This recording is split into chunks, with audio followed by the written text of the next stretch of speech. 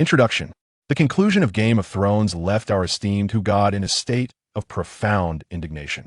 With the assistance of a certain celestial being, he traversed into the realm of Game of Thrones, becoming the feeble Beggar King, Viserys, who was notorious for tormenting his sister. Thus, a new Dragon King of Valyria was born, compelling the noble lords of the Seven Kingdoms to bow their heads in submission, while the free cities clamored to be governed under his reign. In response, our protagonist declared, "Dragon King? I would prefer you to refer to me as the Dark Lord. I shall make all those who have insulted me, and even my sister, pay DR no matter who you are or where you hide. The flames of the true dragon will scorch you to ashes." Chapter 2. Becoming the Beggar King. The free city of Pentos is one of the wealthiest city-states on the continent of Essos. At this moment, within a lavish villa in Pentos, a silver-haired, violet-eyed young man stood dazed on the balcony. "I truly have crossed over. This is no mere dream. The celestial being has been exceedingly kind to me, granting me the identity of Viserys. Thankfully, I did not become anyone else, otherwise I would be in a predicament. But what time is it now? Where's my golden finger?" Viserys lamented with a wry smile. Just then, a figure entered from outside, calling out, "Your Grace, the attire for Princess Daenerys' wedding has been prepared. Shall I deliver it now?" Viserys turned to see a maid dressed in the garb of Pentos, holding a pristine white gown. Upon this sight, despair washed over him. "So, I have arrived at this juncture. My sister is soon to wed called Drogo. Although Drogo treats her well indeed, he is the best man she could have according to the original tale. Just the thought of my sister marrying that barbarian unsettles me." Suddenly, a sharp pain pierced Viserys' head, nearly causing him to stumble. The maid hastily set down the gown, rushing to assist him.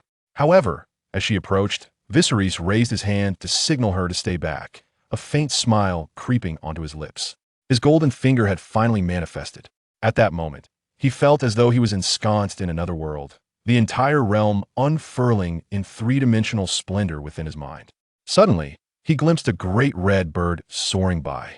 Upon closer inspection, it was no ordinary bird. It boasted crimson scales, mighty wings, and several menacing bony spines adorning its body.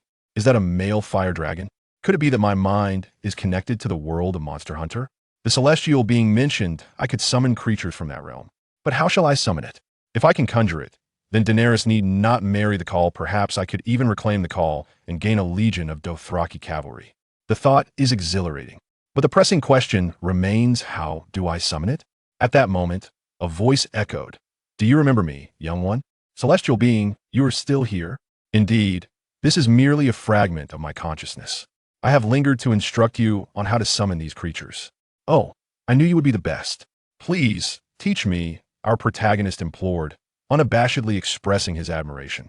Very well, the celestial being responded, and immediately afterward, Viserys felt another wave of excruciating pain coursing through his head.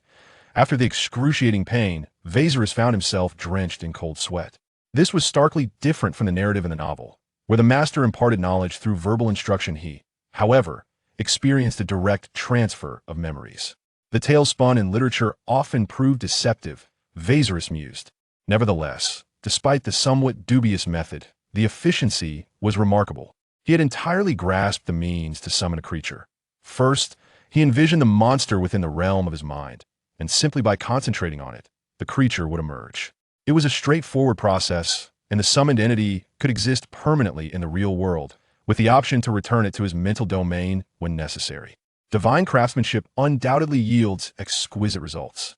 In reality, at that moment, Viserys held in his hands a peculiar green board AWM that appeared strange to the maid. If he had been aware of her thoughts regarding his AWM, he might have coughed up blood in disbelief. The maid was astonished by the sudden appearance of the green board in Viserys' hands, yet he offered no explanation. Instead, he bypassed her, taking the wedding attire she had placed on the sofa, and instructed, "Take me to my sister." "Yais," the maid stammered, bewildered by the palpable sense of pressure emanating from Viserys today, reminiscent of a lion. Without further acknowledgement of the maid, Viserys sought out Daenerys, clutching the gown. Drogo, we shall meet soon. Do not disappoint me." Chapter 2. The Dragon King and the Horse King. Observing Drogo, Illyrio, standing beside Viserys, approached with a beaming smile and greeted, "Drogo Khal. This esteemed individual beside me is Viserys Targaryen, the sole legitimate heir to the Iron Throne and protector of all Westeros. And this young lady is his sister, Daenerys Targaryen." the Stormborn, who is also your betrothed. Drogo, however, disregarded Illyrio's introduction and instead focused his gaze upon Daenerys, ignoring Viserys entirely, merely acknowledging with a grunt and a nod. Viserys, feeling slighted by both Illyrio's insolence and Drogo's dismissive demeanor, seethed internally. How dare Illyrio address me without honorifics? And Drogo, to treat me as if I were invisible? Yet soon, I shall transform into a true dragon and make you aware that a dragon is not to be trifled with. The first sight of Drogo left Daenerys awestruck by his rugged presence, prompting her to murmur, Brother, do not worry. I will not allow them to harm you, not anyone. Viserys whispered reassuringly in Daenerys' ear, causing her cheeks to flush with a gentle hue. Our esteemed god, however, merely smiled at this exchange, thinking it was time to display his strength.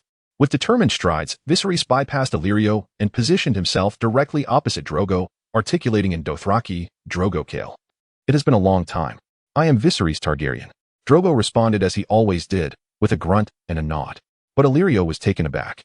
He was astonished that Viserys spoke Dothraki. My informant, Varys, had given me no indication of this skill. Did he learn it in haste because his sister is to wed the Horse Lord? That seemed implausible. Viserys was a man of intellect. And Dothraki was notoriously difficult to master. Many struggle their entire lives to grasp it, let alone within a short span. Yet I felt nothing but anticipation. Events were unfolding as I had anticipated. Although Viserys had surprised me, his knowledge of Dothraki could indeed prove advantageous. However, fate had its own designs. And Viserys' subsequent words made Illyrio wish he could silence him. I have heard of you, Drogo Khal, long before, undefeated across the Dothraki Sea. Today, it is a rare opportunity to meet. Shall we engage in a contest? Upon hearing this, Drogo assessed him and finally spoke. You are too frail, but I, Drogo, fear no challenge. Come forth. The exchange drew a gathering of Dothraki, who began to cheer loudly. Meanwhile, Daenerys and Illyrio were instantly alarmed. Did Viserys truly seek to challenge Drogo? Was this not a death wish? The plan was unraveling before their eyes, and Illyrio despaired, pondering that his brother's reckless challenge to the Dothraki Horse Lord could spell disaster. He attempted to intervene, but fear rooted him in place, rendering him unable to move. The news of Viserys seeking a duel with Khal Drogo had also reached his own camp. Jorah Mormont, once the most esteemed knight in Westeros, had resorted to slave trading for the sake of his wife and was sentenced to death by the North's guardian, Ned Stark. Fortunately, he managed to escape capture, but in the turmoil of his flight, his wife departed from him. Subsequently, he received orders from the king's spymaster, the Spider, under King Robert Baratheon, to monitor the Targaryen siblings with the promise of a royal pardon for satisfactory performance. Thus, he arrived in Pentos. Upon hearing the news of Viserys challenging the Khal to a duel, he felt a surge of panic regarding his plans to return home. He could not help but feel anger at Viserys' arrogance, although he had only recently come to the vicinity of the siblings and had yet to meet them formally. It did not imply ignorance of their circumstances. As the crowd gathered, Viserys declared, If you defeat Khal Drogo, you may take my sister, but should you lose, you shall submit to me and become a general in my service. Laughter erupted from the assembled Dothraki and Pentoshi alike. Even Illyrio and Jorah sensed that Viserys was merely seeking attention. Only Daenerys harbored a flicker of faith in her brother, albeit a slight one, fully aware of his capabilities. Observing the crowd's reaction, Viserys smirked, while Drogo retorted, You cannot win. How would you know unless you try? Viserys replied earnestly. At that moment, Drogo dismounted, stating, I shall not take advantage of you for lacking a horse. In response, Viserys smiled and borrowed a sword from a nearby soldier, inspecting it with satisfaction before charging at Khal Drogo. As Viserys advanced, Drogo raised his curved blade with one hand, the clash of metal resonating as their arms entwined like dragons in flight, sparks flying with each collision. The onlookers, both Dothraki and Pentoshi, were astonished that a man could contend with the Khal in such a manner. Is this truly Viserys? Daenerys thought, her eyes shining with admiration for her brother's unexpected prowess. Jorah remarked, It seems the intelligence was flawed. Viserys has concealed his strength. Such tenacity is indeed perilous.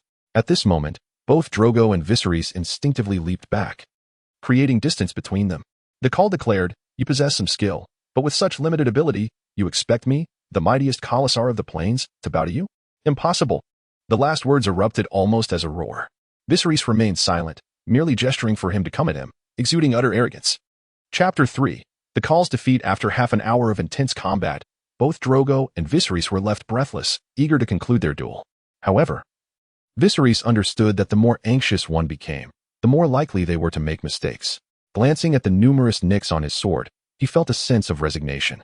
As Viserys entertained his cunning thoughts, the Horse King approached, and once again, The curved dagger clashed with Viserys' longsword. With a sharp crack, both weapons shattered. And in a moment of mutual understanding, they discarded their remnants and engaged in hand-to-hand combat. However, Drogo's instincts, honed from the 21st century, allowed him to swiftly devise a strategy for evasion. He unleashed a barrage of military-style punches, catching Drogo off guard. He hardly anticipated such a rapid response and absorbed the full force of each blow. Having navigated the grassy plains for years, he had forged a body of steel. Retreating only a few steps, each impact a fiery sting but otherwise unscathed. Viserys was both astonished and, in a way, unsurprised. Drogo was indeed formidable, prompting him to contemplate his next move. Yet, Drogo would not afford him the luxury of time. His fist surged toward Viserys, who dared not confront the Horse King's strikes head-on. Forced to rely on the principles of yielding, he executed a softer style of boxing, discovering that this approach proved surprisingly effective against such a fierce opponent. Observing that his attacks were effortlessly thwarted, Drogo grew perplexed, realizing that Viserys was merely biding his time, waiting for his stamina to wane. Consequently, he adopted a defensive stance, scrutinizing Viserys, who, despite his seemingly frail appearance, exuded undeniable strength, a sentiment echoed by many onlookers. However, Drogo reassured himself, thinking, "I am Drogo. I cannot lose." As Viserys regained some energy through his evasive maneuvers, Drogo pressed on relentlessly, refusing to grant him a moment's respite. Suddenly, a thought struck Viserys, and he smirked at Drogo. An unsettling chill coursed through Drogo at that moment. He shook his head, resolving not to be bested by this brash youth. Without warning, Viserys lunged forward. Drogo's eyes widened at the apparent openings, questioning whether his opponent had become overly eager. Nevertheless, he raised his fist, ready to deliver a crushing blow should Viserys come within reach. Yet, just as Viserys neared, he feigned a move, skillfully leveraging his slender frame to slip past Drogo's guard. With a decisive strike, he channeled an astonishing force into the back of Drogo's right knee, causing it to buckle and forcing him to kneel. Seizing the opportunity, Viserys would not let it slip away. He executed a binding technique learned from military training, immobilizing both himself and Drogo on the ground, his arm pressing firmly against Drogo's throat. No matter how fiercely Drogo struggled, he found himself unable to break free. Panic surged within him. Was Viserys truly stronger? Had he feigned weakness to deceive him? A torrent of thoughts flooded Drogo's mind. Little did he know, this technique was a gift from the skills brought forth by our transcendent hero. Such knowledge was commonplace among children who had engaged in brawls in his world. Yet, here, whether among the Dothraki savages or the so-called civilized folk, no one understood the intricacies of the human body. In that moment, Drogo felt a sense of relief for having served in the military, where he had learned about human anatomy and its vulnerabilities. As I gazed upon the figure of Drogo, held captive within my grasp, I noticed his visage turning crimson, a clear indication of impending asphyxiation. What say you? Will you yield? Chapter 4. The King of Horses submits. What say you? Will you yield? Viserys inquired. Kill me, Drogo retorted defiantly. Viserys, surveying the surroundings, fortuitously spotted a broken sword upon the ground. Swiftly, he seized it and pressed the jagged edge against Drogo's throat. Upon the release of his grip, Drogo instinctively gasped for air, his breaths coming in hurried gasps, while Viserys maintained an air of composure, fully aware of how to regulate his own breathing. What say you? Will you yield? Viserys reiterated, this time with a tone laced with indifference. I still say, kill me, Drogo replied. I require an army to return to Westeros, and you are the formidable force I envision within it. Your strength and renown render Khalasar the mightiest under your command. Slaying you would merely yield a fractured Khalasar, which is not the army I desire. I am the son of, I have forgotten my father's name, and the most powerful Khal of the Dothraki Sea. I shall never bow to anyone. If my fate today is death, then so be it, Drogo proclaimed with fierce resolve. Are the Dothraki so devoid of honor, lacking even a semblance of a warrior's pride? Viserys remarked, furrowing his brow. It appears you possess little honor yourself, echoed the thoughts of Illyrio, though regrettably.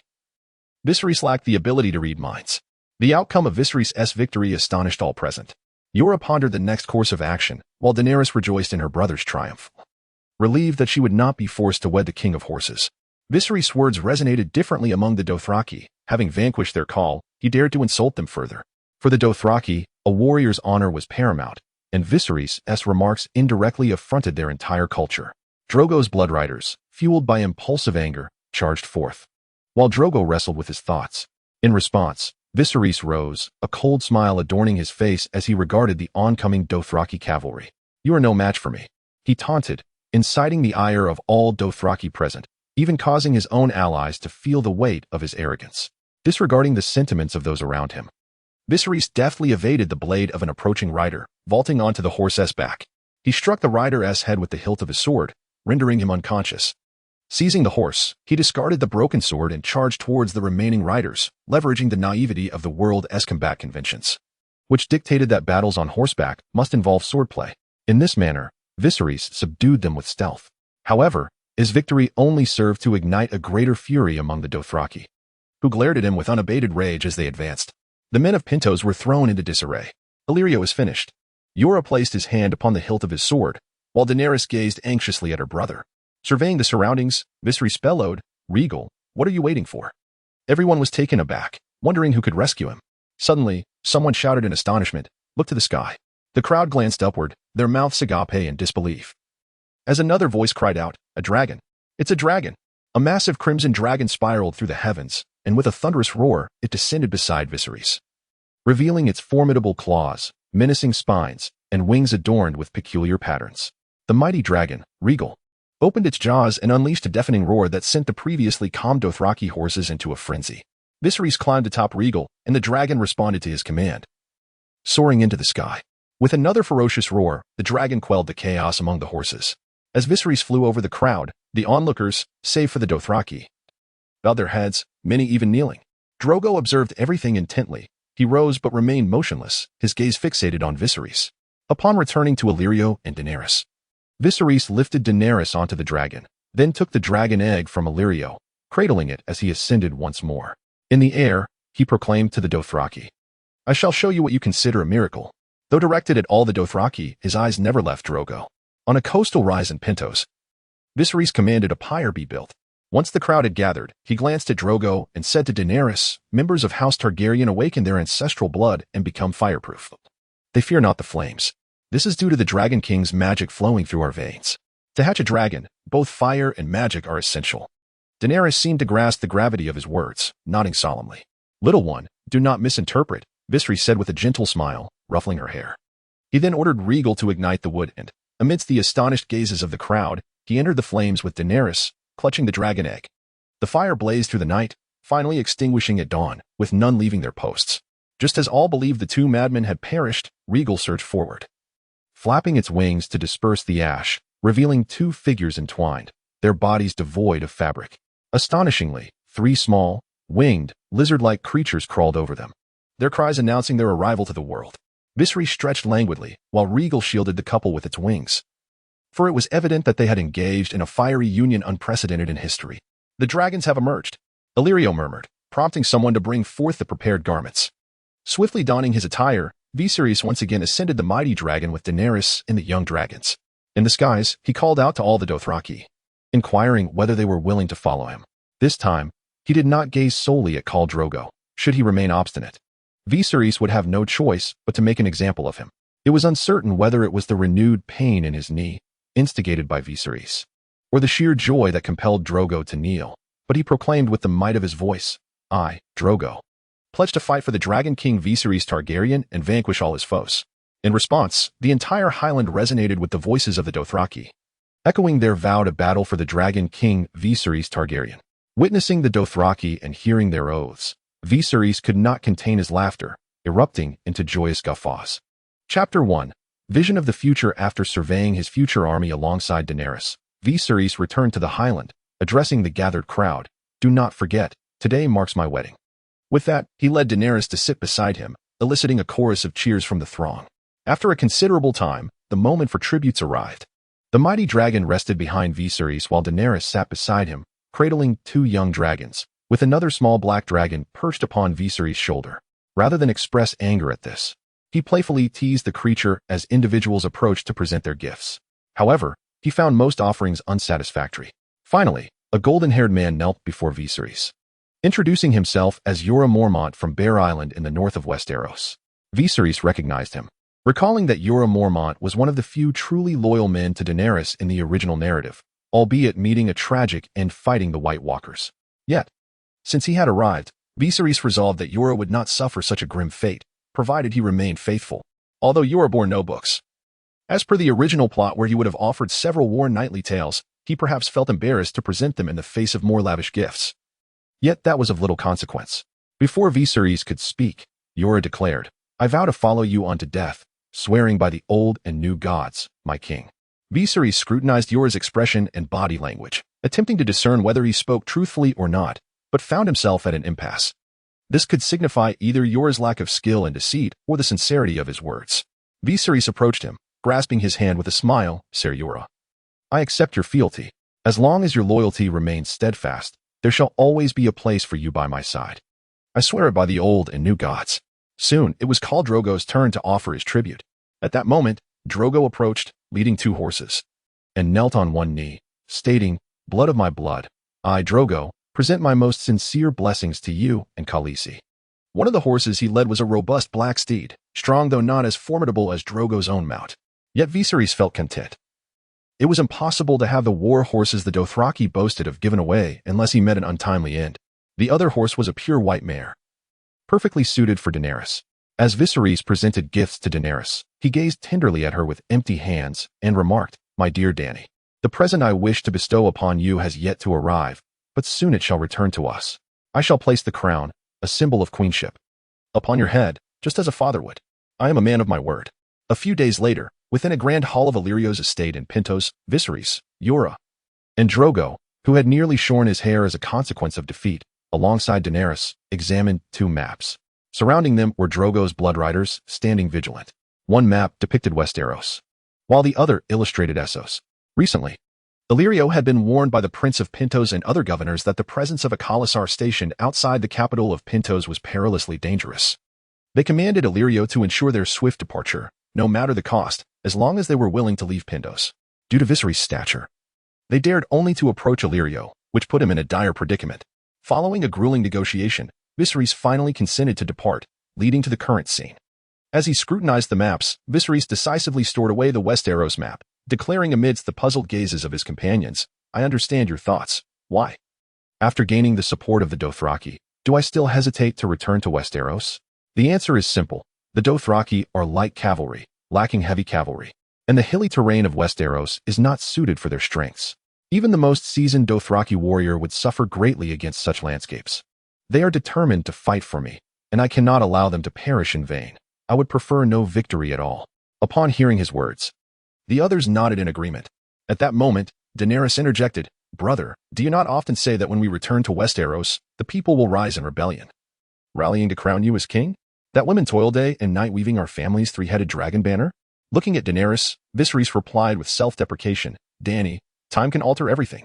Perhaps there once existed such a multitude, but how many remain now? And even if they do, their impact would be limited to the army of usurpers. They are simply sheep awaiting slaughter, lacking the necessary weaponry. Similarly, while Drogo's khalasar boasts over 100,000, only about 40,000 are truly combat-ready. And we are still unaware of the total military strength of the 7 kingdoms. Just as Viserys concluded, Drogo asserted, Blood of my blood, my khalasar, when the time comes, will include the elderly and even children on the battlefield. Do not underestimate the children of the Dothraki. They are no less formidable than the trained soldiers of the West. Gazing at Drogo, Viserys smiled sincerely and said, Blood of my blood, I am pleased by your resolve, yet I believe we may not reach such a point.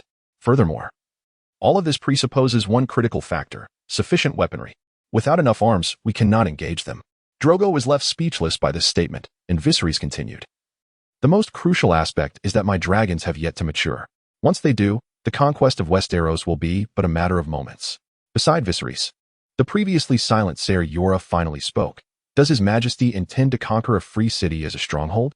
Viserys gazed intently at the map of Essos and replied, Indeed. And your objective is Pentos?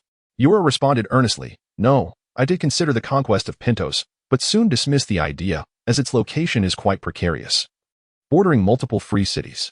Even if we were to capture Pentos, it would provoke backlash from others, which is not a scenario I wish to witness.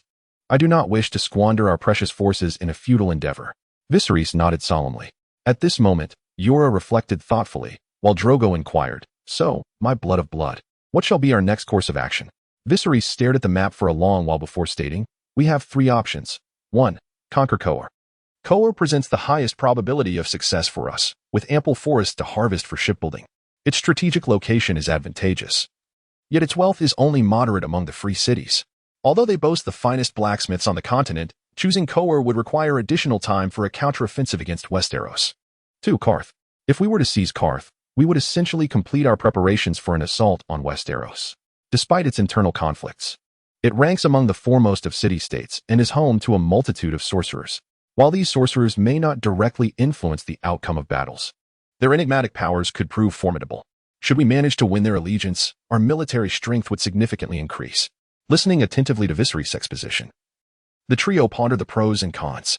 After a prolonged silence, Yora spoke, "Your Majesty, while conquering Karth is challenging, it remains within our considerations."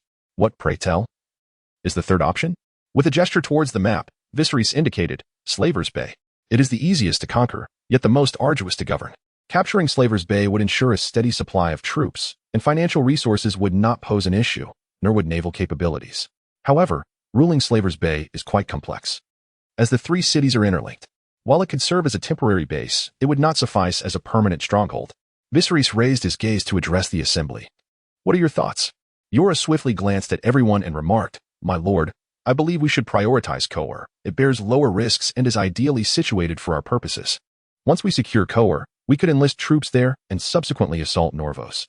This strategy would enable us to train our forces and acquire additional resources, leveraging the strengths of both cities to enhance our military and logistics. When necessary, we could even seize Loras, the weakest city, to expand our coastal reach for an offensive against Westeros. Though this may incite hostility from Bravos, conquering Westeros would ultimately resolve these issues." Well articulated, Viserys exclaimed, applauding. Randomly, he added a rather astute analysis. "Yet you seem to have forgotten that once we occupy Kohor, we shall have ample time to await the maturation of the dragons. It would be even better if some chaos were to arise in Westeros during this period."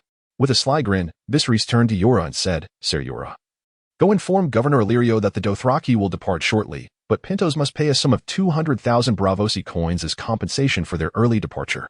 He then addressed Drogo, "Prepare your Khalasar. As soon as Illyrio's funds arrive, we will depart for Westeros." Turning to Daenerys with a soft expression, he added, "You should also gather your things. We are leaving this place. Bravos is known for its iron bank, and I believe its financial institution is substantial, with a wide commercial reach. Thus I hereby designate Bravosi coins as the common currency of Essos." Chapter 2. The reaction of Westeros upon receiving Viserys' request. Illyrio and the other governors swiftly arranged the funds and delivered them to the Dothraki. Soon enough, the Dothraki departed, accompanied by the Targaryen siblings, Jorah Mormont, a few mercenaries awed by Viserys' presence, and several ordinary folk unwilling to remain in obscurity. On the road to Westeros, at the Red Keep and King's Landing, a royal council was convened. Despite the gathering, an air of silence prevailed, as none dared to speak first. The current king, Robert Baratheon, sat heavily upon his chair, glaring at his lords and voicing his frustration. "You lot of imbeciles, can any of you bring me some good news?" The lords remained tight-lipped, fearing the wrath of the king, especially in the wake of Lord Aaron's death. They all understood the reason behind Robert's ire, yet none were willing to broach the subject. In this tense atmosphere, the master of whisperers, Varys the Spider, finally spoke. "There has been trouble across the Narrow Sea." The other lords turned their gaze towards Varys, yet silence reigned. He continued, "The Targaryen siblings have successfully subdued the largest and most formidable Khalasar of the Dothraki and have hatched dragons." The master of coin, Peter Baelish, expressed his astonishment. "My lord Varys, what on earth is happening?" Varys, observing Baelish's eagerness for information, privately cursed him but replied, "My lord Baelish, I have just received word that in Essos, Viserys Targaryen has defeated the Khal of the Khalasar I previously mentioned, securing their allegiance. I estimate that this Khalasar consists of around 40,000 seasoned warriors." He deliberately omitted the details regarding the marriage deception. At this juncture, Robert, who had been brooding in silence, declared, "That little wretch intends to reclaim Westeros. We cannot afford to give him the opportunity. Varys, instruct your spies to eliminate those two remnants of House Targaryen by any means necessary." His voice crescendoed into a near roar. After the meeting concluded, Varys wandered alone through the corridors of the Red Keep, reflecting on Robert's actions over the years. He compared them with the intelligence he had gathered regarding Viserys from Essos. Sighing inwardly, "How much longer must I wait to encounter a king who truly cares for his people?" It was evident that he did not believe Viserys to be significantly better than Robert. After all, he had been privy to many of Viserys' past deeds, and Varys understood him even more than he understood himself. If our beloved lord who were to hear this, he would surely exclaim internally, "Those were the actions of this body as predecessor, and they have nothing to do with me." However, Varys would never hear such thoughts. Nor would who. At that moment, Peter Baelish, the master of coin, approached Varys. Looking at him, Varys inquired, "What brings you here, Lord Baelish?" "Lord Varys, I merely wish to know your method for eliminating the Targaryen siblings." Such insolence, Varys thought. Responding, "There are numerous ways to commit murder. The method must, of course, depend on the circumstances. But shouldn't you be preparing the supplies and funds for His Majesty's journey north, Lord Baelish?" Varys maintained a smile as he spoke. "Thank you for your guidance, Lord Varys. Do visit my establishment. I shall grant you a complimentary visit." Peter replied, his face adorned with a duplicitous smile. "He ran the largest and most profitable brothel in King's Landing. This scoundrel knows full well that I am not one to be trifled with." Humph. Varys departed in anger. After distancing himself from Peter, he thought, "You are not yet worthy of my intelligence." Chapter 3. Dothraki. Due to his current lack of power and capable subordinates, Viserys remained oblivious to the happenings across the narrow sea. Yet, as a time traveler who had devoured the entirety of the Game of Thrones narrative, albeit with potential inconsistencies, which the author acknowledges and welcomes readers to point out, he found the story somewhat distorted by his influence. Notably, Daenerys did not marry the Khal but instead wed her own brother, upholding the Targaryen tradition of consanguinity. Though he was aware of the complications that such unions entail, the original narrative had Daenerys pregnant at this juncture, which was not the case now. Following that singular incident, Viserys had refrained from communication, deeming Daenerys too young and urging her to grow up, which caused her considerable resentment for a long time. Nevertheless, the timeline remained unchanged. On his way to Dothraki, Robert Baratheon was likely departing for the north with his family to escape the overwhelming presence of the Lannisters, calling upon his childhood friend Ned Stark to serve as his hand of the king. Meanwhile, during this time, the Night's Watch had discovered signs of the White Walkers. Though neither the travelers nor Ned Stark took them seriously, it was also at this moment that the Stark family encountered several direwolves, fated to intertwine with the destinies of their children. Reflecting on how Stark brought to mind Jon Snow, the Targaryen Stark hybrid, whom he vowed would not meet a peaceful end. Unbeknownst to them, the adults, Viserys had arrived at a Dothraki encampment tasked with the protection of his person. Upon raising his gaze, he beheld a grand stone archway formed by two colossal stone horses rearing on their hind legs. Seizing the moment, Viserys galloped towards Drogo, disregarding his astonished demeanor, and implored, "Blood of my blood, I beseech you to send word to the other Khalasars across the plains, urging them to convene at Dothraki for significant discourse. Of course, it must be under your name, for they would not heed mine." Understanding the implications of Viserys' command, Drogo recognized the ambition that Viserys harbored, an endeavor he himself had contemplated but soon abandoned, for it would be disgraceful for an outsider to attempt such a feat. However, as a subordinate, he had no choice but to comply with the order. Swiftly, several riders set forth, laden with ample provisions, to relay the message in every direction. Days later, in a Khalasar, a voice scoffed, "Drogo, I once regarded you as a rival, yet you have fallen from grace. You wish for me to become like you? That is impossible." One of his men severed an arm from the offending party, instructing him to return and inform Drogo, "I, a Gutah, pardon the name. It is a mere placeholder, shall await him in Kohor with my Khalasar." Many Khalasars shared discontent over this matter, though none exhibited the audacity of a Gutah. Nonetheless, after news of a Gutah spread, many wavering Khalasars pledged their allegiance to him, while only a scant few ventured to Dothraki. In the Khalasars' council tent, a venue designated for those wishing to forge alliances with other Khalasars when their own strength was insufficient, a voice broke the silence.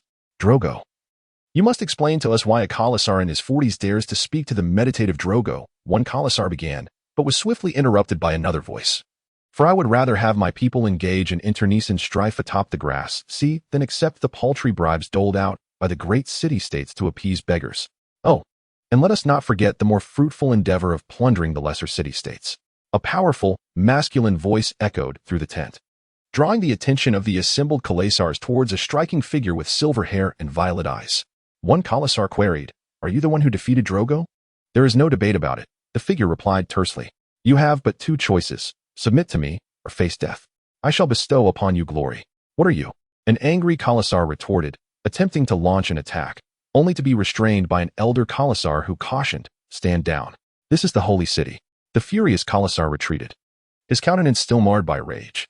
Without casting another glance at him, Viserys approached the center of the tent, standing between four braziers, and reiterated, "I shall grant you one more opportunity to choose." "It is impossible," several Khalasars echoed in unison. "That is truly unfortunate," Viserys replied impassively as he pushed one brazier, igniting a conflagration that swiftly spread upon contact with the various animal pelts. The cows were in a state of panic, turning back in search of Zoro, unaware that he had already departed at an unknown moment. Filled with resentment, they cast their glances toward Viserys, who smiled and remarked, "I have already afforded you an opportunity." With that, he overturned another brazier. The cows were now thoroughly alarmed. In a frenzy, they rushed toward the exit. However, as the foremost among them approached the door, Viserys again toppled a brazier, which, propelled by inertia, struck the unfortunate individual. The one hit by the brazier was engulfed in flames, rolling on the floor. And soon the entrance was sealed by raging fire. "I am the son of the Mad King Aerys II of Westeros, so what if I am a bit mad?" The remaining cows glared at Viserys, one of them shouting, "We shall ensure your demise before we meet our own end." In response, they charged at him in haste. "In the midst of the flames, I am invincible," he declared, knocking over the last brazier, which directly struck several of the cows due to their proximity. The other surviving cows looked at him and said, "What will you do now? It must be difficult to breathe amidst such smoke." Viserys, appearing utterly unconcerned, walked toward the doorway, unscathed by the inferno surrounding him. Amidst the flames, one cow who still retained his senses inquired, "You demon." Viserys approached him with a light step, grasping his throat and stating, "If I am a demon, then I am the Demon King." Soon, the cow succumbed to asphyxiation. Chapter 4. Reclaiming the Dothraki. 1. As the cow's tent blazed, under Viserys' deliberate orchestration, countless Dothraki surged toward the burning structure, yet they were powerless against the fire. At that moment, Viserys emerged from the flames, his body untouched and his garments intact. Standing upon the stone steps of the tent, Viserys shouted, "Your cows has incurred the wrath of the gods, and thus has been purified by their fiery fury. I am merely the chosen one to lead you. I am Viserys. You may call me the Dragon King, or even the Demon King." A cacophony erupted below, and Viserys furrowed his brow, noting it was not quite as anticipated. Suddenly, some Dothraki knelt, exclaiming, "Ah," for Viserys. "Ah." Influenced by this display, more Dothraki joined in. Sensing the moment was right, Viserys signaled discreetly toward an inconspicuous corner. At that moment, Ser Jorah Mormont, positioned in the shadows, observed Viserys' gesture and promptly turned to instruct, "It is your time to shine. Do not disappoint our lord." Almost immediately, several women clad in witch-like attire emerged. They advanced directly to Viserys, and the leading priestess proclaimed, "Warriors, the will of the horse god has arrived. Lord Viserys shall become the earthly representative of the gods. Those who follow him shall bask in his glory while alive, and in the glory of the gods after death. To execute his will is to fulfill the desires of the horse god, and indeed, the will of all gods." Observing the earnest yet nonsensical chatter of the Dothraki, Viserys suppressed a laugh, contemplating how delightful it was to exploit the superstitions of these ancient folk. It was no wonder that certain protagonists in novels took pleasure in spreading rumors and deceiving others. What led to today's events? This can be traced back to the day before the arrival of the Dothraki. Viserys summoned several trusted confidants and proclaimed his intention to reclaim their lands in Khalasar. Drogo interjected, "That is fundamentally unrealistic. You managed to defeat me only by a stroke of luck." Viserys did not dispute Drogo's assertion, instead smiling and retorting, "Are they stronger than you?" Drogo's silence conveyed a confident assurance. "That is well. I plan to reenact the events of that day," Viserys continued. "Not all of them will be as accommodating as you, Drogo, allowing you to showcase everything." Jorah expressed his concerns. The two Undulls, Jorah and Drogo, called each other's names defiantly. At Viserys' behest, many had learned the Dothraki language, though their proficiency remained lacking due to its complexity. Simultaneously, he was instructing others to master some rudimentary Dothraki phrases blended with the common tongue of Westeros. "Very well, look at what you are doing. We have yet to engage in battle, and already discord brews among ourselves," Viserys remarked with a hint of anger. "My apologies, my lord," Jorah responded, feeling ashamed. Drogo cast a furtive glance at Viserys, grappling with the absence of words like sorry or thank you in Dothraki, and resolved to master the common tongue after hearing Jorah speak it. "My plan entails considerable risk, my lord," Jorah cautioned. "Ser Jorah, I am the unburnt. No one has ever triumphed over me in flames," Viserys declared confidently. Noting Jorah's silence, Viserys turned to Drogo and instructed, "Arrange for trustworthy individuals to gather near the large tent once it is set ablaze, ensuring that the other Khalasar members are positioned on the inner circle, with an instigator placed at intervals to incite emotions." "Understood," Drogo replied succinctly, which was one of the qualities Viserys appreciated. Viserys then turned his gaze to Jorah. "Once the plan succeeds, Ser Jorah, please report back to Westeros." Stating that Viserys sustained grave injuries in his attempt to reclaim the Khalasar and that the endeavor was a failure. To ascertain Jorah's loyalty, Viserys had previously laid everything bare during their journey to the Holy City. Under pressure, Jorah divulged all. Recognizing Jorah's honesty, Viserys refrained from punishing him.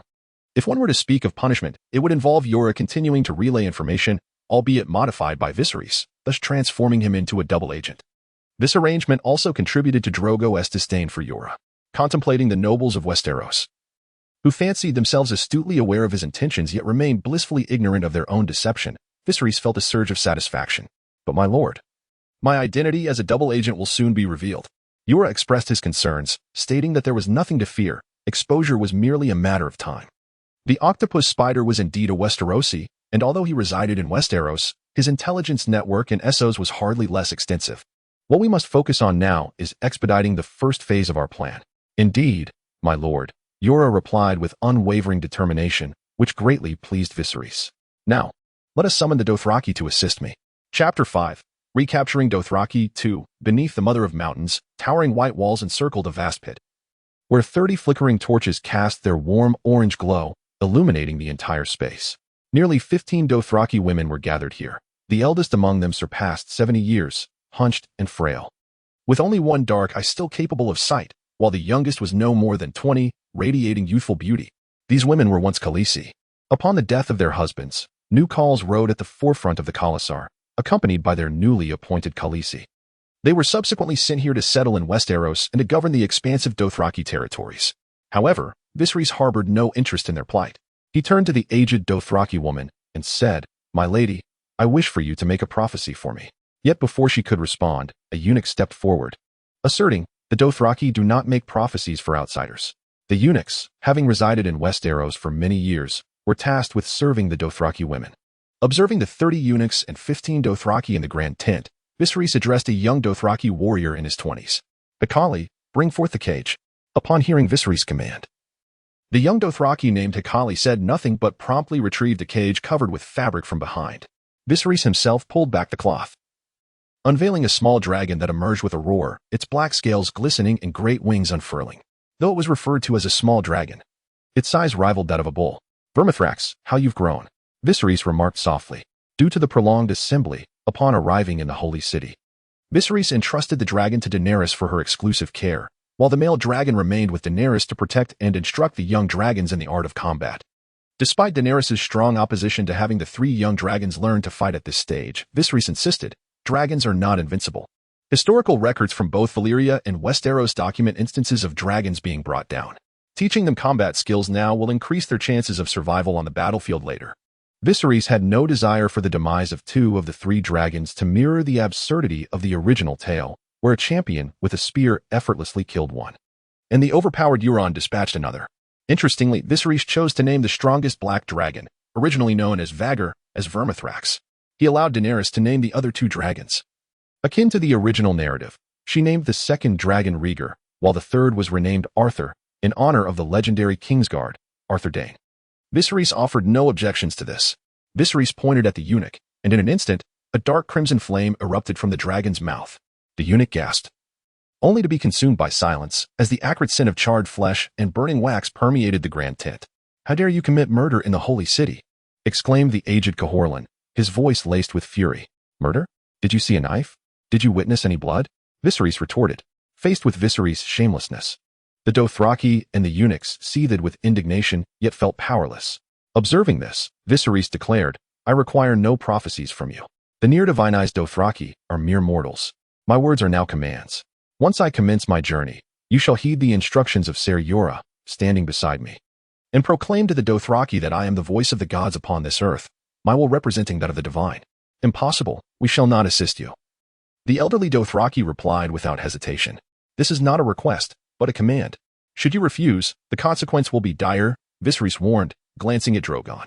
Ultimately, the Dothraki relented, agreeing to obey Viserys' orders, but insisted that he would not harm them. To this, Viserys mused, though they are a group of charlatans, they are indeed mortal charlatans. For now, killing is not an option, and I am no bloodthirsty man. "Countless Dothraki, I call upon you," Viserys proclaimed. "I am not your call is Drogo, chosen by the gods. I am the true dragon, Viserys, selected to lead all Khalasars," he declared resolutely, his eyes unwavering. However, his words sparked discontent in Drogo, who glanced at Viserys, seemingly torn between words unspoken. As the atmosphere grew charged with emotion, Viserys announced, "I shall soon redistribute our ranks. We must defeat those misguided kin and guide them back to the righteous path. Chapter 6. Reclaiming the Dothraki. 3. But the holy city of Dothraki was dubbed sacred. Its prosperity barely rivaled that of towns under other city-states, and this was unacceptable. Walking through the streets with Daenerys, Viserys pondered. Wine for sale, from the arbor of Westeros. A vendor shouted at the marketplace. Westeros. I have yet to taste its wine. Daenerys remarked, gazing at Viserys. As a young lady, it is perhaps best not to indulge in such thoughts of alcohol. Unless you wish to become a drunkard, Viserys teased. Pinching Daenerys' nose. I don't care. I simply must have a taste of wine from Westeros. She insisted, and with that, she approached the vendor. Viserys shook his head in exasperation, sighing, You remain a child at heart, careless and impulsive. This cannot continue. You must gain more experience, Daenerys. He followed her closely. Is this truly wine from Westeros? Daenerys asked curiously. The vendor smiled at her. Indeed, my lady. Please, bring me a barrel. Yes, that one, Daenerys said, pointing to a neatly shaped barrel with a grin. Upon hearing her words, the wine merchant immediately replied, That barrel is unworthy of the lady. Allow me to fetch a better one. With that, he dashed into the tent. Observing their exchange, Viserys could not resist a soft mockery. If every spy and assassin were so foolish, how effortless it would be for me to return to Westeros. Soon, the wine merchant emerged. Shouldering a barrel of wine and placing it before Daenerys, My lady, this will suffice. Just as Daenerys was about to speak, Viserys interjected, Hold on. You must first have a cup of this wine. The merchant was momentarily taken aback, bewildered by the unexpected turn of events, and retorted, My lord. This wine is not meant for someone of my station. Nonsense. Consider it a reward for your long journey bringing the arbor wine, Viserys responded as he took a cup, filled it with wine, and offered it to the merchant. The merchant hesitated, wanting to resist, yet Viserys' impatience grew. I shall repeat myself. Drink it. Daenerys, intending to counsel her brother, suddenly recalled Viserys' wrathful demeanor and fell silent. She pondered over the merchant's various actions, her expression darkening slightly. Noticing the change in Daenerys' countenance, Viserys smirked and remarked, Have you realized? As he spoke, he carelessly splashed the wine from his cup onto the merchant's face. Sensing danger, the merchant attempted to flee, but was swiftly seized by the ever-watchful Histar, who flung him backward, sending him crashing into a pile of his own wine barrels. This commotion immediately attracted the attention of several Dothraki, who approached with keen interest, lifting the fallen merchant. Did you anticipate this? Daenerys asked, a hint of anger in her voice. Typically, she harbored some trepidation towards her brother and seldom dared to question him. But Viserys' recent shift in demeanor had emboldened her. In response to her inquiry, Viserys explained, to some extent, I have warded off numerous assassination attempts alone in the past. However, the circumstances have shifted. Our recent actions have roused the vigilance of certain individuals. For the sake of profit, their forthcoming attempts will no longer be mere trifles nor solely directed at me. So consider this a lesson learned. Take heed, Daenerys. Listening to Viserys' explanation, Daenerys' voice trembled. I shall not be a burden to you. Rest assured, Daenerys, yet for my peace of mind. Refrain from such impulsiveness in the future. Now, let us deal with this audacious scoundrel, Viserys remarked, casting a glance at Daenerys before shifting his focus back to the merchant. The merchant's face, marred by the splashed poison, bore the devastation akin to having been doused in acid. Ah, the poison of the scorpion lion, regrettably. It has been sufficiently diluted, or else you would have surely perished. However, even this diluted concoction would be lethal to one who ingests it. How did you discover this? The merchant trembled, gazing at Viserys with fear. I had no intention of answering you, but for the sake of my sister, I shall elucidate, Viserys replied, his expression devoid of emotion. Hearing the words of Viserys, Daenerys felt a twinge of displeasure, yet her curiosity piqued regarding how he had come to his conclusions, compelling her to listen intently to his subsequent remarks. When you called out for the sale of wine from Westeros, I paid little heed. However, upon your proclamation of the Arbor Gold, I became aware. Arbor Gold is a delicacy from the shores of Westeros, long celebrated as the finest wine in the realm. Its steep price rendering it a luxury only afforded by a select few nobles in its homeland, and scarcely obtainable even by the most affluent in Essos. Had you possessed it, there would be no need to risk your life traversing to Dothrak. You could have sold it in any city-state for a handsome profit. Yet here in Dothrak, apart from slaves, the inhabitants are predominantly Dothraki, who largely lack a concept of buying and selling. They exchange gifts freely, and their preference lies not in Arbor Gold but in stronger spirits. Furthermore, your demeanor during the conversation with my sister was exceedingly peculiar, quite unbecoming of an ordinary merchant. You commenced speaking in Dothraki, yet upon meeting my sister, You switch to the common tongue of Westeros. This is decidedly abnormal. Lastly, and most foolishly, I offered you a drink, which you adamantly refused. Does this not blatantly indicate that the wine is tainted? Had you partaken, you might have spared yourself considerable suffering. Viserys regarded the merchant with the gaze one might bestow upon a mere plaything, seemingly oblivious to the reactions of those around him. By the way, have you heard of the 10 tortures of the Qing dynasty? Alas, you have committed a blunder akin to those who fell victim to them. You may be unaware. But fear not, should fortune favor you, you shall learn in due time. Viserys continued to ramble to himself, then abruptly turned to the Dothraki warrior overseeing him and commanded, "Confine him." In truth, prior to the assassin's strike, Yura had already informed him of the situation, relaying the orders from the spider to cooperate with the assassin's machinations.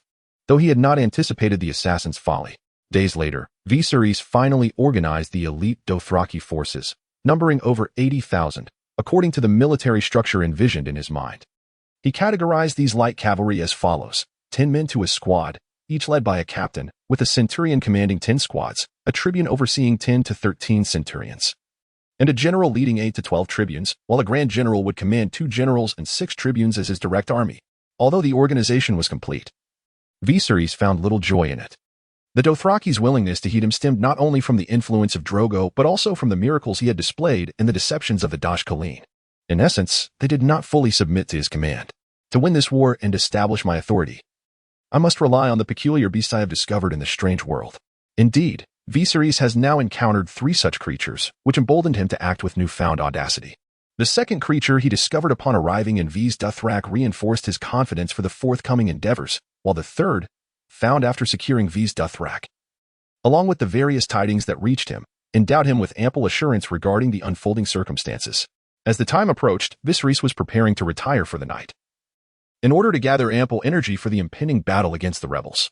However, as he made his way back, a figure suddenly emerged from the underbrush.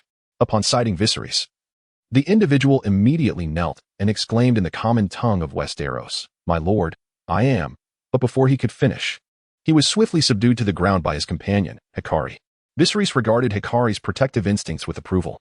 "My lord, I am," the man attempted to continue, only to be pressed down again by Hikari, his face making intimate contact with the earth. "Enough, Hikari, allow him to speak," Viserys remarked with a hint of amusement as he observed the scene unfold. "My lord, he is merely a runaway slave," Hikari replied, glancing at Viserys. With a jest, Viserys countered, "A slave who has fled would not suddenly leap out to frighten me." He then surveyed the surroundings and commanded, "Take him back." At Viserys' residence, he regarded the disheveled slave before him and elegantly inquired, "Now, might you share your identity with me?" At that moment, Yura approached and asked, "My lord, who is he?" Viserys answered, as always, "A peculiar individual." "My lord, I am not a peculiar individual. I am a noble from Westeros," the man protested upon hearing Viserys' words. "Oh, a noble from Westeros?" Viserys replied, unfazed, for it was not unusual for a Westerosi noble to find themselves reduced to a Dothraki slave in Essos. What intrigued him was the tone of this slave, which hinted at a past that was at least notable. "The past as a Westerosi noble does not alter your current predicament," Viserys remarked with a questioning tone. Yura, sensing the slave's despondence, felt a pang of sympathy but remained silent. "I fought in the War of the Usurper," the slave declared, capturing Viserys' interest. "Continue, I find myself intrigued," he urged. The slave, now animated, replied, "My name is Aemon Rodriides, my father is Ivan Rodriides, and my family is of noble descent from the Vale." Viserys had no recollection of the Rodriides family and responded, "I am afraid I have not heard of them." However, Yura had a different reaction and was about to speak when Aemon interjected, "My family resides at the confluence of the Vale and the Riverlands, in Moonshadow Vale. Our ancestral seat known as Crescent Keep, a modest noble house in the Vale." Before Viserys could respond, Aemon continued, "In the early days of the War of the Usurper, Duke Aeron led the majority of Vale nobles in rebellion against the king, yet some did not follow him and instead joined the loyalists, facing persecution from Duke Aeron. At the war's onset, as the king failed to send aid to the Vale, the loyalists were compelled to retreat southward, facing overwhelming odds against Duke Aeron's forces." As he spoke, Aemon was overcome with emotion, tears streaming down his face as he recounted, "My father forsook our ancestral home, leading our entire family southward. However, amidst the relentless pursuit by the Duke of Aelan, only my father and I survived. After a harrowing journey, we finally reached King's Landing, believing we could launch a counteroffensive. Alas, the king ordered the execution by fire of all nobles from the Vale who had suffered defeat." He swallowed hard and continued, Fortunately, through the intervention of several ministers and my father's esteemed military achievements, he managed to save his life along with a few other nobles. While the rest of the Vale's nobility were tragically burnt to death, he momentarily forgot about Viserys, but upon noticing his gaze, Viserys encouraged him. It's all right, continue. I bear you no ill will. Hearing Viserys' words, Aemon pressed on. Subsequently, faced with a shortage of troops, my father urged me to join the army at the tender age of 10. At that age, I had already bested numerous knights. I participated in several battles that ensued. But my father fell in the Battle of the Bells. Soon after, the Battle of the Trident erupted, and as you may surmise, we were defeated. To escape retribution, I fled to Essos with a few other nobles. There, we formed a mercenary company, but during one mission, we were ambushed, and my contingent was annihilated. Leaving me in this state, Viserys inquired, what is the maximum number of men in your mercenary company? 481, Aemon replied. And the Khalasar? At least 12,000 warriors. Viserys feigned ignorance, asking, what is your purpose? To serve you and reclaim the honor of my family, Aemon declared earnestly. Viserys responded, then I shall take you in. What can you offer me? I have no need for ineffectual subordinates. I will not engage in frivolous endeavors. I possess unwavering confidence in my abilities, both in military strategy and cunning. If you take me in, I assure you, you shall not be disappointed, Aemon proclaimed, standing up with fervor and conviction. Noticing Aemon's sudden rise, shakily moved to approach him, but Viserys halted him, stating, seeing your confidence, I am willing to take you in and liberate you from your status as a slave. However, should I discover that your skills are not as formidable as you claim, the consequences will not be as simple as a return to slavery. Aemon opened his mouth to respond, but Viserys interrupted him, saying, before you swear your oath, go take a bath. With a wave of his hand, Viserys expressed his disdain, and Aemon, glancing at himself and realizing he might indeed be a bit odorous, unbecoming for an oath, muttered to himself before being escorted away to cleanse himself. Shakily sought out Aemon's original master, offering him some gold to facilitate Aemon's release. Upon seeing Aemon depart, Viserys commanded, Ser Jorah, what are your thoughts? The previously silent Ser Jorah replied, though the Rodriides family has had little impact on the political landscape of Westeros over the past century, they remain the true sovereigns of the borderlands between the Vale and the Riverlands, their military strength having once been second only to that of House Aelin. The family has long been suppressed from various fronts, hindering their ability to expand their influence, thus rendering them relatively unknown to other clans. I only became aware of them after encountering them on the battlefield and subsequently conducting research. In hindsight, that Rodride should indeed be his father. His father? Indeed, his father. Or rather, his family has been tirelessly devoted to reclaiming dominion over the Mingyue mountain range, which was once the territory of the Rodrides family prior to the rise of the Eileen clan. Following their defeat by the Ascendant Eileen clan, they lost control over the mountains, and the War of Usurpers presented them with a fleeting opportunity, which unfortunately ended in failure. Now, yet another plan lies before him, albeit without the luxury of choice. Noticing that Viserys had remained silent, Jorah continued, his father is exceptional, yet constrained by circumstances that hindered his potential. As his only surviving son, he is unlikely to be inferior to his father. Hearing Jorah's commendation of Ivan Rodrides, Viserys refrained from inquiring further. Instead, he succinctly replied, I understand what must be done. After a while, Aemon returned to Viserys' side after bathing. Viserys examined him. His golden hair was neither too long nor too short. His features possessed a striking three-dimensional quality, and his physique was well-proportioned, embodying the quintessential handsome Caucasian. Yet, he appeared somewhat youthful, showing no signs of aging despite having endured a period as a slave. Are you aware of the predicament I currently face? Viserys inquired. Understanding that Viserys was initiating his first assessment, Aemon took a breath and responded, the situation is far from optimistic for you, my lord. It is exceedingly perilous. Upon hearing Aemon's reply, Viserys urged, continue. Aemon inhaled deeply and added, although you currently command the largest and most formidable Khalasar of the Dothraki Sea, along with several smaller Khalasars, your adversary wields the second largest Khalasar in the Dothraki Sea, supported by an even greater number of smaller Khalasars, as well as the backing of several other large Khalasars. The number of their roaring warriors far exceeds ours, and our weaponry is outdated. While you did manage to procure some arms and pintos, I am aware that Aguta's Khalasar had recently plundered the main city of Kohor just before your summons for all Khalasars to converge in Visterrak. Upon learning of this, they returned to Kohor, enslaving the local populace and compelling Kohorian blacksmiths to forge ample weaponry for them. We are now confronted by a vast and well-equipped army. Jorah, standing nearby, could not help but nod in agreement. Your assessment is entirely accurate, he remarked, but I must inform you that their army boasts approximately 200,000 roaring warriors, while we barely exceed 80,000. Viserys feigned a look of concern as he spoke. Seeing the worried expression on Viserys' face, Aemon immediately reassured him. My lord, do not panic. The very fact that I have chosen to serve you despite knowing the unfavorable circumstances proves that we need not be destined for defeat. Listening to Aemon's words, Viserys furrowed his brow and murmured, if it were not for those monstrous beings aiding me, I would have little confidence in victory. What strategy do you propose? After a moment, he pressed, speak your thoughts. Aemon, encouraged by Viserys' reaction, replied eagerly, the Khalasar that enslaved me specializes in falconry. We can utilize these falcons to relay information. Furthermore, the Khal of this group, upon arriving in the Holy City, pledged his loyalty to you. His name is Oyego, a rare Khal who possesses a keen intellect. With him, we hold a significant advantage in intelligence. Viserys recalled Oyego, a thoughtful Dothraki who had been among the few to swear fealty to him before being consumed by the flames. He shared Aemon's sentiments regarding Oyego's Khalasar and, given that it was relatively small, envisioned minimal alterations to their structure, allowing their experienced kin to rapidly cultivate more falcons for communication. However, he felt a twinge of apprehension towards this astute Khal. Sensing Viserys' unease, Aemon said, I was enslaved by their Khalasar for a year and a half. And I know this Khal well. He is not one to make decisions lightly, but once made, they are difficult to alter.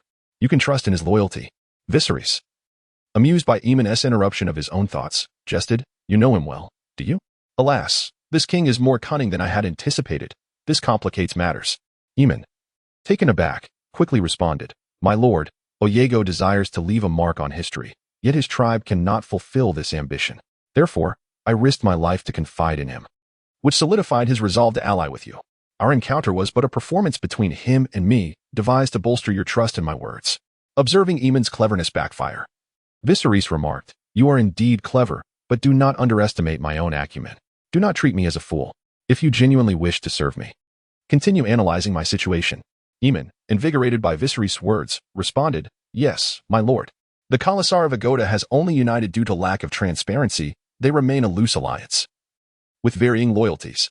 In contrast, you have managed to unify your Khalasar through various means, faith, might, and power. Our internal cohesiveness surpasses theirs, and their discord is trivial in comparison. Noticing Viserys' lack of reaction, Aemon continued, Agoda is reckless and lacks strategy, a common trait among many Dothraki. Yet you excel in cunning, adeptly grasping the Dothraki psyche. When you dismissed the original raiders from their positions, you did so without inciting dissatisfaction, binding the disparate Khalasar into a cohesive whole, though still somewhat fragile. Once a few battles commence, the inherent nature of the Dothraki will resolve all issues. Although your adversary is well-equipped, they lack any semblance of a true military force, merely resembling a somewhat stronger rabble. Listening to Aemon's words, Viserys did not feel angered by the earlier deception. Instead, he commended the thorough analysis of the disparity between himself and Agoda, yet observed that the situation remained unresolved. Noticing Viserys' demeanor, Aemon expressed his delight, stating, no. The larger picture has been unraveled. I have heard, my lord, that you single-handedly faced Drogo and emerged victorious. I wonder if you possess the confidence to challenge Agoda in a duel. Of course, if you permit, I would gladly take your place. Upon hearing Aemon's words, Viserys immediately comprehended the reliance on Dothraki customs once again. He glanced at Aemon, who bore a somewhat robust physique, and remarked, just you? Observing Viserys' hint of uncertainty, Aemon quickly defended himself. I killed a trained knight at the age of 10 and have spent over a decade as a mercenary in Essos. After becoming a slave, I meticulously studied the fighting habits of the Dothraki and am well acquainted with their style. I anticipate your performance. Now you may rest, for we shall depart tomorrow. Viserys instructed with an expressionless face. In stark contrast to Viserys' demeanor, Aemon's excitement was palpable. After Aemon departed, the previously silent Yora remarked, my lord, this Aemon Rodritus. Viserys halted him, saying, enough, Ser Yora, I am aware of your concerns. Rest assured, I will manage it well. It is late. You should also retire. Not angered by Viserys' interruption, Yora simply turned and left. After watching Yora depart, Viserys muttered, do not disappoint me. However, I must amend the battle plan. Chapter 9. Recapturing Dothraki 6. The following day, countless Dothraki warriors mounted on their steeds departed from the Holy City, accompanied by a multitude of slaves. Initially, Viserys did not intend to bring along so many slaves, as the Dothraki are a nomadic people with minimal logistical demands. However, considering the potential for rebellion among a large number of slaves left behind, he reasoned that their presence could provide a degree of cover. obscuring the true size of his forces from the enemy. Days later, a Dothraki man on a chestnut steed surged to the front of the ranks. He possessed the quintessential features of a Dothraki, yet his eyes betrayed the rare intelligence found among his kin. Observing the newcomer, Viserys inquired, "Oyego, what is the situation?" Indeed. This individual was the same Oyego who had previously accompanied Aemon to enhance Viserys' presence. To commend his self-advocacy, Viserys assigned him and his kin the role of scouts, an important position within the Dothraki, typically held by the most esteemed warriors, thus underscoring Viserys' regard for him. Likewise, Oyego did not disappoint Viserys. He swiftly gathered precise intelligence regarding Agatar's army. "My lord, based on Agatar's current marching speed and hours, we shall likely rendezvous at your designated location in approximately 4 to 5 days." "Well done," Viserys replied. "Yora, take 2 centurions to assist Sir Owen in burying the hay and grease at our designated location, as per our previous plan. Sir Owen is already waiting for you there. He will instruct you on what to do," commanded Viserys upon hearing reports from Oyeg. "As you wish, my lord," replied Yora, promptly departing with the 2 centurions and their warriors, who were already prepared. Aemon, intrigued by Viserys' directive, noted that Viserys had not divulged his plan to him, suggesting a lack of complete trust. However, he thought to himself, "Soon you shall recognize my worth, my lord." Perceiving Aemon's thoughts, Viserys remarked, "You shall soon be informed of my strategy." In truth, aside from Sir Owen, who was tasked with executing the plan, even Yora and Drogo were not entirely privy to its details. Even Sir Owen was taken aback upon learning of the plan, but he felt reassured once he beheld the monstrous presence beside Viserys. Viserys held a deep admiration for Sir Owen, who originally hailed from the Riverlands as a commoner. Through his exceptional martial prowess and intelligence, he was knighted by a nobleman. However, his fortunes took a dark turn when he could no longer endure the actions of his lord and ultimately killed him. Unfortunately, the noble belonged to a prominent family from the Riverlands, leaving Sir Owen with no protection from his own lord, who had no intention of shielding him, as aiding a murderer would render him an enemy among the nobility. Faced with this tragedy, Sir Owen, with the help of a few friends, clandestinely crossed into Essos, becoming a wandering knight. It was not until the miraculous event in Pantos that he pledged his loyalty to Viserys. Before swearing his oath, he disclosed his entire past to Viserys, who did not disdain him. Rather, he responded with approval, saying, "Well done." Sir Owen was immensely grateful on that day. Meanwhile, on the other side of the Grass Sea, Khal, Drogo, and his master had departed from Westeros and were advancing towards us. One of the Khal, a figure even taller than Drogo, declared, "This man is Khal of the formidable Khalasar of the Dothraki Sea." His rugged appearance, with a bald head reflecting sunlight, commanded attention. At least Drogo remained a warrior of the Dothraki, rather than cowering within the sacred city. "Send the order for the army to accelerate," proclaimed arrogantly, often positioning himself as Drogo's fiercest rival, though Drogo had never regarded him with any seriousness. "What are you to command me?" one Khal retorted. Gazed at the Khal and declared, "What am I? I am Khal, the mightiest warrior of the Grass Sea." With that, he unsheathed his curved blade and, catching the Khal off guard, swiftly severed his head. "Is there anyone else who dares to defy me?" he challenged. The other Khal, filled with fury, were about to advance when a voice rang out. "Gentlemen, let us not forget our purpose. We have gathered to eliminate Drogo and his band of Dothraki miscreants. This is not the time for discord among ourselves." Upon hearing Drogo's name, the Khal displayed expressions of fear, yet soon regained their composure. Upon witnessing this, the man remarked that Khal attempted to challenge our alliance, yet proved inadequate in strength. Should he not have met his demise? Several Khal murmured in agreement before departing, and a few others, seeing the majority leave, reluctantly followed suit. In truth, since the formation of the alliance, numerous Khal and others had clashed due to mutual disdain, resulting in a considerable loss of life. While the vast majority of the Dothraki deemed this entirely normal, one individual voiced his concerns. "Father, I believe we should not advance so hastily. It is far too perilous." However, in a fit of rage, Agoda retorted, "Were you not my most exceptional son? Your words alone would warrant your death." With that, the man withdrew, sensing that his father was bound for defeat. "Alas, Agoda, though you are my father, when have you ever regarded me as your son?" He pondered bitterly. Indeed, while he was Agoda's offspring, his mother was not a Dothraki, but rather a captive warrior whom Agoda had forcibly taken. He had never laid eyes upon her. Yet he felt fortunate to be a boy. Had he been a girl, he would likely have met the same fate as Agoda's other sisters, who had been ruthlessly slain. Among his brothers, he bore the closest resemblance to Agoda, and due to his exceptional prowess, he was often referred to as the young Agoda, though Agoda was already 48. Yet, he took no pride in this. Rather, he viewed it as a disgrace. He had never been one to rely solely on brute force to settle disputes. Even though his martial skills were among the finest in his tribe, and he believed himself superior to his father, even rivaling Drogo. Soon, the entire army began to mobilize, leaving behind a trail of corpses, Dothraki, captives from Kohor, and slaves from various lands. Finally, after several days, the two sides met in a desolate expanse of crimson desert. On Viserys' side, he rode at the forefront, followed closely by Drogo, with countless roaring warriors behind them. Gazing upon Agoda's tumultuous forces approximately 4 kilometers away, he mused. What a chaotic army. Drogo nodded in agreement, having personally experienced the transformations among the Dothraki in recent months, influenced by Viserys. It was unimaginable that the roaring warriors could have ever appeared so orderly in comparison to their opponents. Before Viserys could speak again, Agoda shouted from the opposite side, Drogo. You shame of the Dothraki, reduced to being commanded by outsiders. Today, I shall cleanse the disgrace upon the glory of the horse god. Hearing Agoda's taunts, Viserys gestured to Drogo, who understood and stepped forward, declaring, Agoda, you mislead your kin and betray the horse god by failing to uphold his will. Now, as the emissary of the horse god, I, Lord Viserys, along with the Dothraki Khal appointed by the horse god, shall execute his decree. Prepare to meet your end. Agoda, incensed by Drogo's words, gritted his teeth in frustration, yet he knew he could not triumph over Drogo. This was his notion. Yet he could never fathom that it was a meticulously orchestrated script by Viserys. Agoda was relatively unaffected, but the other Dothraki were quite different, engaging in fervent discussions. Were they fulfilling the will of the horse god? This was the prevailing sentiment. The rebels against Viserys, the Khal, failed to grasp the significance of suppressing certain information. Consequently, under Viserys' deliberate promotion, the majority of the Dothraki sea was well aware of his miraculous deeds, just as they were of Dash Khalin's words, which incited chaos among the superstitious Dothraki. Witnessing his army in such disarray, Agotai, in a fit of rage, struck down a nearby individual and bellowed, Charge. Tear apart those scoundrels who defame the horse god. Upon hearing the command to charge, they immediately ceased their discussions and, with a roar, surged forward. As the adversaries moved, Drogo was about to issue the order to charge when Viserys halted him, saying, Watch closely.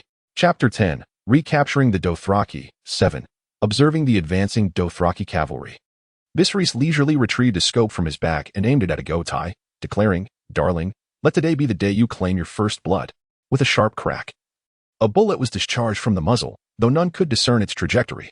At that moment, Viserys couldn't help but marvel at the Dothraki horses, for not a single steed was startled by the gunfire. Just as Viserys contemplated, the bullet found its mark, striking Agotai Khal, creating a gaping wound in his skull. His head was entirely penetrated. The body, succumbing to inertia, fell from its mount, and due to the suddenness of his demise, a rider trailing closely behind was struck by the lifeless form, resulting in his own fall. This incident caused a ripple effect among the cavalry, but fortunately, the Dothraki riders possessed exceptional horsemanship, preventing significant chaos among those immediately behind.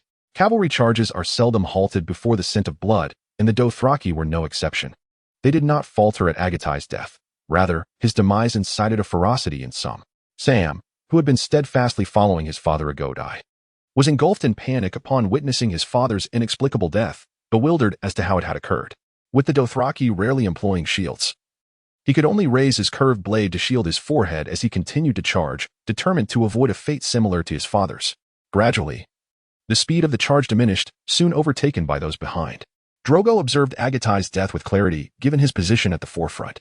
As he noticed the approaching enemy, he realized that without a charge, opportunities would dwindle. Gazing at the eager riders behind him, he was just about to command the charge when Viserys interrupted him once more. Wait a moment. Soon, when the enemy was merely a few hundred meters away, the riders behind Viserys had shifted from eagerness to tension. Viserys remained unfazed, for the moment was nearly upon them. As soon as he finished speaking, the sandy ground beneath the hooves of the foremost riders cracked open, swiftly spreading along the entire line of charge. One by one, the riders in the front plummeted into the fissure, and the shrill sounds of sharp objects piercing flesh echoed from below. The riders behind, witnessing the horror ahead, instinctively attempted to halt their advance, only to be forcefully pushed forward by those who could not discern the situation, initiating a reckless charge. Daenerys, mounted on her formidable dragon, Viserys, observed the chaos from above with a clearer perspective than Drogo. The crack was approximately 40 meters deep and extended far beyond the line of over 200,000 Dothraki cavalry.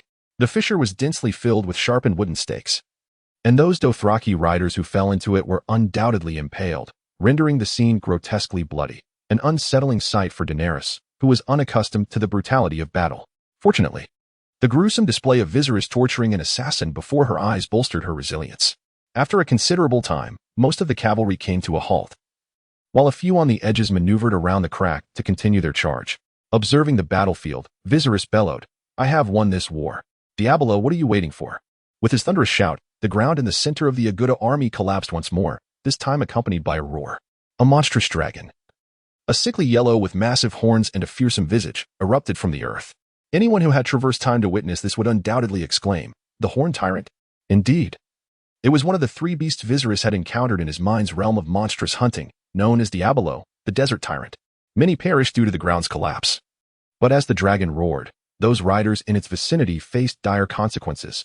Numerous individuals were knocked to the ground by its formidable voice, and the horses, overwhelmed by its presence, bolted uncontrollably, leading to further casualties among the riders. Some audacious souls spurred their steeds towards the dragon, attempting to become dragon slayers. However, despite its poor eyesight, the dragon's keen hearing allowed it to clear a wide area with a single sweep of its tail. Witnessing the dragon's ferocity, Daenerys was momentarily stunned. How does my brother possess another dragon, and one so terrifying? Yet, Viserys had no time to dwell on Daenerys' thoughts. He commanded his fire dragon, Regal, to soar before him. Crouching atop the dragon's back, he instructed Drogo, eliminate those approaching from the right flank, then maneuver around the fissure for a surprise attack. Oh! And ensure that the warriors soak the prepared hides with water and cover their faces, especially their noses and mouths. Without uttering a word, Drogo charged forth, and thereafter, Viserys addressed the remaining generals. You shall tackle the left flank, similarly dispatching the enemies before veering around the fissure for a surprise assault. Likewise, you are to wet the prepared hides and cover your faces with the same requirements. The generals echoed in unison, observing several generals depart with their subordinates. Viserys turned to Aemon and inquired, "Why did you not go?" Aemon, somewhat bewildered, replied, Neither I nor the tribe of Arago have been assigned any ranks. You left him behind, preventing him from joining the battle, yet you brought me along without any designation. I assumed you had some other task in mind for me." With a sigh, he added, "Well, choose whichever flank you prefer." With that, he mounted the fierce dragon and departed, leaving Aemon in a state of bewilderment. What a shame.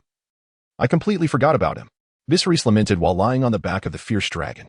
The reason for his prone position was simple. The Dothraki possessed numerous skilled archers. While ordinary arrows could not harm a dragon, they could injure the dragon riders atop them. By lying down, he effectively reduced the target area for potential attacks. As Viserys soared into the skies on his fierce dragon, Daenerys, adhering to their prior arrangement, also mounted Drogon and followed closely behind with Rhaegar and Arthur in tow. Rhaegar, ignite the fissure, he commanded. With that, the fierce dragon unleashed a volley of colossal fireballs into the crevice, which exploded upon impact with the corpses within, igniting a raging inferno. Daenerys, accompanied by her 3 dragons, swiftly set the fissure ablaze as well, her flames spreading with remarkable speed compared to Viserys. Observing the 3 dragons continuously expelling torrents of fire, Viserys remarked, "Indeed, when it comes to incineration, these magical dragons excel. The fierce dragon pales in comparison, akin to a mere lighter facing a flamethrower." With the combined efforts of the 4 dragons, the conflagration rapidly engulfed the fissure, soon reaching the oil-soaked hay laid beneath the corpses. The hay, combined with animal fat and the bodily oils released by the high temperatures, produced thick plumes of smoke that drifted ominously toward the army of Agulda. Viserys could only think, if fate has decreed your demise, it is not my concern. Guiding his fierce dragon closer to Daenerys, he instructed, "Daenerys, take Drogon and seek out Yora and Owen. Urge them to launch an assault from the rear." Understood, Daenerys succinctly replied before departing on her black dragon, Drogon. The other 2 dragons circled around Viserys, who remarked, "Come with me and warm them up. Exercise a bit. Just look at your elder brother's size compared to yours." Indeed, although the 3 dragons had hatched together and were of similar size at birth, Drogon had since grown significantly larger. Moreover, the black dragon, Drogon, exhibited greater ferocity and combat prowess. Viserys had previously witnessed the trio's squabbles, where Drogon had easily bested 2 at once. The dragons seemed discontented with Viserys' comments, roaring in response as if to say, "We exercise no less than he does. It is not our fault that we have not grown as much. Father, why not ask Mother if she has been secretly feeding him extra?" With a sigh, Viserys called out, "Let us go," and took flight on his fierce dragon, with the 2 lesser dragons promptly following suit. Thick plumes of smoke enveloped the forces of Agulda, rendering them nearly incapacitated. Many succumbed to asphyxiation due to the noxious fumes. A portion of the smoke was dispersed by the wind, obscuring their line of sight, leading numerous soldiers to mistakenly believe they were not battling mere scoundrels, but rather engaging with divine beings. However, Viserys afforded them little time to ponder this delusion. From both flanks emerged a multitude of masked Dothraki riders, and by the time Agulda's troops comprehended the situation, the enemy was upon them. Thanks to the obscured visibility, Viserys, accompanied by 3 dragons, unleashed torrents of dragonfire from above, paying no heed to the chaos below. The center of the battlefield devolved into utter disarray due to the rampaging dragons. Soldiers were occasionally hurled into the sky. The war horses, unsettled by the roars of the dragons, could not find calm, and numerous riders were unseated, only to be trampled in the ensuing turmoil. What had begun as a battle characterized by a disparity in numbers had devolved into a one-sided massacre. In the northernmost reaches of the battlefield, on a desolate stretch of land, Ser Jorah and Ser Owen stood side by side, flanked by several Dothraki captains. Their chosen vantage point afforded them a panoramic view of the carnage unfolding before them. Observing the brutal melee, Owen remarked, "When Lord Viserys initially tasked me with establishing the ambush, I was utterly terrified. His demands seemed impossible to fulfill, and I contemplated fleeing. Yet, upon being introduced to Diabolos by Lord Viserys, I resolved to take the plunge. By the Seven, I truly believe Lord Viserys is the very embodiment of divinity." Jorah, with a hint of jest, replied, "Before I was assigned to assist you, I suspected you had defected. I never imagined Lord Viserys would entrust such a critical operation to you." Owen, perplexed by Jorah's words, inquired, "Are you unaware of Lord Viserys' plans, Ser Jorah?" To Owen's confusion, Jorah responded, "Anyone in Lord Viserys' inner circle could potentially be a spy from Westeros or other city-states. The more secret of the battle strategy, the fewer who should be privy to it." As Jorah finished speaking, one of the Dothraki captains behind them bellowed, "Anyone who poses a threat to Lord Viserys shall experience the most horrific death imaginable." His sentiments were echoed by several other captains nearby. Seeing the reverence his subordinates held for Viserys, Owen smiled. "Indeed, this is the duty of all who genuinely serve the divine representative, King of Dragons, Lord Viserys." Witnessing the once unassuming Owen master the art of persuasion under Viserys' influence in such a short span, Jorah reflected, "The allure of Lord Viserys is truly remarkable." Before further conversation could ensue, the black dragon, Valyrian, soared overhead, carrying Daenerys. She addressed them, "Ser Jorah, Ser Owen, and esteemed captains. The dragon commands you to charge from the rear against the disordered enemy, applying sufficient pressure to compel their surrender." Upon hearing Daenerys' command, the crowd promptly responded, "Yes, my lady." As they departed, Daenerys gazed towards the battlefield and murmured, "Brother, I hope you are safe." Unbeknownst to Viserys, who remained oblivious to Jorah and the others' discussions, he surveyed the scorched earth created by the dragon's flames and lamented, "Why hasn't it emerged yet?" Just as he uttered these words, a new roar erupted from the pit where the horned dragon had previously broken through, as it had moved forward a short distance, gathering a throng of the Unsullied around the pit. Accompanied by their furious cries, several fireballs were shot from the depths of the pit, causing it to expand dramatically with a few explosive sounds. The Unsullied gathered their suffered catastrophic losses, and before the surviving soldiers could react, a monstrous creature emerged from the pit. Its body was cloaked in a dark plum-hued shell, adorned with flame-shaped blue bony spikes, boasting a pair of horns above its brow, a jutting jaw, and a slightly swollen neck. Its limbs sported 3 fingers each, and its tail resembled a blade, stretching a significant length of its body. Upon seeing the creature, Viserys shouted, "Dragon Slayer Dino Baruto, you have finally chosen to emerge." However, it paid no heed to his call, instead releasing a thunderous roar towards the sky, seemingly expressing its wrath. The impact of its ferocious roar was no less significant than the loud bellow of the horned dragon, causing the Dothraki horses, which had just settled, to descend into chaos once again. Yet, the Dragon Slayer Dino Baruto remained indifferent to them.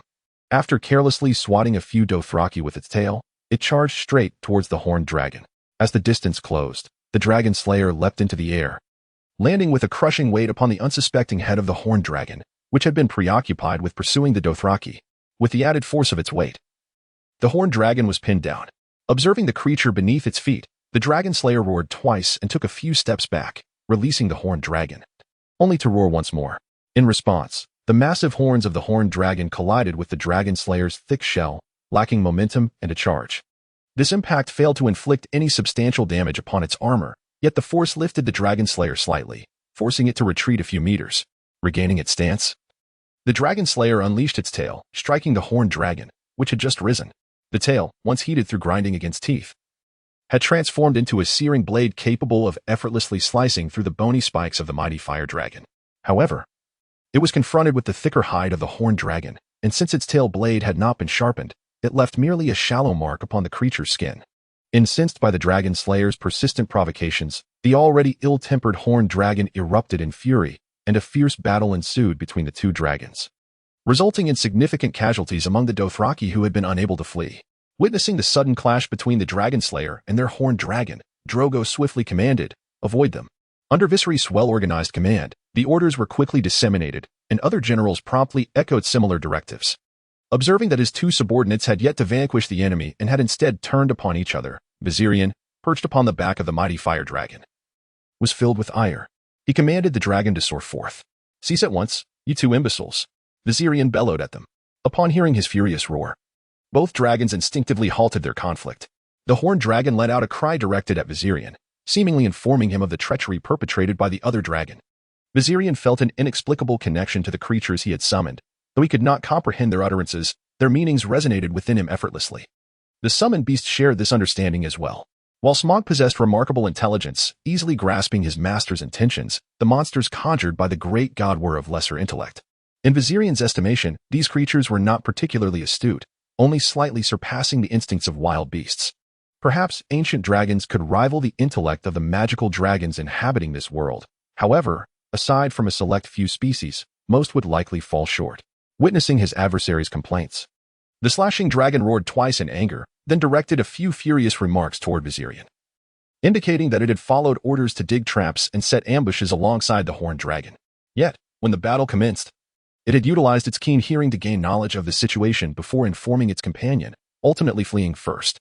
As if that were not enough, it had inadvertently buried itself beneath falling rubble while attempting to ascend, fortunate that its shell was sturdy and its strength formidable, albeit emerging much later than intended, failing to assist its master in time. As the slashing dragon concluded its explanation, the horned dragon interjected with a low growl, "I momentarily forgot about you." Viserys, feeling exasperated by their discord, could only shake his head. Meanwhile, not far from them on the battlefield, Sam had dispatched a rider, having already slain many. Engulfed in smoke and chaos, his own forces were bloodied in the fray, and with both sides adorned similarly, numerous individuals mistakenly struck their allies as foes. Fortunately, most recognized their enemies, who were masked in time. Surrounded by several of his father's sworn protectors, Sam glanced toward Viserys' direction, his back turned, and, disregarding his surroundings, seized a bow and an arrow from a nearby corpse, aiming at Viserys. At that moment, Daenerys, hastening toward Viserys, witnessed this scene and cried out, "No!" Just as Viserys had arranged the two dragons, a chill coursed through him. He turned to see an arrow flying toward him, and in a swift motion, he loosened his grip on the bone spikes of the fire dragon, with no time to command it, plummeting from its back. The arrow struck the dragon scaled back but fell harmlessly away, neither Viserys nor the fire dragon paying it any heed. "Ah!" Viserys shouted. For the first time in this life and the last, he felt the proximity of death. The fire dragon executed a rapid turn and dove toward him, attempting to grasp him with its claws, yet it missed. Sensing the impending danger, the horned dragon immediately took flight, flapping its wings vigorously and swiftly ascending to low altitude, where it caught the falling Viserys with its head in a moment of peril. Perched atop the head of the horned dragon, Viserys could not suppress a groan. His entire body ached, yet he felt a sense of relief that the fire-breathing dragon had not soared too high. Thankfully, the airborne horned dragon had cushioned his descent, lessening the impact of his fall. Though he landed on the hard surface of the dragon's head, at least his life was spared. Had he been caught by the charging dragon slayer, even if he survived the fall from such a height, the creature's spikes would have been lethal. Slowly rising, he gazed at the approaching dragon slayer, lost in thought. Before long, Daenerys and several dragons encircled Viserys.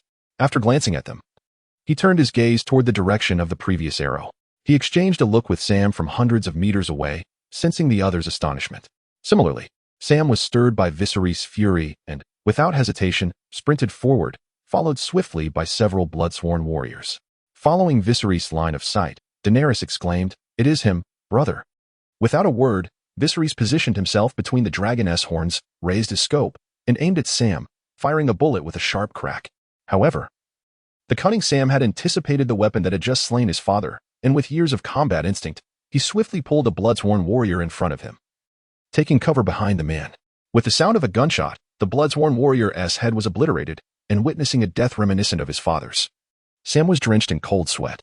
He immediately took off running again. Observing this scene, Viserys felt a twinge of surprise. Quite the precaution indeed. This individual seemed to have been by Aegel's side previously. They bore a striking resemblance, father and son, perhaps. Intriguing. With that thought, he raised his weapon once more. This time shifting his aim from Sam to the bloodsworn warriors encircling him. Several gunshots rang out, and upon witnessing his comrades being shot down, Sam promptly placed his curved dagger down and raised his hands in a universal gesture of surrender. As Viserys closed the scope but continued to point his weapon at him, he advanced slowly atop the horned dragon. Observing Sam's capitulation, the other Aegel's forces nearby swiftly followed suit, discarding their weapons in surrender. Soon, the battlefield echoed solely with the sound of clattering arms and the cheers of victors. Chapter 13. Reclaiming Dothraki. 10. Viserys paid no heed to the victorious cheers. Instead, he stood atop the dragon's head and coldly inquired, "What is your name?" Before Sam could respond, several dragons encircled him. As he looked up at the dragons looming above, his legs felt weak. "Am I afraid?" He questioned himself inwardly. After a moment's mental adjustment, he replied, "I am Sam, the son of Aegal to Khal." Oh, hearing Sam's words, Viserys signaled for the dragon to lower him, remarking, "A fine name." As Viserys dismounted, Daenerys also descended from her dragon, Strider, and approached Viserys' side. Sam did not feel angered by Viserys' playful jibe regarding his name, nor did he possess the luxury of indignation. He closed his eyes in contemplation before speaking. Surely, Lord Viserys, who claims to be the messenger of the god of horses, would not turn against the surrendered Dothraki? I know you still require their assistance to reclaim Westeros. Indeed, Viserys replied, his earlier indifference replaced by a hint of playful amusement. That puts my mind at ease. With that, he swiftly reached for a dagger he had carelessly discarded on the ground. However, before he could grasp it, a gunshot rang out, sending the dagger flying. Sam gazed at Viserys in alarm. Observing his reaction, Viserys chuckled, "I have developed sufficient interest in you, so do not entertain thoughts of death just yet." He then commanded a Dothraki female general, who had just approached him. Yes, a general. Her name was Moriel, the daughter of a prominent Khal, who, after her father's demise, had ascended to the position of a Khalasar's female Khal due to her formidable strength and reputation. When she pledged allegiance to Viserys, she had but one demand: defeat me. Viserys naturally held great admiration for such a Khal. After organizing the army, he appointed her as a general, primarily because she possessed the capability to lead. Viserys regarded the robust woman before him and instructed, "Take him away." "Yes, my lord," she replied, efficiently escorting him away. As they surveyed the now quiet battlefield, Owen remarked, "It seems we have arrived a step too late." A heavy silence enveloped the group. Upon returning to the prepared encampment, Oyago promptly approached, stating, "My lord, as you predicted, the Khalasars from miles away have converged upon us, and their scouts have conveyed goodwill. Well then, ensure they are well received. Is my bathing water ready?" "It was prepared immediately upon receiving news of your victory," came the reply. "Your information travels swiftly," Daenerys exclaimed in admiration. "All thanks to our trained eagles," Oyago proudly asserted, emphasizing the prowess of their scouts. "Indeed," Viserys chuckled. He then led Daenerys into the main tent. Inside, Daenerys inquired, "What of those dragons?" Hearing her question, Viserys answered with a mischievous grin, "Curious, are we?" Without pause, he stripped Daenerys bare, scooped her up, and tossed her into a tub of water. "Let me enlighten you." With a playful smirk, Viserys quickly followed suit, shedding his own garments and joining her in the tub. Such audacity. "Have you improved your techniques?" Daenerys teased. "Is it the gift from Illyrio that once belonged to the female teacher?" Viserys, gazing at Daenerys in the tub, replied, "First, tell me about that dragon and its companion. Are they both dragons? What is their origin?" "Of course, I cannot deceive a queen," Viserys remarked with a roguish grin. Without granting Daenerys another opportunity to speak, Viserys began to expound earnestly. Centuries ago, with the cataclysmic end of Valyria, dragons were nearly driven to extinction. However, a small number of them survived. These remaining dragons became the genesis of the chivalric tales, where the protagonists often faced ferocious dragons. In reality, there were virtually none capable of slaying them. The surviving dragons, having lacked a dragon rider's nurturing for an extended period, underwent various mutations to adapt to their new environment, resulting in their current forms. "How did you find them? And how did you tame them?" Daenerys inquired, her interest piqued. "Long before your birth, when I was still a prince, I devoured every tome in the royal library concerning dragons. Unlike the books from the Citadel, those regarding dragons were primarily brought over by our ancestors from Valyria. They are indeed a precious heritage, though few pay them heed. From these texts, I unearthed fragments of knowledge on how to ride dragons. While there were no explicit records on the magic of dragon control, I pieced together the means to command those already enchanted by magic. Dragons are, in essence, magical beings of flesh and blood. Even if dragon eggs turn to fossils, they can still hatch given sufficient magical energy, which is the origin of creatures like Viserion. To other sorcerers and scholars, the magic may seem lost, yet they are unaware that it persists within the blood of the Valyrians. Through my magic, I attracted the surviving dragons and exerted control over them. You must have sensed a recent shift. Have you experienced anything unusual? Listening to Viserys, Daenerys responded with surprise. I have been dreaming lately, and the contents of my dreams have come true. Viserys recognized this as a gift inherited from the mother of dragons' prophetic dreams. Looking at Daenerys, he spoke with palpable excitement. This signifies that the magic within you has awakened. Your dreams are prophetic. Our ancestors possessed this ability, which enabled them to evade the cataclysmic doom. Upon hearing Viserys, the mother of dragons inquired, "Will I be able to assist you in the future?" Observing her endearing demeanor, Viserys lightly tapped her forehead, saying, "You have always been assisting me, fulfilling the role of a mother. I have labored for the Dothraki, entrusting the children to you. Your contributions to their growth are immeasurable. Why do you think you cannot help me?" Before Daenerys could finish her thought, a voice interrupted, "Lord Viserys, I see you, and the mother of dragons in this moment." Aemon remarked decisively, "This is a disaster. Shouldn't you hurry away?" Viserys, somewhat irate, responded to this interruption. The mother of dragons, however, remained relatively composed, prompting Viserys to reflect, "Truly, you are the epitome of Western fortitude." Outside, Aemon, glaring at the guards, exclaimed, "Why did you not inform the Lord of what is transpiring?" The two guards expressed their bewilderment at Aemon's reaction, stating, "We are unfamiliar with your customs. We are accustomed to the sky as our roof and the earth as our bed. Is it not natural to be seen by others?" Soon after, Viserys emerged, his anger palpable as he addressed Aemon. "You are to perform 1,000 push-ups in the open. Do not appear before me until you have completed them." The push-ups served as a punishment from Viserys for the minor transgressions of his fierce warriors, and although the task was tiring, Aemon dared not negotiate with Viserys. He simply replied, "Yes," and swiftly departed. Chapter 14. The Recapture of Dothraki. 11. As Daenerys emerged from the large tent, clad in her garments, Viserys remarked, "Let us meet with those Khalaisars and captives who have come to pledge their allegiance to us." Soon enough, in a grassy clearing, Viserys, Daenerys, and their companions sat astride their horses, facing dozens of Dothraki who knelt before them. These individuals, originally neutral Khalaisar leaders, had been profoundly impressed by Viserys' unexpected resurgence. Under pressure and for various reasons, they resolved to submit to Drogo, which essentially meant aligning themselves with Viserys. "O esteemed representative of the horse god, we are willing to heed your call and lead our Khalaisar in loyalty to you, forging a united and harmonious Dothraki. We swear by the fiery steeds that gallop through the sky. Should we falter, our soul shall be bound to the earth, unable to ascend to the heavens," proclaimed one of the leading Khalaisars. The others echoed this oath, invoking the same fiery steeds. Observing this assembly, Viserys solemnly declared, "The horse god shall bestow glory upon you. You shall return to him in honor after your deaths." He then inquired of the leading Khalaisar, "What is your name?" "Morocco," came the reply. "Morocco, I appoint you as a general, in recognition of your bringing the other Khalaisars back to the embrace of the horse god." "Yes," Morocco responded, eliciting envy from the other Khalaisars. "As for our organization, let us proceed together to witness those compatriots deceived by the traitors who have defiled the divine." Viserys spoke. This war did not unfold as many anticipated, lasting mere months or erupting into numerous battles. Instead, a single large-scale engagement lasted only 8 hours, concluding the conflict, albeit with significant casualties. Due to the Dothraki's numerical reporting challenges, even with Viserys' involvement, the total was difficult to ascertain.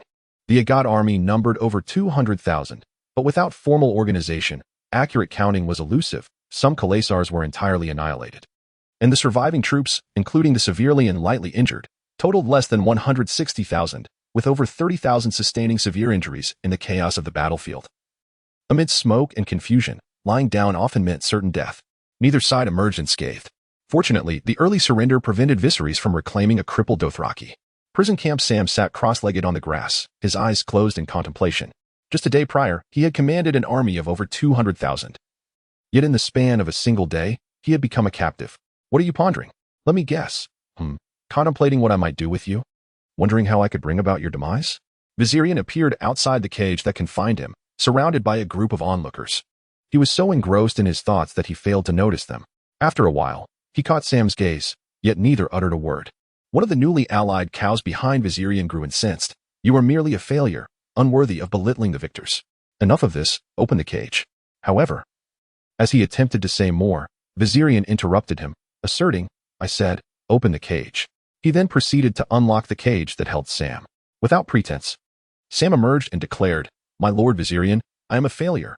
Grant me a swift end. Viserion paid him no heed. Instead, taking a wine jug and goblet from Yora and Owen, pouring a cup for himself and one for Sam, which he promptly handed over. Sam drank it down in one gulp. Refreshing. Might you share your tale? I sense there is something extraordinary about you. I am but an ordinary Dothraki warrior. An ordinary Dothraki warrior does not possess your adaptability, Viserion jested, recounting some of Sam's actions he had witnessed. Hearing Viserion's words, Sam realized he could not refute him and divulged his background, sharing his former ambitions of grandeur. Is that not quite remarkable? In the past, the aspirations of Dothraki often revolved around slaughtering their kin to prove their might, engaging in acts that tarnished a warrior's honor. It was only after aligning with me that such behavior began to wane, though remnants remain. Habits steeped in centuries, even millennia, are not easily altered. I find myself increasingly appreciative of you. I shall grant you an opportunity. Viserion smiled, handing Sam the curved arak. Taking a deep breath, Sam accepted the blade from Viserion's hand. As he relinquished the arak, Viserion smirked and murmured, hooked. He then removed his own blade from his waist and said to Morocco, May I borrow this? To Sam, he continued, According to tradition, we shall duel. If you prevail, you shall be free to pursue your ambitions. Should I win, you will pledge your loyalty to me, and I will offer you the chance to achieve greatness. Yora sought to intervene, but upon seeing the intrigued Dothraki surrounding them, he hesitated. Recognizing Viserion's demeanor, Sam understood he could not refuse the duel. To do so would invite ridicule from the Dothraki, tarnishing his reputation irreparably. Embracing the opportunity before him, Sam called out to Viserion, I accept your challenge. The crowd quickly parted, creating ample space for the two contenders. Observing the seemingly frail Viserys, Sam remained cautious, though, in truth, Viserys was not as weak as he appeared. He merely seemed so in comparison to Sam. Making a feint to attack, Sam noted Viserys' lack of action, which only heightened his tension. It was merely a fade. With a shout, he charged towards Viserys. This chapter has not concluded. Please turn to the next page to continue reading. Such commendable courage. Viserys jested as he watched Sam approach. As Viserys entered Sam's striking range, Sam decisively executed a horizontal slash. To his surprise, Viserys neither raised his blade for defense nor swung it in retaliation. Instead, just as the curved blade was about to make contact, he suddenly crouched down, evading the strike, and with both hands on the ground, he propelled himself forward, delivering a powerful kick to Sam's groin. In an instant, a cry of anguish filled the air as Sam dropped his curved blade, cradling his injured manhood. The onlookers were momentarily stunned, instinctively tightening their own groins. After a considerable pause as the pain subsided for Sam, he lifted his gaze to find Viserys resting the curved blade against his own head. Are you convinced now? Viserys taunted knowingly. Not at all. You resorted to trickery. Sam retorted in anger. There is no trickery involved. A victory is all that matters, Viserys replied with a mischievous grin.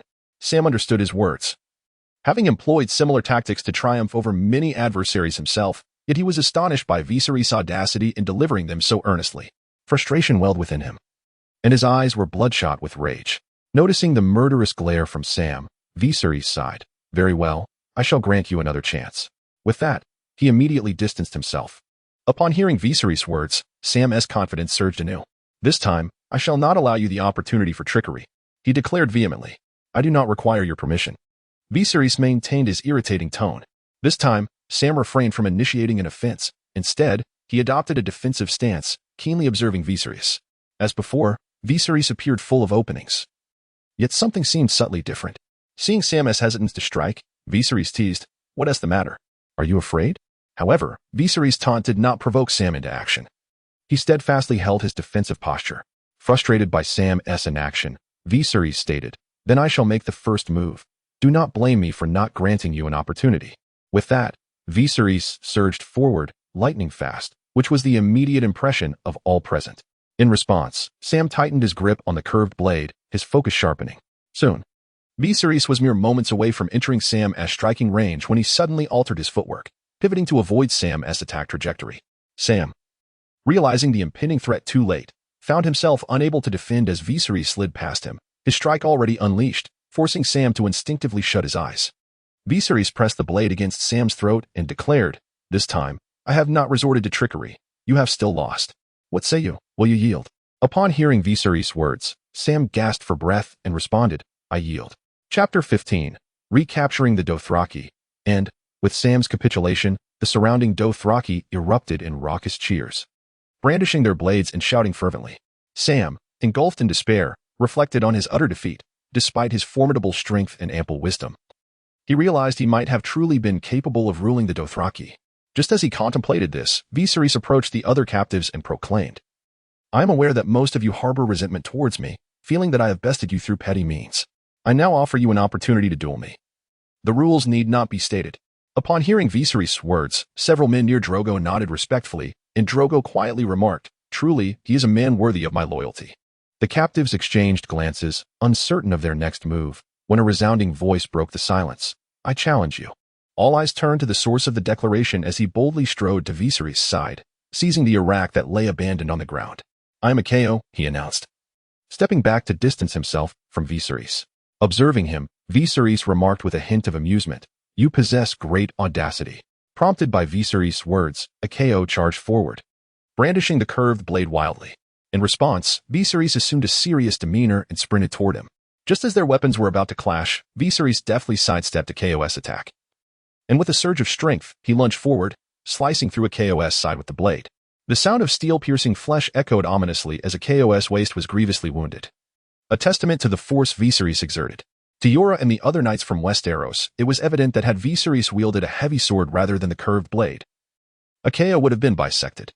"The awakening of latent power within my blood, transforming my body, is indeed astonishing," Viserys mused silently. "Alas, my magical prowess has ceased to grow, and I lack the skill to wield it. It seems I must seek out arcane knowledge at some point." His willingness to take the risk of granting these captives the chance to challenge him was twofold. On one hand, it was a means to prove his martial prowess to the Dothraki, who revered strength. On the other, it served as a test of his own capabilities. A notion foreign to most, save for those who, like Viserys, harbored an inflated sense of self. The death of Khal did not instill fear in the prisoners of war. Rather, it ignited a competitive spirit among them, leading to a series of challenges. Under the serious demeanor of Viserys, a mountain of corpses soon accumulated before him, comprising a total of 46 warriors, the majority of whom met their demise at the edge of Viserys' blade, with only a few requiring a second strike and a rare few needing a third. Under the immense pressure of Viserys' formidable prowess, countless prisoners began to chant his name, "Viserys, Viserys." Inspired by their fervor, the warriors on his side joined in the chorus, dismissing the memory of the vanquished. After reveling in the warriors' cheers for a moment, Viserys signaled for silence. He then ascended the back of a dragon, the largest available, allowing him to stand taller, and proclaimed, "Warriors, after a grueling battle, we have triumphed over the traitors who defied the will of the god of war, restoring those misled warriors to the righteous path. To those liberated, the god of war offers redemption, but only this once. Whether you or they once basked in glory, past honors pale in comparison to the future, for the god of war shall bestow upon you even more resplendent honors. Under his guidance, I have brought an end to the centuries-long tragedy of the Dothraki infighting on the seas, uniting all Khalasars. I shall lead you to a new world, where even greater glory awaits. In death, when you return to the embrace of the god of war, you will proudly declare, I did not disgrace you. I have upheld your honor." Upon hearing Viserys' address, all Dothraki erupted in renewed cheers, including the wounded, knights from Westeros, and common folk, now soldiers, from various city-states. Witnessing the impact of his somewhat clumsy speech, Viserys glanced at Daenerys, who responded with a smile that captivated him. In response, Viserys laughed heartily. "The Dothraki are unified. On land, I am nearly invincible. What remains are iron tools, warships, and some well-trained infantry. Kohor, here I come." At that moment, Aemon, having just completed a set of push-ups, approached Viserys, standing beside Oyago and gazing at the elated Viserys with fervor in his eyes. "Truly, you are the king I, Aemon Rodriguez, once served. You are the sole monarch in this world. The mad King Aerys, Robert, Rhaegar, and the rulers of other free cities cannot contend with you." This was the genuine perspective of Aemon Rodriguez, who had traveled through all city-states and possessed a comprehensive understanding of them. Chapter 16. The changes in Westeros. While Viserys was engaged in fierce battles in Essos, Westeros was not at peace. Lord Eddard Stark of Winterfell accepted the king's invitation to travel to King's Landing and serve as the hand of the king. However, his tenure as prime minister was fraught with difficulties. Shortly after embarking on his journey, a fire erupted in his backyard. His son, Brandon Stark, tragically fell from a dilapidated tower, and broke his leg, only to be assassinated shortly thereafter. Fortunately, the wolves he had raised were present, or else both his son and wife might have met a grim fate at the hands of their assailants. The weapon wielded by the assassin was a Valyrian dagger adorned with dragabone, and while in Winterfell, his children inadvertently offended Prince Joffrey, known colloquially as Little Joff or Joffrey the Great. On the road to King's Landing, his youngest daughter's wolf, Nymeria, bit Joffrey, leading to immense pressure from the king and queen, forcing Ned to execute Nymeria personally. However, his daughter secretly set the wolf free, leaving Ned with no choice but to slay his eldest daughter's wolf, Lady, as a substitute for Nymeria. This act only intensified the existing rift between his daughters. In light of these tribulations, Ned lamented that educating daughters proved far more troublesome than raising sons. His illegitimate son, Jon Snow, was coaxed by his uncle into joining the Night's Watch. Although the Night's Watch was respected in the North as a protector of the realm, comprising various lawbreakers from across Westeros, they were often met with disdain elsewhere. Ned remained uncertain whether this turn of events was a blessing or a curse. Yet, misfortunes continued to mount. Upon arriving in King's Landing, after several meetings, Ned discovered the kingdom's plight was more dire than he had anticipated. King Robert squandered resources recklessly, convening tournaments without heed to the counsel of others, and even insisted on hosting one for Ned's own appointment. He had accrued substantial debts to the Iron Bank and the ambitious Lannisters, amounting to millions of gold dragons, far exceeding the income of Winterfell over several years. Without Jon Arryn's temperance, the situation was deteriorating rapidly. Regarding his childhood friend, Ned could only resolve to strive harder. However, he soon discerned that apart from himself, no one in the king's circle genuinely cared for the welfare of the kingdom or the king himself, leaving Ned overwhelmed by the disarray. Just as matters in King's Landing seemed bleak, his own household faced turmoil. His wife, the notorious Catelyn Stark, accused the Tyrion Lannister of attempting to murder her son. Tyrion protested vehemently, asserting, "Though I am a dwarf and a Lannister, I journey to the wall with your husband's bastard. When would I have time to arrange an assassination?" He further questioned the rationale behind harming a boy with whom he had no quarrel. Yet, regardless of Tyrion's explanations, Catelyn remained resolute in her belief of his guilt. Her accusations ignited further complications. Already suspicious of Jon Arryn's death being linked to the Lannisters, Ned disregarded warnings and began investigating the matters Jon had probed during his life. This, in turn, provoked Jaime Lannister, who, fearing Ned would uncover his relationship with his sister, sought to retaliate. In the ensuing confrontation, Ned was wounded in the leg by Jaime's men, losing half of the warriors he had brought from Winterfell. During the king's hunting expedition, under the covert guidance of Tywin Lannister, the Mountain, Gregor Clegane, unleashed a massacre at Harrenhal. Ned dispatched several Kingsguard alongside a contingent of the City Watch and warriors he had brought from the north to capture the Mountain at Harrenhal. Once apprehended, the Mountain feigned allegiance to his son, Tywin Lannister, and launched an offensive against House Tully in the Riverlands to shift the tides of conflict. Westeros began to descend into chaos. During this tumultuous period, Ned uncovered through his investigation into Robert's bastards that the children of the king and queen, Cersei Lannister, were in fact sired by the queen's brother, Jaime Lannister, who served as a Kingsguard. He also discerned the true cause of Jon Arryn's death. It was during a hunting expedition that the king was grievously injured by a wild boar. Faced with the impending demise of his childhood friend, Ned could not bear to reveal the truth and instead clandestinely altered Jon's will, ensuring that upon his death, the throne would pass to his legitimate heir, young Joffrey. After the king's demise, Peter Baelish, known as Littlefinger, pretended to assist Ned by corrupting the City Watch. However, when confronted by Ned, the Queen, and the new King Joffrey, he decisively betrayed Ned. Incensed by Ned's accusations, which struck a nerve with the ever-adoring King Joffrey, Ned was cast into the dungeons. One of his daughters was imprisoned in the Red Keep as leverage against Winterfell, while the other managed to escape with the aid of a Braavosi swordsman. A month before his imprisonment, Ned received detailed intelligence concerning the remnants of House Targaryen. Viserys Targaryen had rallied his loyal knights and Dothraki warriors to incite a war for Dothraki unification. Fortunately, Viserys had not opted for a direct assault on Westeros, which brought Ned a momentary reprieve, though he soon grew anxious. Should Viserys succeed in uniting the Dothraki, could Westeros withstand the onslaught? Thankfully, uniting the Dothraki proved to be a far greater challenge than reclaiming Westeros. To spare the realm from foreign flames of war, he fervently hoped Viserys would meet his demise in the Dothraki Sea. As Ned sat in the dark dungeon of the Red Keep, lost in thoughts of fate, a voice suddenly echoed through the shadows. Upon seeing the figure approach, Ned spoke, "Lord Varys? What brings you here?" In response, Varys replied, "I have come to impart some information." Without waiting for Ned to respond, he handed him a water flask, saying, "Take a sip. There is no water for prisoners in this dungeon, but worry not, it is not poisoned." After taking a sip himself, he passed the flask back to Ned. Ned drank deeply, and Varys cautioned, "Lord Ned, take it slow. Water is a precious resource down here." Heeding this advice, Ned paused and inquired, "Lord Varys, what of my daughters?" Chapter 17. The onset of chaos. Listening to Ned's question, Varys replied, "Your eldest daughter, Sansa, remains imprisoned in the Red Keep as the betrothed of the new King Joffrey, while your younger daughter, Arya, managed to slip away during the capture and has yet to be found." Relieved by Varys' response, Ned pressed further, "Lord Varys, to whom do you pledge your allegiance? I believe I have disowned the loyalties of those around me, yet you remain an enigma. I owe allegiance to no one. I shall only serve a king who genuinely considers the welfare of the people." "Neither the Mad King nor Robert align with my ideals," Varys replied. "What about young Joffrey?" "No, he is certainly not the one," Varys responded without a moment's thought. "Is it Renly? Stannis? Or perhaps Viserys, far across the narrow sea in Essos? None of them, at least not at present. Some conceal themselves too deeply." Varys shook his head. Ned naturally understood who Varys referred to as hidden too deeply. Viserys had once been merely a feudal beggar, prone to shouting, yet who could have anticipated he was a snake, waiting for the opportune moment to strike back? Even Varys, who discreetly aided his friends, the Targaryen siblings, in their quest for restoration, remained unaware.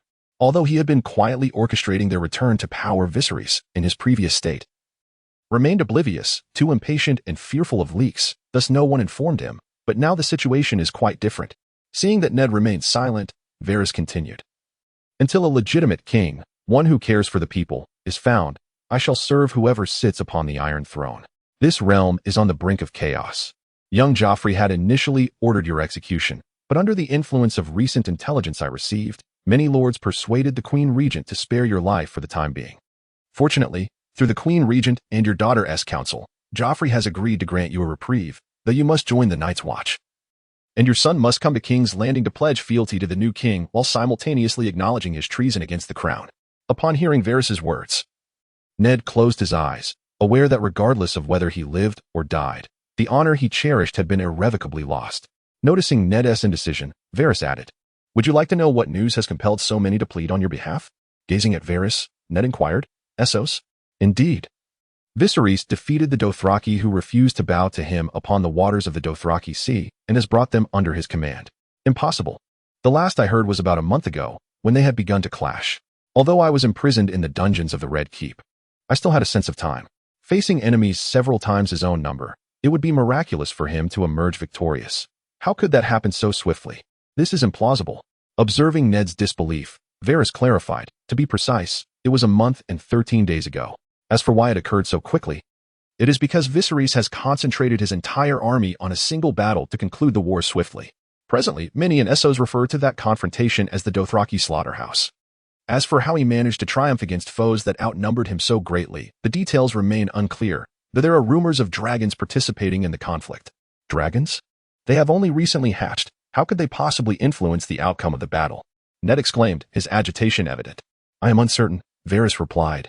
"As of now, no one among the Dothraki knows how large their dragons have grown. Regardless of the dragon's prowess, Viserys unified the Dothraki, and the Dothraki horde slaughtered the armies of Westeros with the ease of dispatching infants, such as my sentiment as an Essos inhabitant. The free cities, too, are beset by unease in the face of a united Dothraki, especially as their king's ambitions extend towards Westeros. Naturally, they would seek to divert calamity westward, offering Viserys ships and provisions. Thus, how far could Viserys be from returning to Westeros? They wish for me to survive and placate the north," Ned pondered. "Indeed. They have contemplated rallying the city-states of Essos to launch an expedition, yet soon abandoned this notion due to Robert's empty coffers and mounting debts. Not to mention the uncertainty of the free cities joining our cause. I understand. If I survive, I shall fulfill the Queen's demands," Ned declared, tears welling in his eyes. For the sake of the realm, he must relinquish his honor and cling to life, even as he pushes his own son into the abyss. He cannot allow Viserys to return to Westeros. From the intelligence he has gathered over the years, it is clear that once Viserys sets foot back on Westerosi soil, he will undoubtedly unleash a bloody retribution upon the principal adversaries of the usurper's war, leading to rivers of blood in the north, the Vale, and the Storelands. "Viserys, am I truly so cruel?" Seeing Ned's resolve, Varys remarked, "I am grateful to Lord Stark for his contributions to Westeros, if circumstances permit. I would be honored to collaborate with you. Let us convene at the Great September of Baelor tomorrow. As Varys departed, Ned remained in the dark confines of his cell, enveloped in silence. The following day, Ned was escorted to the Great September of Baelor. Along the way, countless stones were hurled at him, and he was branded a traitor by the jeering crowd. Regardless of their shouts and assaults, he remained unmoved. In the square before the September, King Joffrey pronounced Ned's betrayal of the realm. When it was Ned's turn to confess, he suddenly spotted his youngest daughter, Arya, in the crowd and not far off. He discerned the disguised figure of Peter Baelish, who was evidently safeguarding his daughter. Noticing Ned's gaze, Baelish nodded reassuringly, allowing Ned to find solace in his trustworthiness. My lord.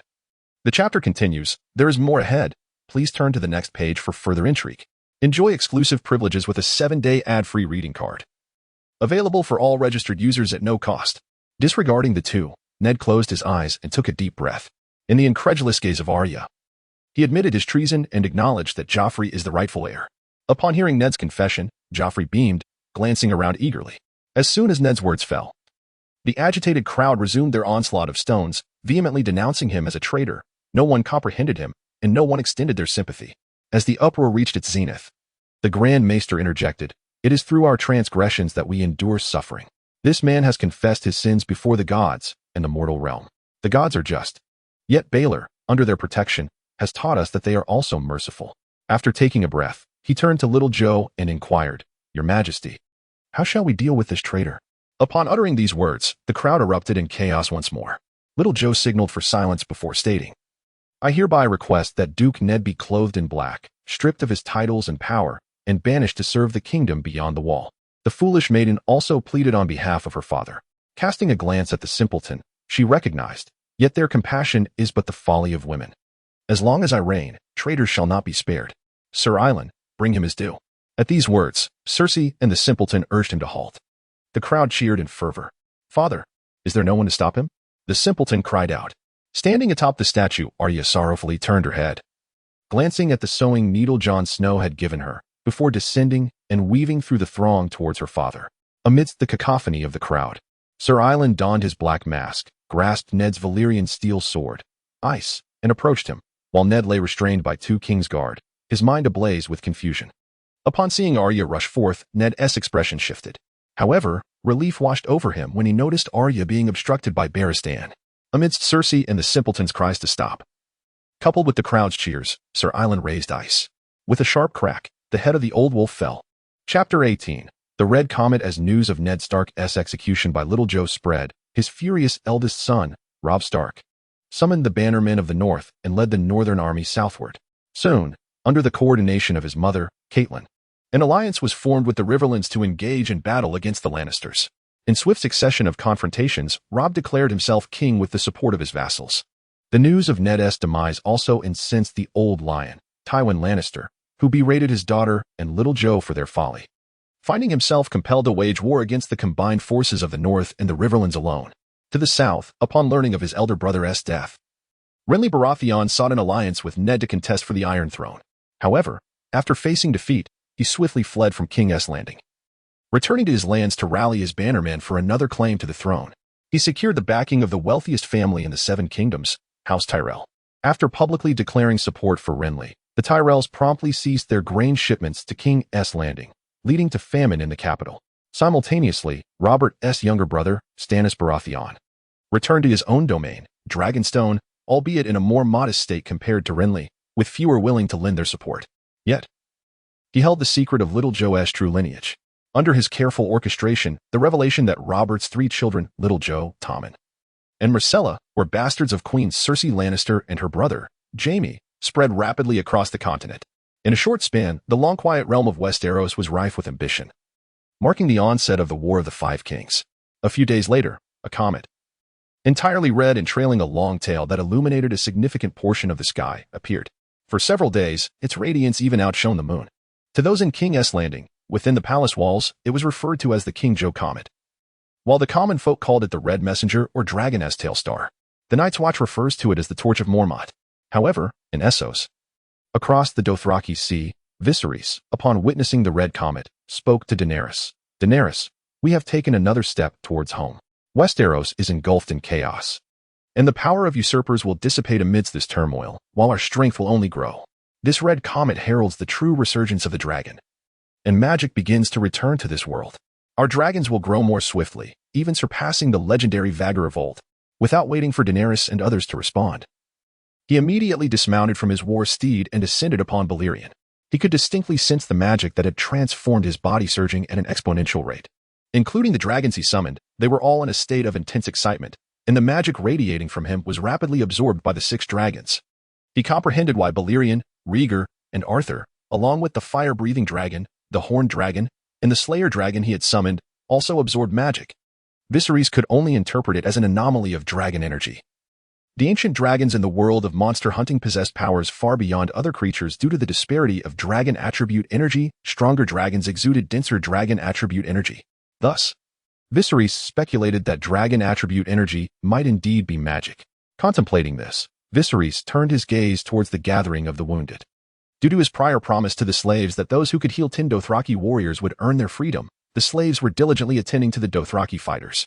As Viserys flew in on his dragon, soon other dragons and the Dothraki warriors, who were nearly healed, followed suit. The injured warriors yawned to rise. But Viserys addressed them. Brave warriors, your immediate task is to recuperate swiftly. Whether it be Drogo or myself, we wish for you to mount your steeds once more. The horse god certainly does not desire to see you perish from mere trifling wounds. Hearing his words, a Dothraki warrior attempted to speak, but Viserys interjected. I know what you wish to say, yet in my eyes, you are not fit for that now. Heal well. Only then can you showcase your prowess and earn greater glory. After this, he signaled Valyrian to ascend higher, pausing only when he deemed they had reached an adequate altitude. With his back to the red comet, known among the Dothraki as the Weeping Star, he proclaimed to the gathering below, a month has passed since the war concluded, and the severely injured warriors have been returned to Westeros to heal under the horse goddess protection. The remaining wounded will soon return to the battlefield. Now that the Weeping Star has appeared, it signifies the beginning of our path to glory. It is time to unveil the fangs of the Dothraki to the world. The warriors below erupted in roars of approval. Observing this scene, Viserys commanded, Generals, proceed along the routes I previously outlined. Lead your legions and the designated slaves on their nomadic journey. The remaining warriors will accompany me to conquer Kohor. Rest assured, the warriors yet to join the fray need not despair. They must remain poised for battle, for their legion may be summoned to the battlefield at any moment. Prepare yourselves. Now onward. For Viserys. Countless Dothraki warriors roared in unison, their voices echoing across the Dothraki sea.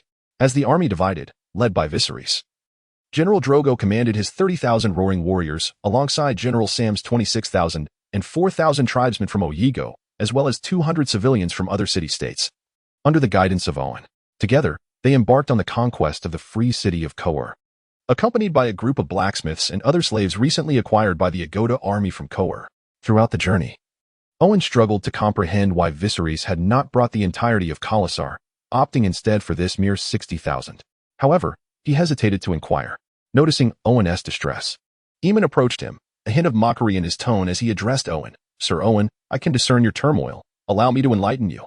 Upon hearing his words, Owen did not take offense but humbly asked, My lord Aemon, please enlighten me. Recognizing Owen's eagerness for knowledge, Aemon replied with a hint of admiration, Lord Viserys possesses remarkable foresight. Kohor was recently ravaged by Agoda and several Khal, a situation all too familiar for them. However, they were unprepared for Lord Viserys' missive, which compelled Agoda and his allies to retreat, temporarily seizing control of Kohor. Though brief, this period severely weakened Kohor, diminishing its military might. Even though their forces were composed entirely of Unsullied, acquiring Unsullied requires substantial resources, and their wealth had been stripped away by successive raids.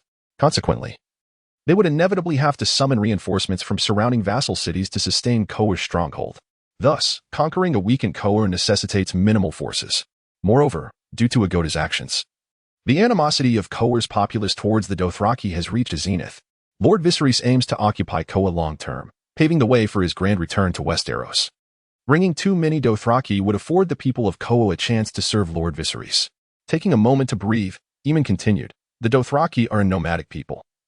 Relocating them all to Kohor would mean a lack of sufficient pastures for their livestock. Hence, Viserys has left most of the cattle with other legions. The nomadic routes of the other legions are meticulously planned by Lord Viserys, enabling a perpetual cycle of grazing across the Dothraki Sea. Should any unforeseen circumstances arise, reinforcements can be swiftly summoned from nearby, maximizing every opportunity. Upon hearing Eamon's analysis, Owen suddenly realized, indeed, aside from the slaves, there are 600,000 Dothraki under the Lord's command, while the total number of warriors barely exceeds 400,000. This force could easily obliterate any of the free city-states. He was also struck by Eamon's ability to decipher Viserys' thoughts. Viserys was not far from them. With his magically enhanced hearing, he could clearly overhear their conversation. Reflecting inwardly that Aemon possessed some skill and might be worth re-employing, while Owen also displayed commendable humility in seeking counsel. Chapter 19. The King of Kohor. Kohor stands as the sole true inland nation among the 9 free city-states. Possessing a moderate strength in comparison to other cities in western Essos, it is home to the vast Kohor forest, providing abundant forestry resources. Additionally, the nearby branch of the Lorne River, the Chian River, has fostered a thriving shipbuilding industry, despite the absence of a coastline. However, what truly incites envy is the craftsmanship of Kohor's blacksmiths, renowned throughout Essos for their superior skills, particularly in the art of infusing color into metal. Some blacksmiths even claim mastery over the technique of Valyrian steel. Nonetheless, their mineral resources are somewhat limited. Kohor is also adept at weaving exquisite textiles. Regrettably, Kohor's proximity to the Dothraki necessitates the periodic tribute of wealth, though meager, bestowed upon the Dothraki, who occasionally plunder Kohor regardless. The soldiers of Kohor are entirely composed of unsullied purchased from the slave bay, a legacy of their successful resistance against the Dothraki invasion with a mere 3,000 unsullied 400 years prior. Each unsullied from Kohor proudly displays a lock of human hair on their raised spears. Given the coveted resources and techniques that Kohor possesses, as well as its strategic location, an assault on the city became nearly inevitable. Soon, the army reached the outskirts of the Kohor forest. Within the grand tent, Aemon instructed, "You, Sir Owen, and 4 centurions shall invade Kohor from the south, capturing its 3 southern vassal cities. Drogon, you will approach from the north, while Sam, you and I will directly assault the main city of Kohor. Those who resist shall be slain, while those who surrender will be imprisoned. No pillaging or indiscriminate slaughter. We shall commence our action tonight." "Understood," everyone replied. Details of the battle were briefly sketched, as the author struggled to articulate them. Within a few days of their offensive, reports of success poured in from both the north and the south. However, Viserys remained disheartened, for the city of Kohor had not yet fallen. After the departure of Agoda's forces, the remaining governor of Kohor swiftly concentrated the military strength of the other vassal cities to defend Kohor against Agoda's potential return. Under Viserys' guidance, they chose not to assault the city immediately due to a lack of siege weaponry. An ill-timed charge over the city walls would result in heavy casualties. Utilizing dragons for the siege seemed expedient, yet it risked excessive destruction to the city, which he needed to retain intact. Thus, Kohor found itself besieged. Simultaneously, Viserys dispatched letters of surrender via arrows into the city, applying psychological pressure on its defenders. Inside Kohor, within a lavishly adorned estate, an elderly gentleman, likely in his 70s, sat in a wheelchair, facing a middle-aged man who bore a look of deep concern. This man, Fernandus Wood, was one of the 7 governors of Kohor and the current patriarch of the Wood family, which presided over the Smiths Association of Kohor, arguably the largest smithy in the region. Furthermore, they controlled approximately 60% of Kohor's shipbuilding industry, boasting over 100 merchant vessels navigating the Chian River. However, this once thriving empire had suffered immensely due to the destruction and enslavement wrought by the Agalter army. Meanwhile, their former rival, the Canaan family, had cunningly exploited the situations, betraying their kin to the Dothraki and ingratiating themselves with Agalter to acquire numerous benefits from other governors, thus emerging as the most formidable governor in Kohor. Reflecting on the past, Fernandus could not restrain himself. "Father, we must hastily depart from Kohor. It is now encircled by the mad Prince Viserys. Before they block the waterways with their ships, we must utilize the remaining vessels to escape down the Chian River. If we delay any longer, it will be too late." The elderly man, seated in the wheelchair, replied with a hint of anger. "It appears that my decision to choose you as the head of the Wood family may have been a grave mistake, Fernandus." At this moment, a tall, lanky individual, considerably younger yet more disheveled than Fernandus, named Ratio, interjected, "Father, my elder brother is correct. The Dothraki will soon invade. Our forces are utterly incapable of withstanding them. Even if they do not massacre us upon entry, Canaan will undoubtedly leverage the Dothraki might to ensure our demise." The old man gazed at his youngest son, then at his elder son, who wore an expression of shame, and continued, "You, my third son, have always been the most astute of the 3 brothers. How is it that you have become as muddled as your elder brother in times of crisis?" The patriarch then remarked, "The Dothraki are no longer merely savages. Although you all refer to him as the Mad Prince, has he not achieved what none of you could? The three sons exchanged glances, looking towards their father, who elaborated. A few days ago, a red comet appeared in the sky. Based on my knowledge of Valyrian history, it signifies the return of the true dragons. And Viserys happens to possess dragons. Finally, the previously silent second son spoke up. Yet, the emergence of Viserys' dragons does not coincide with the appearance of the red comet. And it is not conclusive evidence of anything. He bore a sturdy physique and hefted a large iron hammer on his back. Fried, you are correct, the elder replied. But in Valyria, true dragons do not refer to mere beasts. They signify the dragon lords. What, then, is your meaning, father? The eldest son inquired, having surmised his father's intentions. I believe you comprehend my thoughts. We must ally ourselves with Viserys, even submit to him. His ostensible goal is Westeros. He possesses the manpower but lacks weaponry, while we have the expertise to forge exceptional arms for him and the resources to construct formidable warships. Yet, I sense his ambitions extend far beyond this. By allying with him, the Targaryen family may ascend to prominence, and we, the Wood family, could potentially become the second most powerful house, the old man declared with fervor. At that moment, the third son, Rakio, spoke up. However, father, whether it be a blacksmith or a shipwright, our numbers are dwindling. And restoring our strength will require considerable time. Why would Viserys invest his precious time waiting for us to regain our power and ally with us? Upon hearing his son's words, the elder chuckled softly and replied, just because of this. As he spoke, he retrieved a wooden box from behind him. Rakio and Fernandi exchanged puzzled glances, wondering what it contained. Only the second son exhibited a glimmer of excitement, exclaiming, perhaps this could indeed hold promise. Chapter 20. The King of Kohor II, observing the actions of his father and younger brother, Fernandi could not contain his curiosity and asked, Father, what is contained within this box? In response to his eldest son's inquiry, the elder explained, it is an object that our family can only regard as a subject of research or a collectible, yet it bears immense significance for Viserys.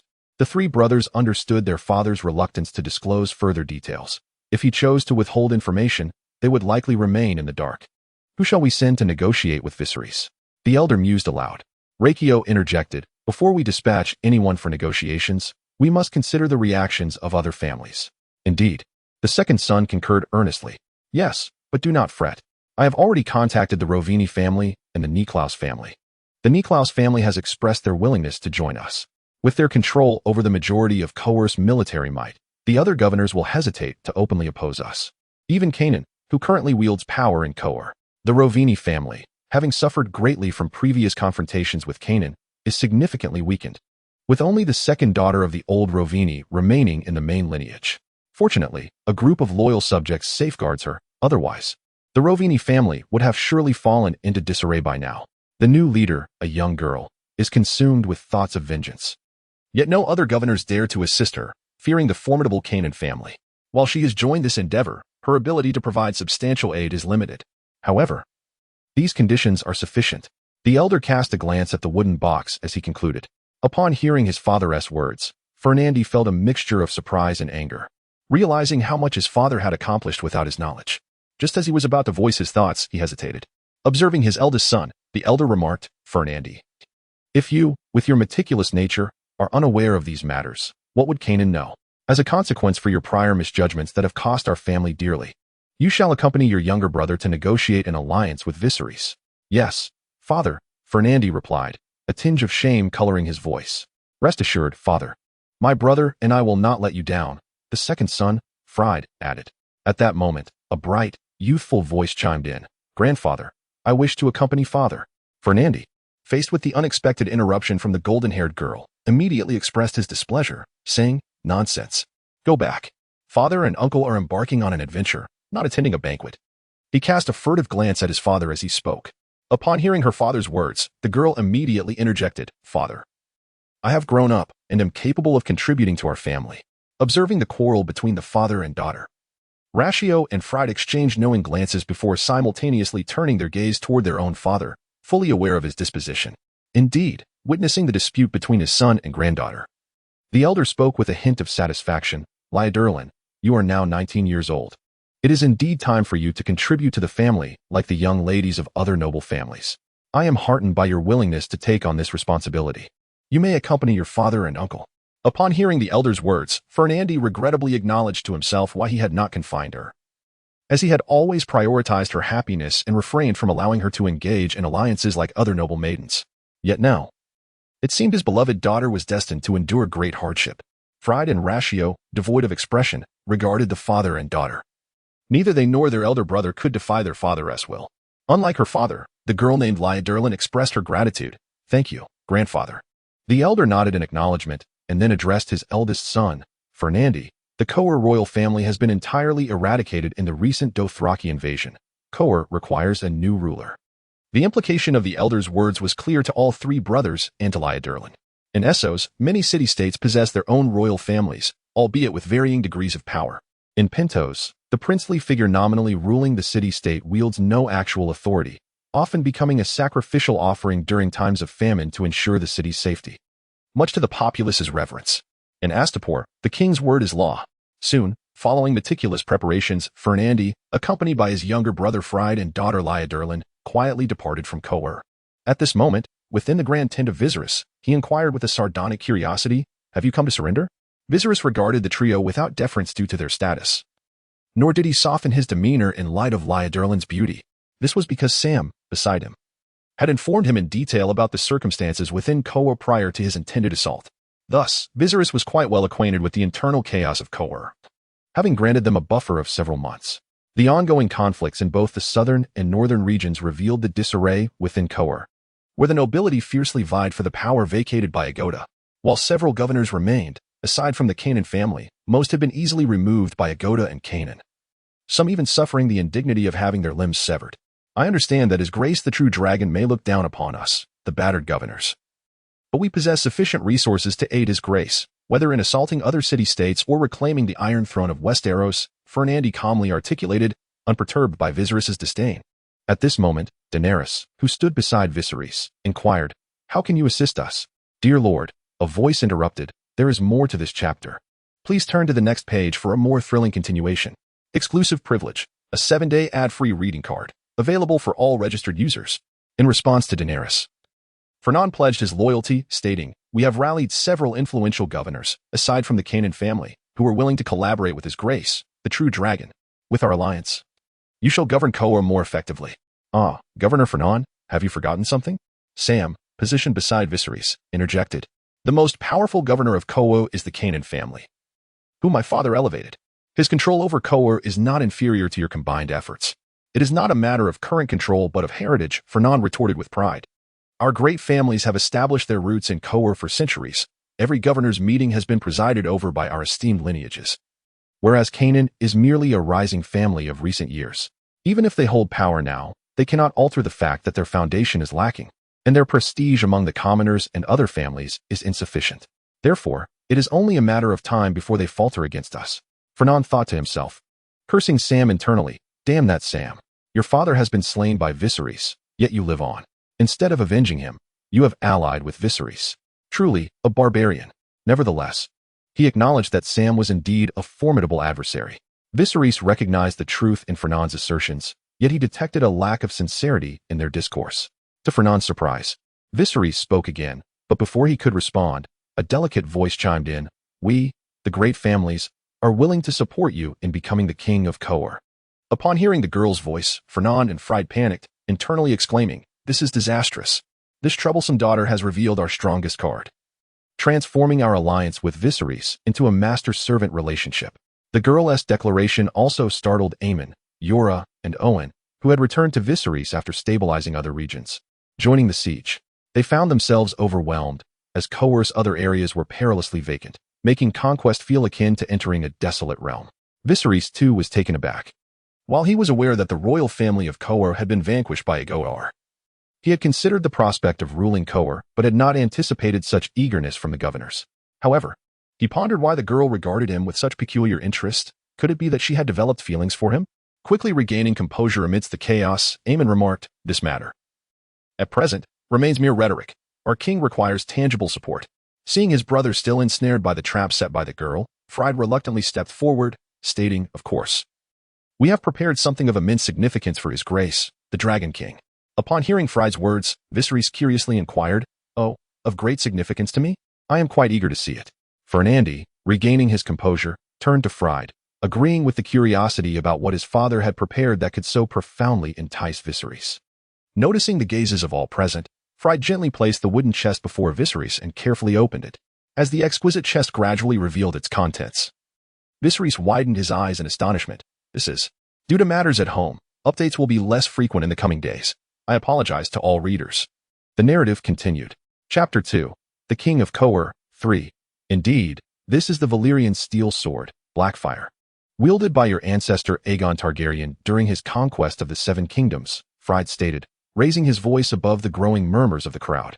Viserys, having some knowledge of Blackfire from his previous life, recalled that in the television series, it was believed to have vanished, whereas in the novels, it fell into the hands of Illyrio, who later entrusted it to Aegon Targaryen, the sole surviving son of Rhaegar Targaryen and Elia Martell.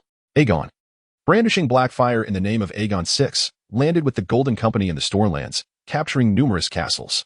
After examining the sword and observing the reactions around him, Viserys picked up Blackfire and scrutinized it closely, expressing indifference as he said, I see your sincerity. I shall accept your invitation to become the King of Kohor. Upon hearing such a brazen response from Viserys, Fernandi grimaced in pain and replied, Thank you for accepting our invitation. The prominent families in the city have nearly arranged everything. You should be able to enter Kohor by tomorrow at the latest, or even tonight if possible. Very well, Sir Owen. Please make arrangements for a celebratory feast for today's events. Viserys smiled at Owen. In response to Viserys' invitation, Fernandi shook his head and remarked, Your Grace, it would be best to hold the banquet after you assume leadership of Kohor. I must now discuss subsequent matters with the other governors. He harbored a deep-seated resentment towards Viserys, wishing he could stab him, for his daughter, despite being one of the most beautiful women in all of Essos, had yet to find a suitor. Many princes and noble heirs had sought her hand, but she had turned them all down, leading to frequent disputes between Fernandi and Liadrine. The enormity of his daughter's blunder today was apparent even to Viserys and Aemon, who, despite being strangers, noted the peculiar looks exchanged with Viserys. His exquisite face flushed crimson, the telltale signs of infatuation evident in his eyes. Fernandi was utterly despondent, wishing only to whisk his daughter away from this place. Similarly, Daenerys regarded Liadrine with a peculiar feeling of displeasure. Viserys comprehended Fernandi's thoughts and remarked, Very well, you may return for now. Shortly thereafter, Fernandi bid farewell and swiftly departed with his somewhat reluctant daughter. Fried remained behind, temporarily as a hostage. Yora, accompanied by Fried, noticed that Fried seemed unsure of how to address Viserys. Fried spoke, Your Grace, simply call me Fried. All right. Yora, please take Fried below to rest. Viserys stated with no hint of embarrassment. Understood. As he observed the departing duo, Viserys continued, You all may also retire for now. Prepare for entry into the city. And remember the old rules, no burning, killing, or pillaging. Do you understand? Yes, my lord. The others responded before leaving. Once alone, Viserys picked up the Valyrian steel sword, the Blackfire, and scrutinized this profoundly significant weapon. This was his first encounter with Valyrian steel in this world, and he could distinctly sense the magical energy flowing within it in a rhythmic manner. How splendid. Brother, we have acquired the long-lost Blackfire sword, making our return home one step closer, Daenerys exclaimed, gazing at the sword. Viserys internally mused about Daenerys' naivety, thinking the future Dragon Queen still has much to learn. Yet he replied, Daenerys, while the return of the Blackfire sword holds great significance for us, it is not practically helpful for our journey home. If one could argue its utility, it merely adds a fine weapon to my arsenal. Viserys' words left Daenerys feeling somewhat foolish. Sensing her thoughts, he reassured her. Do not feel as though you are holding me back. Your assistance is invaluable. For instance, your dreams have provided me with insights into the future. Viserys would never forget Daenerys' extraordinary ability. After all, this world was not a Marvel-like multiverse, but a singular universe. Understanding the future offered a chance to alter it. Unlike Marvel, which affects the past without influencing the future, creating an entirely new universe. Daenerys inquired, But my dreams have yet to aid you. It is merely a matter of time. They will undoubtedly prove beneficial upon our return. But there is no but. I have no need to deceive you, dear sister. Viserys gently assured her. Now, you should also retire to rest. With a nod, Daenerys departed. I seem to have misspoken, Viserys murmured after her exit. Though he yearned to ask Daenerys if she sensed the magical currents within the Blackfire sword, he recalled that her own magical energy remained in a state of semi-slumber, contrasting sharply with his own vibrant magic. Observing Daenerys' condition, he resolutely abandoned the thought. It seems that my understanding of this world is primarily derived from television shows and a few novels, which hardly provide a comprehensive view. Even the locals find it challenging to grasp the more representative aspects of their own culture. Those who genuinely comprehend these nuances are likely long gone. It is indeed rather difficult for an outsider to analyze and interpret such complexities, sighed Viserys in resignation. After his murmurs subsided, he set aside the black fire and seated himself in the center of the grand tent, gradually calming his mind as he delved into the realm of Monster Hunter within his thoughts. This chapter is not yet complete. Please click the next page to continue enjoying the captivating narrative. Enjoy the privilege of ad-free reading for 7 days. All registered users can claim this benefit for free. In the Monster Hunter world, following the last test, I can now explore for approximately 40 to 45 minutes. After such extensive exploration, I have finally ascended to the peak of the ruinous ridge, the habitat of the silver-winged dragon, Balfric, a transliteration, as no official translation exists. Though this ancient dragon may rank in the lower tiers of power among its kind, it possesses a speed unparalleled by other elder dragons. With such a jet-like creature at my disposal, I can achieve feats that other dragons cannot assist with. Furthermore, it is one of the few ancient dragons with a fixed habitat. Even if it is comparatively weaker, it remains stronger than the average dragon, wielding cataclysmic power. As for how I might ride it without being torn apart by the winds generated during flight, our esteemed deity, who proclaimed, "First, let us locate it, and once found." These dilemmas can be effortlessly resolved with this genius mind of mine. Indeed, upon reaching a clearing at the peak of the ruinous ridge, I beheld a silver-winged dragon of remarkable character, approximately 34 to 36 feet in length, resting on the ground. Feel free to find an image for reference. The length is a mere fabrication of mine, without concern for accuracy. Fortunately, you have not departed to hunt. However, the silver-winged dragon seemed indifferent to my presence. How could I possibly ascertain its indifference? Note, this is an aside to elaborate on the protagonist's unique ability. The protagonist's consciousness can traverse the Monster Hunter realm, allowing exploration, the duration of which varies according to their mental strength. In this domain, no one can perceive or sense him. As long as he can find a monster, there is no need to defeat or capture it. Merely witnessing it suffices to summon it into the real world. The summoned creatures will be utterly obedient and exceedingly affectionate towards him. However, humans and various tools, including weapons and equipment crafted from monster parts, cannot be summoned into reality. It would be excessive to grant the protagonist such overwhelming advantages. While the protagonist's ability appears quite formidable, I am not particularly skilled in writing. If I were to complicate this ability too much, the narrative would progress slowly and risk diverging from the core I wish to convey. Should anyone have specific monsters they wish to see, feel free to leave a comment, and I will endeavor to incorporate them. Chapter 22. The King of Kohor. 4. At present, the nobles of Kohor, both great and small, have become aware of the decisions made by the governors, resulting in a mixture of joy and despair among them. Within the opulent confines of a grand manor, a man's furious voice echoed. "How dare the Seward family conspire with the Dothraki behind my back, the most powerful governor of Kohor? They shall pay dearly for their betrayal." This man was Roman Gannon, whose actions incited ire among the other governors. "Brother, do not be so hasty. Perhaps the Dothraki entering the city is not entirely detrimental. Have you forgotten the events of last time?" Roman's younger brother, Santino Gannon, interjected. "Let us not forget. The foes we faced previously are not the same as those we now confront. As accomplices of a Guta, has Viserys not already shown us his hand?" Roman retorted sharply. "But, brother, we are presently the foremost family in Kohor. Viserys is, after all, a civilized man. He should not resort to violence against us," Santino argued.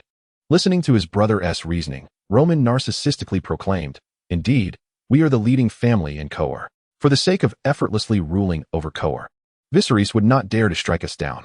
However, we may take action." Santino was taken aback by his brother's words. "Brother, what on earth are you thinking? You have yet to grasp the situation. The governors have excluded us, clearly harboring animosity. While we may be the first family in Kohor, our foundation cannot compare to that of the other governors." Santino insisted, "We cannot proceed in such a manner. If we do, it will lead to our demise. Such actions are necessary. If we do not act, we shall soon be devoured. To placate and intimidate the other governors, Viserys will undoubtedly use our family as an example," Roman declared with conviction. Santino opened his mouth to protest once more but quickly swallowed his words. He understood the futility of reasoning with his elder brother. Once we have eliminated Viserys, we can employ the same strategy as before, leveraging the strength of the Dothraki to finally dominate Kohor, Roman proclaimed with growing enthusiasm. Seeing this, Santino could only silently lament. That is, if you succeed in your assassination. The next day, as previously arranged, the gates of Kohor swung open, and Viserys, accompanied by the Dothraki riders, entered the city in an orderly fashion. While the nobles of Kohor remained composed, the commoners were far less tranquil. Why is there such a stark contrast with the Dothraki of old? They have entered the city without immediately resorting to plunder? One commoner mused. Dothraki, under the leadership of Lord Viserys, we have turned over a new leaf. Instead, they followed in an orderly procession behind Viserys, who stood atop the back of a monstrous creature, while genuine dragons soared above. As for why Viserys perched upon the carapace of the dragon-slaying Dinar Baruto, he explained. With all those spikes on this shell, if I were to slip and fall, I might find myself punctured in several places. As for sitting imposingly in a chair, Viserys felt that such an act would lead to a more ignoble demise. Why not ride a dragon? Viserys mused that riding his current dragon necessitated a posture of crouching or half-kneeling. Despite the resurgence of magic causing both summoned and original dragons to grow at a rate surpassing previous expectations, their size, however, still fell short of his ideal. This left him feeling devoid of any semblance of majesty, even though dragons naturally exude an air of authority in the eyes of the world. Under the prearranged circumstances orchestrated by the governors, both the Unsullied maintaining order and the civilians summoned to enliven the atmosphere collectively shouted, "Welcome, the true dragon, His Highness Viserys, to rule over Kohor." In response to such a spectacle, both Aemon and Jorah Mormont merely exchanged amused glances. Only Viserys, fully aware of the underlying reasons, cooperatively addressed the crowd, proclaiming, "People of Kohor, I, the true dragon Viserys, at the invitation of the governor of Kohor, have become your king. Rest assured, I shall lead you toward prosperity." Listening to his superior's words, Aemon felt exasperated yet in agreement. However, none could foresee that, in an inconspicuous corner, several nondescript figures had quietly raised their crossbows, aiming at Viserys. Suddenly, Viserys felt a chilling sensation along his spine, alarmed. He glanced around and spotted several crossbow bolts hurtling toward him. Swiftly, he retrieved his weapon and, without pausing, darted behind the spiked back of his dragon, the Dragonbane. To his delight, Dragonbane had sensed the danger, immediately swinging its tail in front of Viserys, using its broad tail blade to intercept all the bolts. As the projectiles were deflected, the crowd quickly regained their composure. The civilians, startled, began to panic, while the Unsullied strived to restore order. Meanwhile, the Valyrian family promptly organized personnel to apprehend the assailants, and the Dothraki cavalry mounted their steeds to pursue the attackers. At that moment, Viserys raised his weapon, adjusting the scope to target one of the assailants, and with a sharp crack, a leg of the attacker shattered. In short order, several shots rang out, and the assailants either fell dead at Viserys' hand or suffered broken limbs. Chapter 23. King of Kohor 5. Kohor Palace. Viserys and his entourage regarded the prominent governors before them. Viserys spoke. Addressing Governor Joseph, the father of Fernan, "I require an explanation regarding this assassination attempt." Joseph, clad in the standard attire of nobility, responded without a hint of panic. "Your Majesty, the true dragon, we have determined that this assassination was orchestrated by the Canaan family. Although we serve you as the king of Kohor, there remains a faction within Kohor unwilling to submit to your rule, with the Canaan family standing as one of its representatives." Naturally, Viserys was already aware of the Canaan family from Sam, and even without conducting an investigation, he would have included them among the suspects in this assassination, given their ample motive and capacity to facilitate such a plot. After a moment's contemplation, Viserys replied, "I could have surmised as much." The current head of the Nicolaus family, Meister, who appeared scarcely younger than Joseph, began, "Your Majesty, the true dragon, we have conducted interrogations and confirmed that those individuals were indeed arranged by the Canaan family. They have now been torn to shreds by an enraged mob." Upon hearing Meister's grim words, Viserys feigned anger and retorted, "Meister, you ought to remember this." Meister's face paled in terror at Viserys' response. Observing his ally's fright, Joseph interjected, "Your Majesty, rather than placing blame on the Nicolaus family, we should swiftly detain the Canaan family to prevent their escape." As he surveyed the throng attacking the Canaan residents, Viserys smirked inwardly. Do they think to use me as a pawn? Or perhaps they consider me a fool. They would be wise to regard me as a simpleton. For this fool shall make them pay dearly. However, I must establish my authority. Since the Canaan family has recklessly thrown themselves into the fray, and others harbor enmity towards them, let them serve as an example." Resolving his thoughts, Viserys commanded, "Drogo, you and Sam shall eliminate the Canaan family. Leave no males alive, regardless of who they are. Bring all their assets to the palace." The women shall be sent back to the Dothraki Sea to bear offspring for the Dothraki warriors. The two bowed and departed immediately. Upon hearing Viserys' orders, several governors displayed faint smiles of satisfaction. Yet, they also felt a twinge of fear regarding Viserys' methods. It was not the act of slaughtering a family that was terrifying, but rather the potential for their exploitation. At that moment, Viserys addressed the governors. You may now arrange my coronation ceremony. I expect all citizens of Kohor, as well as the noble merchants from the vassal cities, to be present. During the event, I shall unveil my newly designed legislation. Oh, and let us not forget the artisans abducted by a Gutah from Kohor. I have brought them back to reunite with their families. I hope you will make good use of them. The governors were taken aback. Was this a signal of significant reform for Kohor? Would it jeopardize their own interests? This was the unspoken concern of the other governors and nobles, aside from Joseph and Maester. Once the governors had departed, Maester approached Joseph. Lord Joseph, he began. It appears my suspicions were accurate. Viserys intends to establish a permanent rule over Kohor and even schemes against other city-states. Listening to Maester, Joseph cautioned, Hush. Maester, you must be careful with your words. I have no desire to lose such a clever nephew so soon. According to their familial ties, Joseph was Maester's uncle. The intricacies of noble alliances formed through marriage were one of Viserys' motives for targeting the Canaan family. Maester replied, I shall be cautious, Lord Joseph.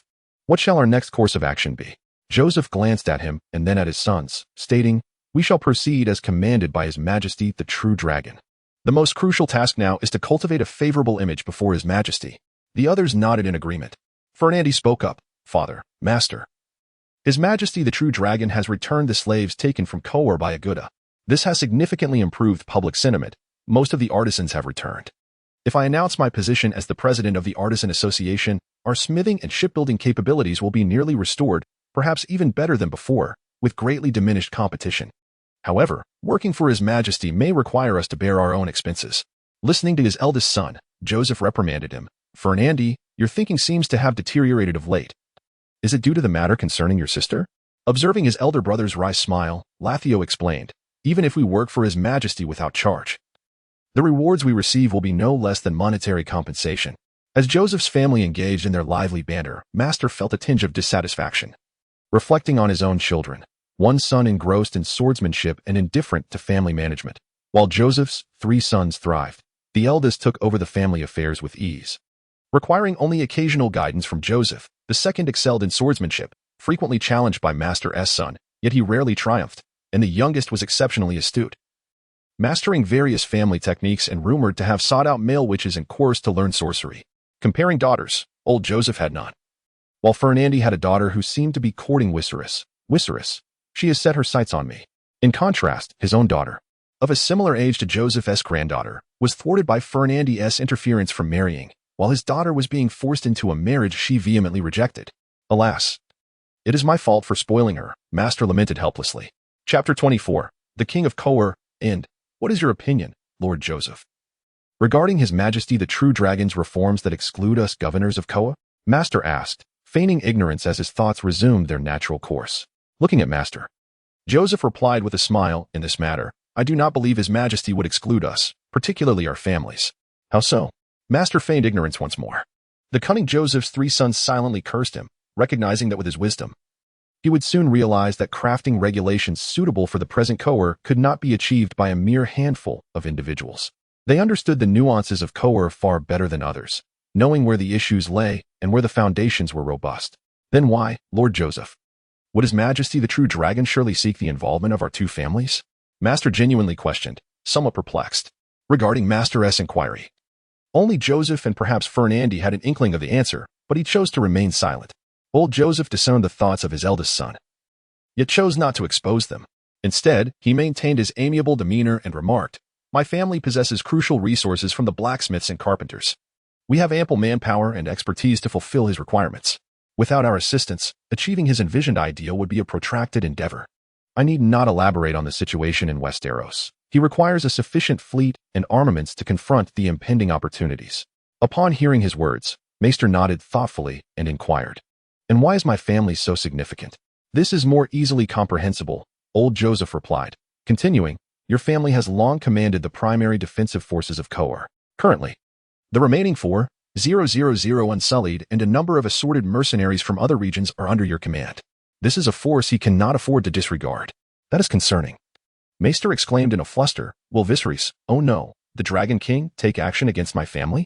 Observing Maester's distress, Lathio could not help but interject.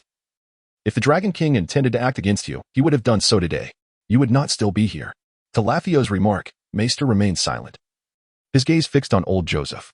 With a sigh of resignation, old Joseph spoke again. As long as you remain honest, the Dragon King will not risk incurring the ire of other governors by harming you. He may even arrange a respectable position for you. That is reassuring. Maester sighed in relief, feeling regret for his momentary lapse in judgment. He had indeed been frightened by the Dothraki. The last assault led by Agodar had inflicted considerable losses. And aside from some inherent material wealth, he had suffered the greatest losses among all governors.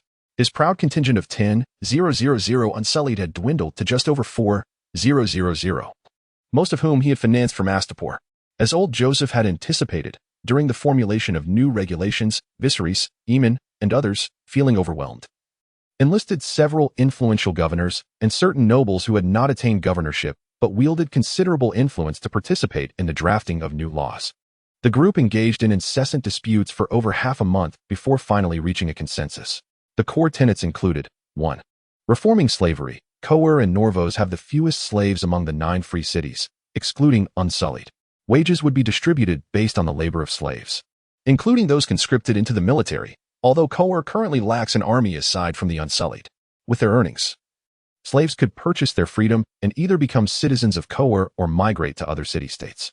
2. Reorganizing the Kohor military, modeling its structure on that of the Roman legions, abolishing hereditary titles, and establishing a meritocratic system for military honors. The new law stipulated that all old noble families without military merit would lose their noble status and hereditary privileges.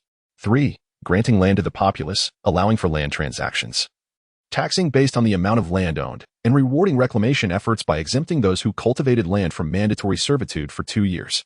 4. Redefining territorial boundaries, with subordinate city-states officially incorporated under Kohor's governance, overseen by governors appointed by the king, granting the citizens of Kohor their freedom. Brief census of the population, the establishment of a unified system of measurement. In terms of language, Valyrian is designated as the official language, with the construction of schools aimed at nurturing talent and community training to master Valyrian, alongside the common tongue of Westeros. Valyrian is widely spoken throughout Essos. Encouragement of commerce. Although many regulations encroach upon the interests of the nobility, they have fostered a more solid friendship with Viserys. For instance, after discussions with Sir Jorah decided to renounce the daughter of the former Lord of Old Town and marry the current head of House Rovini, Alice Rovini. Meanwhile, the clandestine romance between Madonna and Owen culminated in their marriage, among other gatherings. Ultimately, at Daenerys' behest, Viserys was persuaded to agree to marry Lyanna Dyran. Joseph, upon hearing this, could not contain his amusement, while Fernandez, who occasionally attended the meetings, experienced a mix of melancholy and joy. However, Viserys found this request difficult to accept. He understood Daenerys' intentions behind the marriage. Initially, he feigned reluctance, but ultimately, due to Daenerys' insistence, he acquiesced. Following Viserys' response, many disgruntled nobles quieted down. And with the disappearance of opposition, Viserys became increasingly aware of the influence of House Tawud and Kohor. To fully govern Kohor, these measures were insufficient. Thus, to win over the nobles, Viserys granted them ample ceremonial privileges. For example, regarding shipbuilding, he proposed a plan for constructing warships. He initially provided half the funds to the noble merchants responsible for shipbuilding, promising the remaining half upon the delivery of the completed vessels. In reality, Viserys had significant undertakings ahead, leaving him without the means to dispense such large sums at once. This chapter is not yet finished. Please click to the next page to continue reading the captivating content. Exclusive privileges, with a 7-day ad-free reading card available for all registered users. Simultaneously, he procured various goods from other merchants, employing a similar strategy. The coronation of the new king commenced swiftly, and as the bells tolled, the high priest of the Black Goat, the predominant faith in Kohor, with a significant following of the Lord of Light, resulting in ongoing tensions between the two factions, placed the crown upon Viserys' head. This moment marked Viserys as the first king to wield actual power over the daughters of Valyria, the 9 free cities, following the disintegration of the Valyrian freehold in West and South Essos. To establish his credibility, the newly appointed Viserys emulated Shangyang by placing a modest wooden pole at the church entrance, announcing that anyone who could carry it while walking around the church would earn 100 Kohorian gold coins.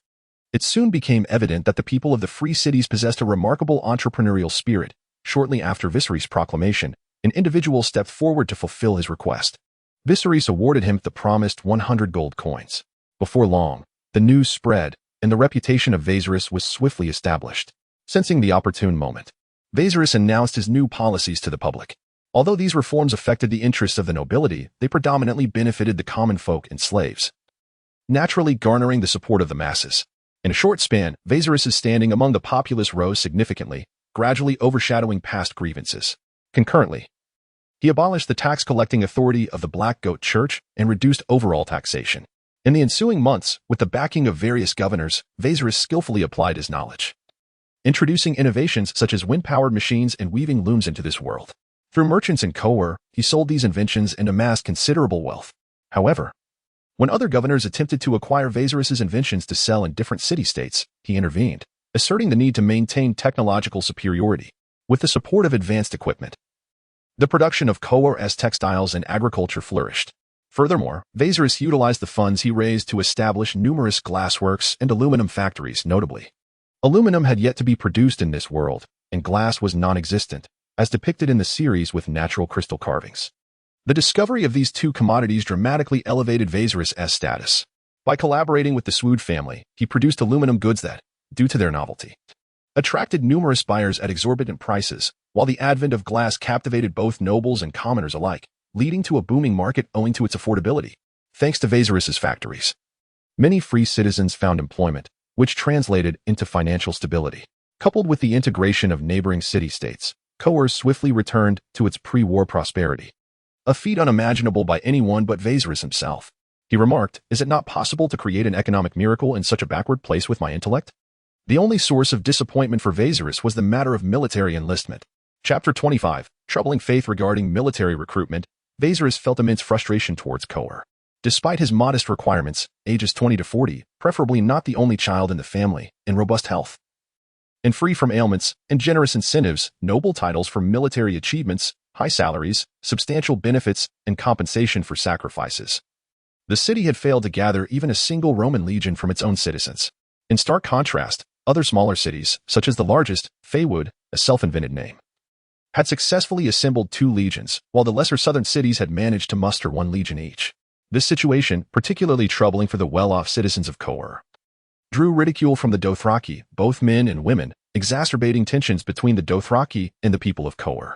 Viserys even contemplated whether the Nikolaos family, responsible for this matter, might be sabotaging the recruitment efforts, though he quickly dismissed such thoughts. Although Viserys has partially liberated the Unsullied of their family, assigning them as instructors in various newly formed legions, the responsibility for the organization of these legions rests solely with his family. The provision of weapons and uniforms has been entrusted to the families of Swood and Veroni. While Viserys holds military power in high regard, he finds it burdensome, thus adopting a laissez-faire approach toward the army. He harbors no suspicion of treachery from the troops, believing that his dragons, those formidable creatures, will safeguard his reign. As for how his descendants might manage the military in the future, Viserys remains indifferent. The Nicholas family, with their loyal son-in-law Owen, is assured of his fidelity. Could it be that the people of Kohor, having relied on the Unsullied for protection over centuries, have lost their martial prowess? Or is there a more sinister force at play? Yet, who could orchestrate such a scheme? This is merely Viserys' perspective on the matter. Equally exasperated is Master Nicholas, who reflects on the king's entrustment of such a vital task to him, resulting in this debacle. While other families execute the king's directives with finesse, the Nicholas family is left in disgrace, surely to face ridicule from the other governors in the forthcoming assembly. In contrast to the prevailing views on Kohor, Aemon Rodrigues harbors a suspicion akin to that of Viserys. To validate his hypothesis, Aemon has been discreetly observing the city of Kohor for several weeks and has finally unearthed some clues. Each of the free cities boasts a capital larger than King's Landing in Westeros, and many of Essos elites regard Westerosi as provincial. Soon, Aemon shares his findings with Viserys. "Damn it, the cult of the Black Goat," Viserys exclaims in frustration. "Your prohibition of the church from charging the populace may have incited discontent among them, leading the Black Goat's followers to discourage enlistment," Aemon assesses, noting Viserys' growing ire. After a moment to collect his thoughts, Viserys inquires, "Aemon, do you believe in the divine?" "No. If I must be blunt, I would consider myself an atheist. However, if those zealots were to discover this, I might find myself on the pyre," Aemon replies with a nonchalant demeanor. Observing Aemon's relaxed disposition, Viserys muses that this fellow, though nearly his peer in age, possesses a remarkable calmness. He continues, I have always held a certain reverence for the faith, which has deterred me from taking action against it. The recent legislation merely touched upon taxation concerning the faith. It appears that these religious factions must now be kept in check. What are your thoughts on this? Upon hearing Viserys' words, Aemon internally scoffs at the notion of reverence for the faith, but responds aloud. Kohor boasts a faith that rivals the Black Goat, venerating the Lord of Light, R'hllor. Perhaps we could leverage this to our advantage. The mention of R'hllor prompts Viserys to recall narratives he has encountered previously. I shall not adhere to the novel's depiction of this cult. Recognizing that the doctrines of this religion are grounded in a dualistic worldview, reminiscent of Manichaeism. In the realm of shadows, the deity R'hllor, known as the Lord of Light, is also regarded as the god of warmth and life. His eternal adversary, the god of cold, embodies darkness, chill, and death. The unending struggle between them dictates the fate of humanity. According to ancient texts from the shadowy land of Ashai, it is foretold that one day, the savior Azor Ahai will be reborn, wielding a flaming sword known as Lightbringer, or the hero's red sword, and will awaken the dragon from the stone to bring an end to this perpetual conflict. This narrative features the only deity, aside from the old gods, who has manifested miracles, such as resurrecting Jon Snow, and the priestesses maintaining their immortality through their necklaces. Among these, the most notable is Melisandre, the priestess at Stannis' side. Additionally, in the original work, the high priest of this faith, higher in rank than Melisandre, named Kinvara, also aided Daenerys in her rule over Meereen. In Essos, this faith wields considerable influence. Even in Westeros, cities like Volantis, Meereen, and Pennos revere R'hllor, with Volantis housing the Red Temple, where the high priest Kinvara resides. Beyond these city-states, numerous others have at least a few adherents. Similarly, in Westeros, due to the missionary work of the Red Priests and various recent mysterious forces, two factions devoted to R'hllor have emerged. The first is the Brotherhood Without Banners, led by the likes of Saros and Beric Dondarrion, who are largely comprised of outlaws that have embraced the faith of R'hllor. On Dragonstone, Melisandre persuaded Stannis Baratheon to convert to R'hllor's worship, aiding him in drawing forth a flaming sword, referred to as Lightbringer. Through her endeavors, many nobles joined the ranks of those who venerate the Lord of Light, known as the Followers. However, following Stannis' defeat at the Battle of Blackwater and Beric's subsequent demise, the influence of Saros and Melisandre appears to have waned. Reflecting on his past understanding of this faith, Viserys contemplated the gains and losses associated with supporting it. Just as Viserys was deep in thought, a guard named Hiccup entered, announcing, Your Majesty, a woman claiming to be Kinvara, the high priestess of the Lord of Light, wishes to see you. She stated that if you call her name, you will summon her immediately. Viserys was surprised by the initial part of Hiccup's report, but the latter half irked him. Is her prophetic ability truly that remarkable? Furrowing his brow, Viserys instructed Hiccup, if she claims to be summoned immediately, let her wait in the throne room. Chapter 26. The situation. Is this truly the right course of action? Aemon mused. It matters not. I now assign you a task. Summon the Archbishop of the Black Goat cult to this place. Viserys replied in a similar tone. Upon hearing Viserys' command, Aemon inquired, should the High Priestess be informed of this? No, neither of them should know of the other's presence. If the Archbishop refuses to come, observe the situation closely. You need not bring him along, but ensure to report everything that transpires to me, Viserys instructed Aemon earnestly. Indeed, upon witnessing the rare earnestness displayed by King Viserys, Aemon manifested an equally uncommon solemnity. As Aemon departed, Viserys instructed Hekali, summon Ser Jorah, Ser Owen, and Joseph to my side.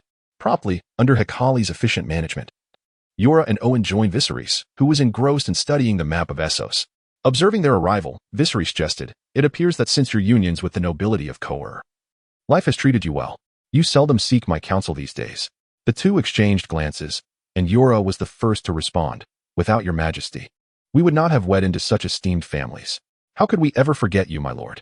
Gazing at the increasingly astute Jorah, and then at Owen, Viserys noticed Owen's awareness and remarked, the king has been quite generous to us exiled knights. How could we possibly forget you after marrying our wives? To which Viserys chuckled. If your wives were to overhear your words, they might plot against me. The enthusiastic Owen immediately retorted, she wouldn't dare. She is utterly compliant now, pleading with me every night. Jorah, however, remained silent for a moment before inquiring, my lord, what is your command in summoning us? Viserys muttered to himself, I suppose I have grown more subtle. I am still vigorous in my prime. Just then, Joseph arrived. With all present, Viserys addressed the trio. We require formidable allies to navigate the current situation in Essos. The three soon bowed their heads, contemplating Viserys' words while gazing at the map of Essos. For Kohor, The current landscape was fraught with hostility on all sides. To the north, Norvos harbored discontent over Viserys' occupation of their long-standing allies with Dothraki forces. Although trade relations were maintained, they had heavily stationed troops along the borders with Kohor, enviously eyeing their accumulating wealth. To the south, Volandis was embroiled in internal strife due to this very matter.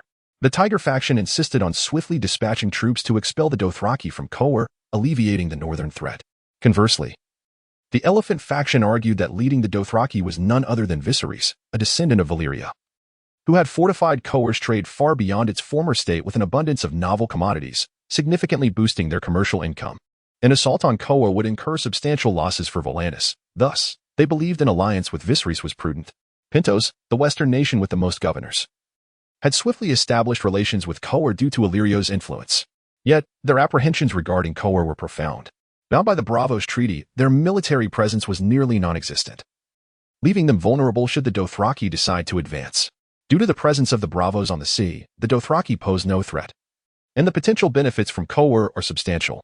Thus, Braavos maintains a favorable attitude towards Kohor. However, being an island nation, Viserys remains cautious about it. At this juncture, his goodwill towards Kohor, while economically advantageous, holds little value beyond that. As for Lorith, a disgrace among the free cities, Viserys finds himself unable to extract any benefits from there. Lorith, in turn, cannot gain anything from Viserys and is envious of Kohor's remarkable transformation.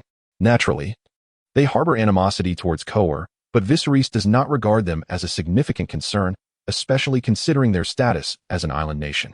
Regarding the three sisters of the Chaos Lands, they can still derive sufficient profit from one another and are preoccupied with their territorial disputes and trade conflicts, rendering them indifferent to Viserys' actions. Moreover, their territories do not border each other, so they are not an immediate threat.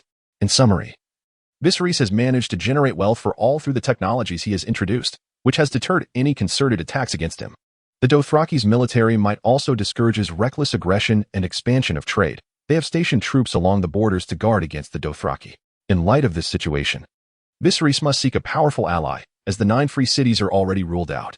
Who can serve as my ally at this stage? Viserys inquired of those present. Chapter 27. How are you, Black Goat? I believe an alliance with the Slavers Bay is feasible. They possess ample manpower, slaves, and wealth. Given the current circumstances, we are bound to engage in a conflict with Norvos in the future, suggested Joseph, Viserys' father-in-law. We could offer them Norvosian slaves and other incentives to win their favor. Indeed, Joseph's seasoned wisdom proved to be astute, prompting Viserys to reflect on the gravity of the proposal. I do not concur with Lord Joseph's assertion. Yura interjected. Oh, Sir Yura, what insights do you possess? Please, enlighten us. Viserys expressed curiosity, as it had been some time since anyone had dared to contradict Joseph in his presence. The reasoning was straightforward. The king's reforms regarding slavery had already impacted numerous city-states in Essos. Were it not for the Dothraki and sufficient incentives, the slave owners would have long since dealt with us. Before Yura could elaborate, a commotion filled with anger erupted from outside. It seems the task has not gone smoothly. Viserys jested. Your Majesty, as you anticipated, the High Septon has refused to meet with you, stating that he is the spokesperson for the Black Goat, the deity protecting Kohor. As the king of Kohor, you should visit him instead, Aemon relayed, his frustration evident. Upon hearing Aemon's account, Joseph quickly understood why Viserys had remained isolated from other city-states for so long without seeking allies. Instead, he was now compelled to pursue alliances. Although politically isolated, we managed to maintain decent commercial interests, as these city-states are predominantly in the hands of merchants. It matters not, when the time comes. I shall present a generous gift to the Archbishop, Viserys emphasized with a weighted tone. A chill swept through all those present. Your Majesty, I have just heard Lord Joseph's words, and I believe the slave bay is unworthy of an alliance with you, Aemon declared earnestly. Upon hearing this, Joseph's expression shifted, and he retorted, the current slave bay represents our most promising ally. As you previously stated, others are largely hostile towards us, making an alliance with them exceedingly difficult. This may not necessarily be the case. Lord Joseph, have you forgotten this place? Aemon said, gesturing towards the map. Korth. Joseph exclaimed, somewhat taken aback. Aemon continued, indeed. Korth has long been troubled by the Dothraki due to its location. We could promise to alleviate their woes concerning the Dothraki. They should be quite eager to ally with us. Hearing Aemon's words, Joseph chuckled and replied, Aemon, you are still too young. Korth, which connects the northern and southern Essos, possesses wealth but lacks much else. At this juncture, wealth is not our primary concern. In response to Joseph's remarks, Viserys interjected, "You studied sorcery in Korth during your youth. And your third son did as well. Yet, you may have forgotten what the foremost representation of Korth is." Upon hearing Viserys' words, Joseph felt a rare twinge of anxiety after decades, promptly stating, "Wizards. Your Majesty, wizards in Korth are derisively known as the blue-lipped.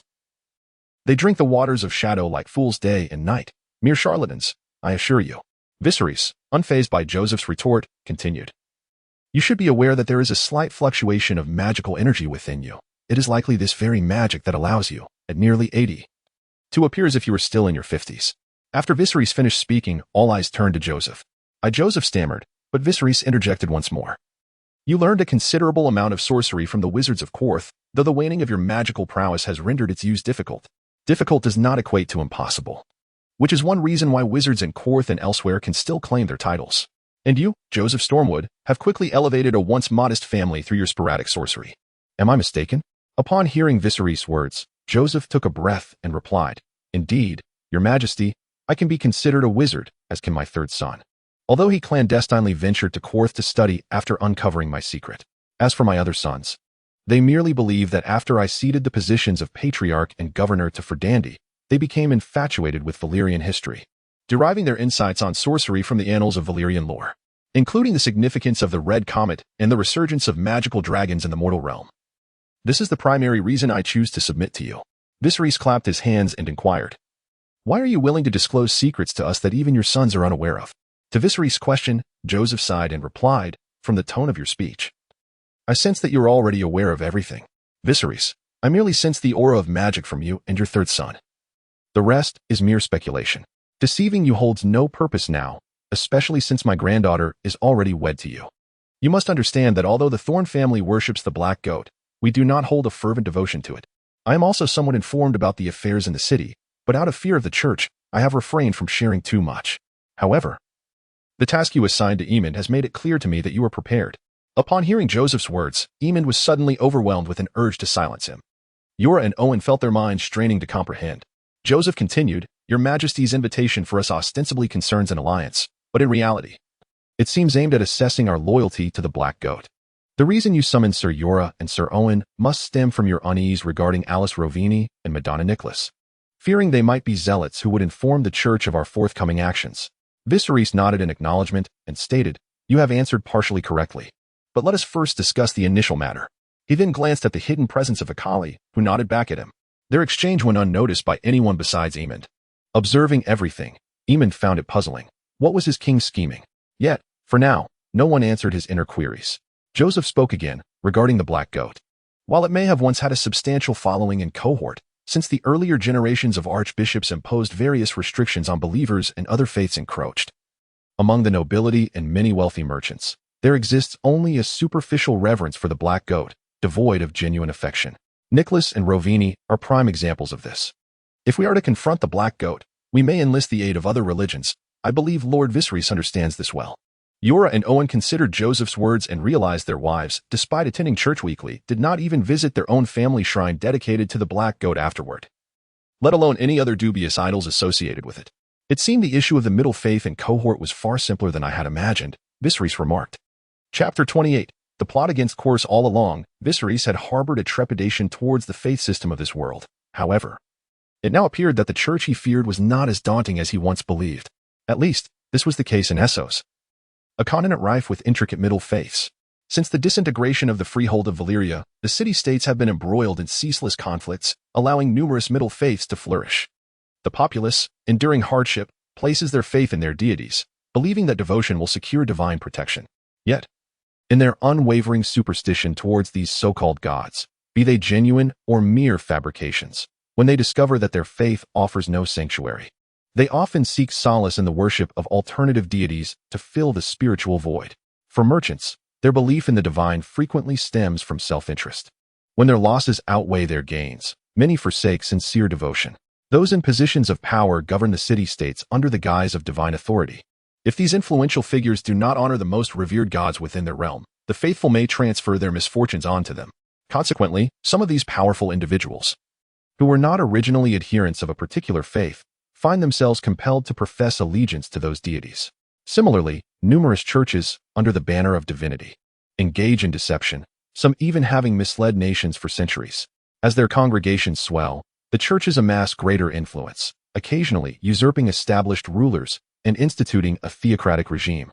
As seen with figures like Novice and Loras, the expansion of ecclesiastical power inevitably incites the ire of secular rulers, who, feeling helpless, may gradually develop animosity toward the church, even if they were once genuine believers. Ultimately, the majority of individuals in this world, much like the many mustachioed men of previous eras, are driven by the necessities of life, with few, if any, achieving the material abundance that allows for spiritual fulfillment through faith. Having clarified the intricate religious dynamics of Eros, Viserys became increasingly resolute in his quest to discover a genuine faith that could truly assist him, rather than those chaotic sects intent on vying for power. Perhaps I have devised a plan. After contemplating everything, Viserys addressed his companions, who looked at him with eager anticipation. However, Viserys, wearing a grim expression, replied, "You will soon understand." Upon seeing his somber demeanor, the group fell silent. Then Viserys cast a glance toward the hiding place of Hikari. This time, Hikari nodded in acknowledgement. Noticing Hikari's signal, Aemon and Joseph exchanged puzzled looks, but they quickly subdued their curiosity, ignoring the others. Viserys continued, "Let us temporarily set aside the matter of the Black Goat and focus on discussions regarding our allies." "I maintain my stance on the Slave Bay," Joseph declared. "I oppose that notion, Slave Bay," came the unified voices of Owen, Yora, and Aemon. Viserys remained unperturbed by their reactions as Joseph pressed on. Kohor previously engaged in substantial trade with the Slave Bay. "They would not endorse our current predicament or agree to an alliance with us." "That was the Kohor of your," Owen interjected. "Lord Aemon, the previous analysis was quite insightful. And the nobles from Slavers Bay are exceedingly arrogant. Now that we have encountered them seeking an alliance, we must be prepared to pay a hefty price. The support they can offer us is not commensurate with our sacrifices." Yora interjected once more. Joseph, observing that no one endorsed his viewpoint, found their reasons for dissent increasingly compelling and resolutely silenced himself. Seeing the silence, Aemon spoke. "I am in favor of allying with Qarth." Yora and Owen remained silent. Joseph, feeling exasperated, remarked, "It is not easy to befriend Qarth. Are you all aware of the state of the city-state?" Aemon continued. "Qarth is one of the largest ports in the known world. It seems that all the vibrant colors lacking in Westeros have congregated in Qarth. The city reserves a vast separate dock for its guilds, while the docks behind the port cater to merchant ships from the Free Cities, the Summer Isles, and Westeros. Adjacent to the sea is a colossal, ceaseless marketplace. Cellars, warehouses, and gaming houses line both sides of the streets. To the northwest of the city lies the expansive Red Waste. The people of Qarth are tall and pale, thus referred to as milkmen by the Dothraki. They take pride in their cunning rhetoric and intense emotional expressions, regarding them as hallmarks of civilization. Couples may retain their individual properties after marriage, yet on their wedding day, the bride and groom may request a token of love from each other, which cannot be refused. The popular attire in Qarth often reveals one side of a woman's bosom. Qarth is heavily fortified by triple walls, standing 30, 40, and 50 feet high, adorned with lifelike carvings of animals, scenes of war, and love. The outer wall is constructed of sandstone, the middle wall of gray granite, and the massive inner wall of black marble. The outer city gate is inlaid with bronze, the middle gate with iron, and the inner gate is embellished with numerous golden eyes. The buildings within the city exhibit a dreamlike array of deep and light hues, reminiscent of roses, violets, and browns. She passed through a bronze archway sculpted in the shape of entwined serpents, their scales exquisitely crafted from jade, obsidian, and lapis lazuli. Countless slender spires tower above, and each square features intricate fountains shaped like griffins, dragons, and manticore. A grand arcade street traverses the city, where the ancient heroes stand atop columns of white and green marble, each 3 times the size of a real person. Upon hearing Aemon's introduction to Qarth, Joseph spoke. The young man is still too naive. Control of Qarth lies in the hands of the merchant guilds, which have been largely dominated by the 13 in recent years. The royal family is merely a fade. Although we possess sufficient economic incentives to offer them, we are separated by the Dothraki Sea and the Red Waste. Even if you unify these lands, the Red Waste is also under Dothraki control. The distance remains too great, and caravans remain perilous. Kohor relies solely on the Chian River for maritime trade, and now this river has been effectively blocked within the territories of Novos and the Abani. Our constructed warships are now congested along the Chian River, nearing capacity. The operational range for merchant vessels is continuously diminishing. Although His Majesty has ordered the construction of additional docks, none have yet been completed, and even when they are, Their impact on our situation will be minimal due to the backlog of warships. Consequently, the merchant ships from Korth are unable to reach Kohor directly, as the costs of navigation far exceed their potential earnings, rendering them disinclined to venture to Korth. In response to Joseph, Viserys scoffed. "Have you forgotten the other type of people from Korth I mentioned?" Joseph replied with a bitter smile. "They are utterly unreliable." Viserys remarked with intrigue.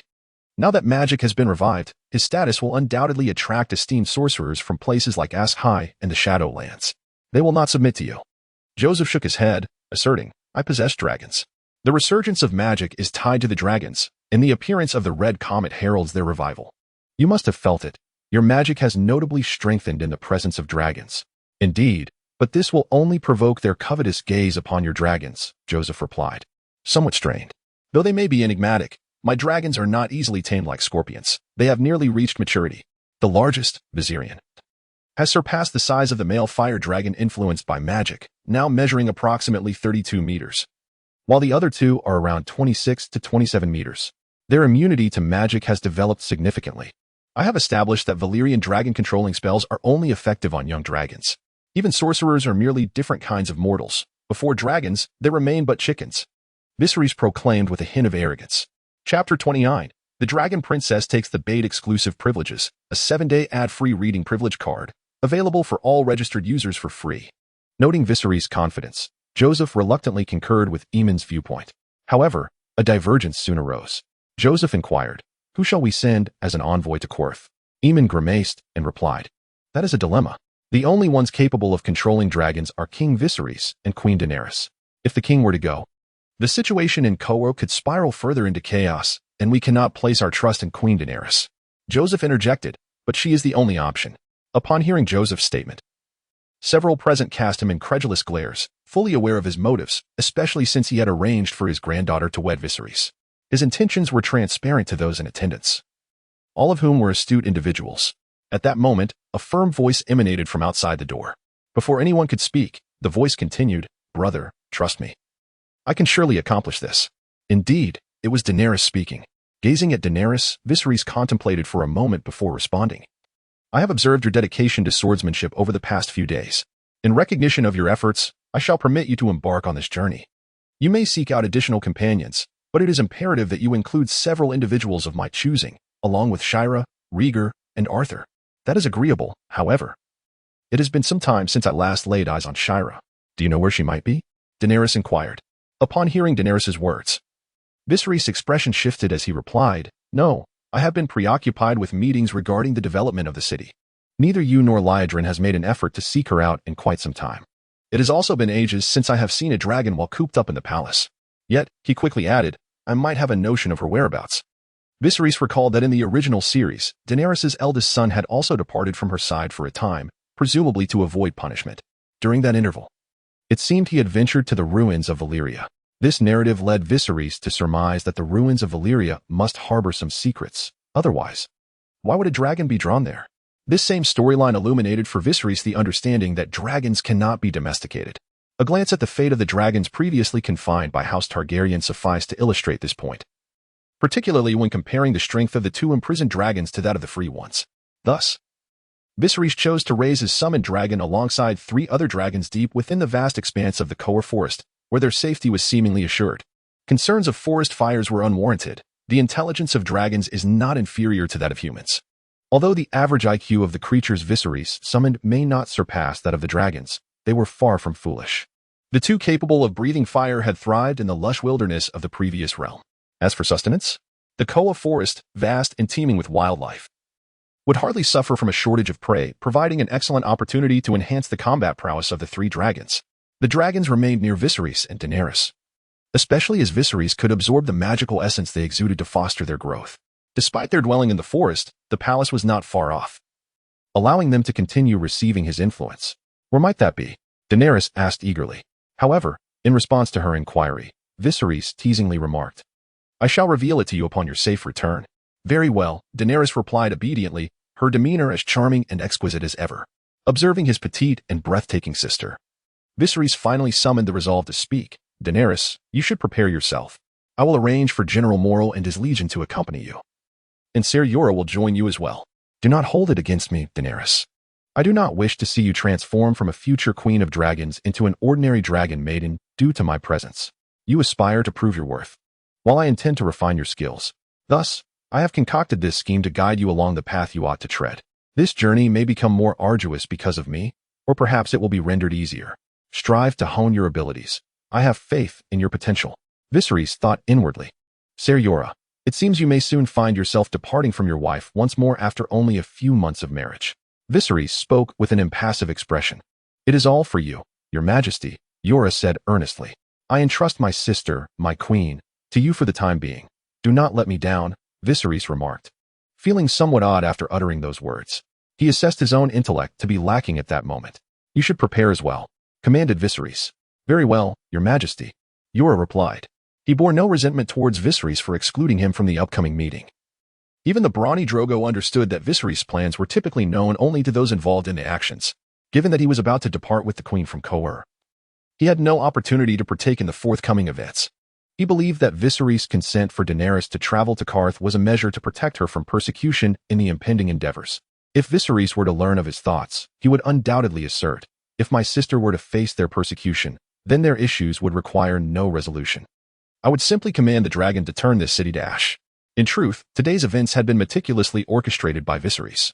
With the only other person in the know being Histar, Viserys convened a meeting with several individuals, instructing Histar to lure Daenerys close enough to the meeting room to overhear their discussions. Upon realizing Daenerys' presence, Viserys promptly revealed a task that only she could accomplish, leveraging her intense ambition to elicit her voluntary agreement.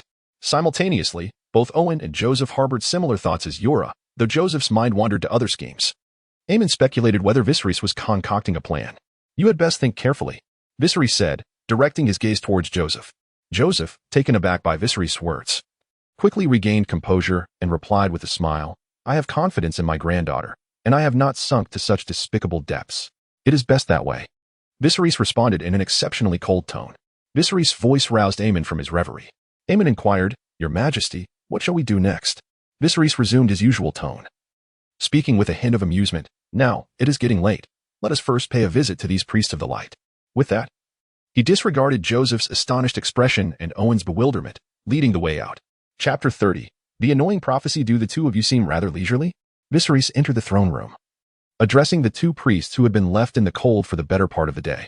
However, as the two female priests turned to face him, Viserys was taken aback. One of them he recognized as the priestess Vala, who had aided the mother of dragons in Meereen, yet the other was far too familiar.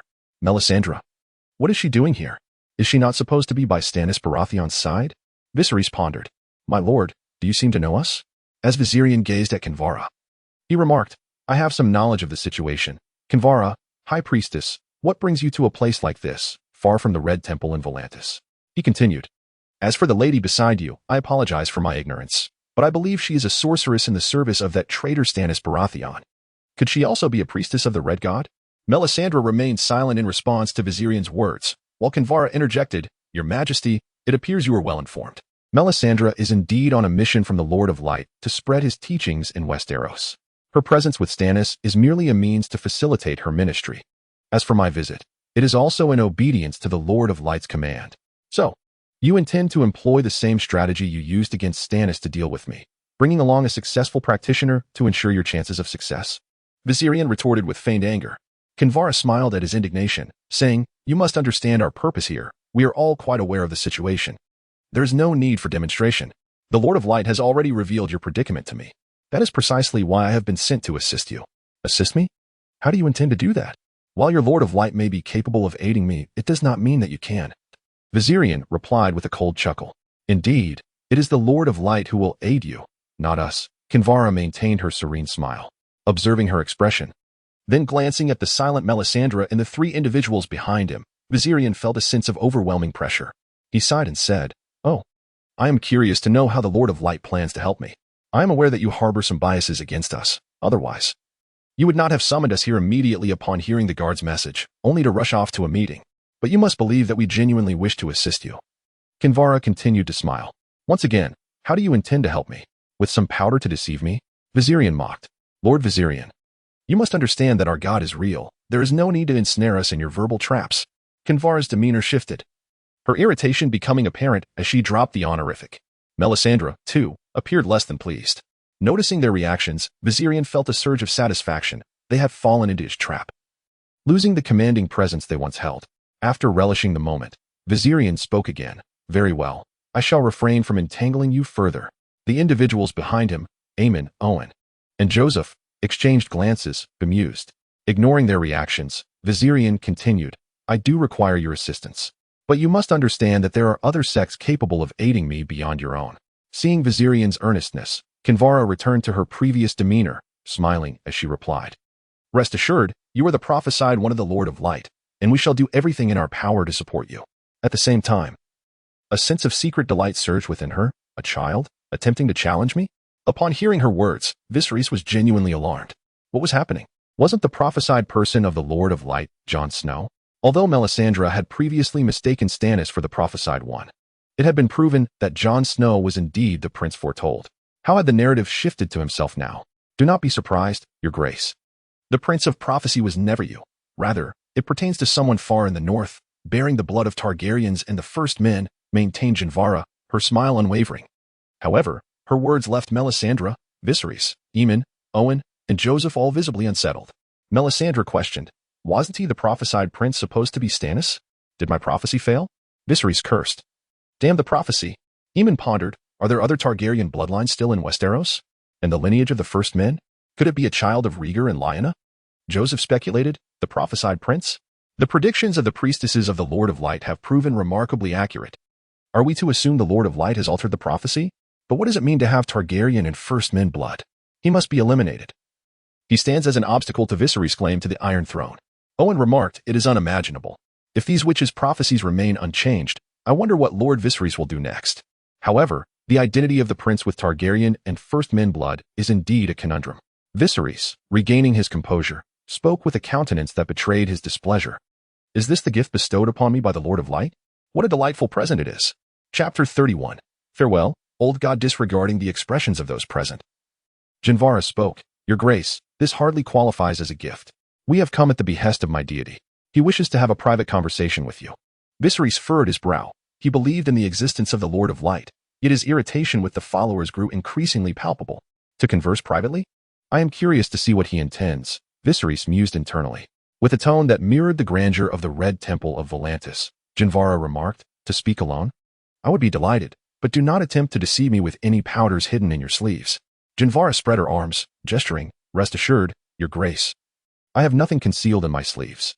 Let us assume you speak truthfully, Viserys replied coldly, tinged with annoyance.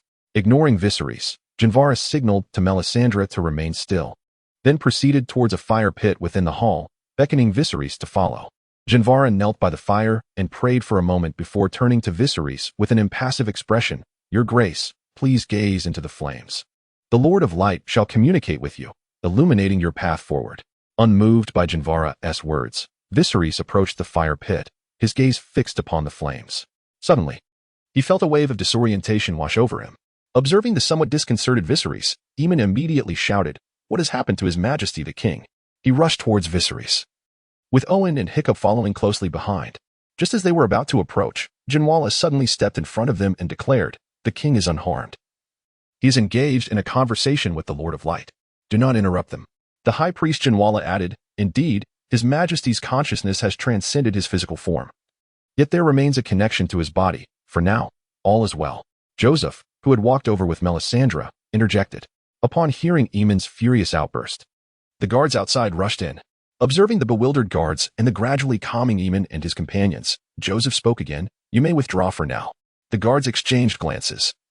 And finally, the now composed Aemon said, it's all right, you may leave. Heeding Aemon's command, the guards retreated. Ignoring Joseph's awkward demeanor, Aemon turned to Jinwala and said, you had better ensure the safety of King Viserys. Otherwise, even with Volantis backing you, I will not hesitate to end your life. In response to Aemon's threat, Jinwala smiled gently, saying, rest assured, His Majesty is conversing with the Lord of Light, Lawler, an opportunity that many followers do not have. Hearing his words, Aemon, Owen, and the others felt a wave of discomfort. Was this the sensation Viserys had experienced during their previous exchanges? They pondered. As Viserys' consciousness wandered, a state he had grown accustomed to while exploring the realm of monster hunting, he perceived a transformation in his surroundings.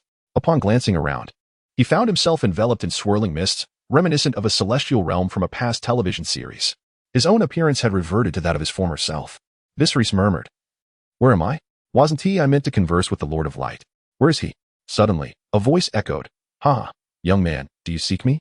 Startled by the sound, Viserys was taken aback. He would never forget that voice. The very one that had transported him to the realm of Game of Thrones and granted him the abilities to summon monsters. "Old sage? Could it be you are the Lord of Light? Where are you? Why can't I see you?" Viserys called out eagerly. "Ha! Look above you," came the reply. Viserys looked up and indeed beheld the deity who had brought him into this world, seated in midair, accompanied by a golden-haired elder. Noticing Viserys' gaze, the golden-haired elder appeared poised to speak, but the old sage interjected, "Young man, have you missed me?" Gazing at the old man's insufferably smug expression, Viserys replied with a hint of exasperation, "Of course, how could I not miss you? So, you are indeed the Lord of Light." Upon hearing Viserys' words, the golden-haired elder showed signs of irritation. However, a glance from the old sage swiftly quelled his anger, and he resumed his smile. Upon hearing the words of old sage, the elder burst into hearty laughter and remarked to the nearby golden-haired gentleman, "Laro, it seems you are not inclined. Ha ha ha." The sage's words rendered Laro's expression rather stiff, yet it soon transformed into an awkward smile. Unlike Laro, who reacted to the elder's words with discomfort, Viserys found himself in a state of confusion once more, pondering, "Am I not Laro? What on earth is happening today?" However, no one responded to his inquiry. With no other option, Viserys offered an apology to Laro, subsequently disregarding his expression. "After all, why should I concern myself with him? Have you not noticed his standing before my thigh, the old sage?" Viserys inquired of the old sage, "Pray tell, why have you come to visit me again during your leisure?" The old sage replied, "Leisure, you say? I am quite idle indeed. I have grown so bored that I have been incessantly using my divine sense to observe other worlds, and by mere happenstance, I arrived in this realm to see you." The old sage spoke with a teasing tone. Meanwhile, Laro was consumed by jealousy, thinking, "If you were so powerful, distributing your divine sense, why not share some with me? I am weak and impoverished." Viserys chimed in, "Does this mean you have brought me a fragment of your divine sense? Have you perhaps brought me a gift once more?" His face was filled with hope. The old sage retorted, "Do not misconstrue my words. This is merely a simple fragment of divine sense, devoid of any information.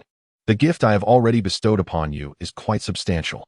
After all, in the realm of reality, you have married 2 beautiful wives, while in your original world, you were a bachelor."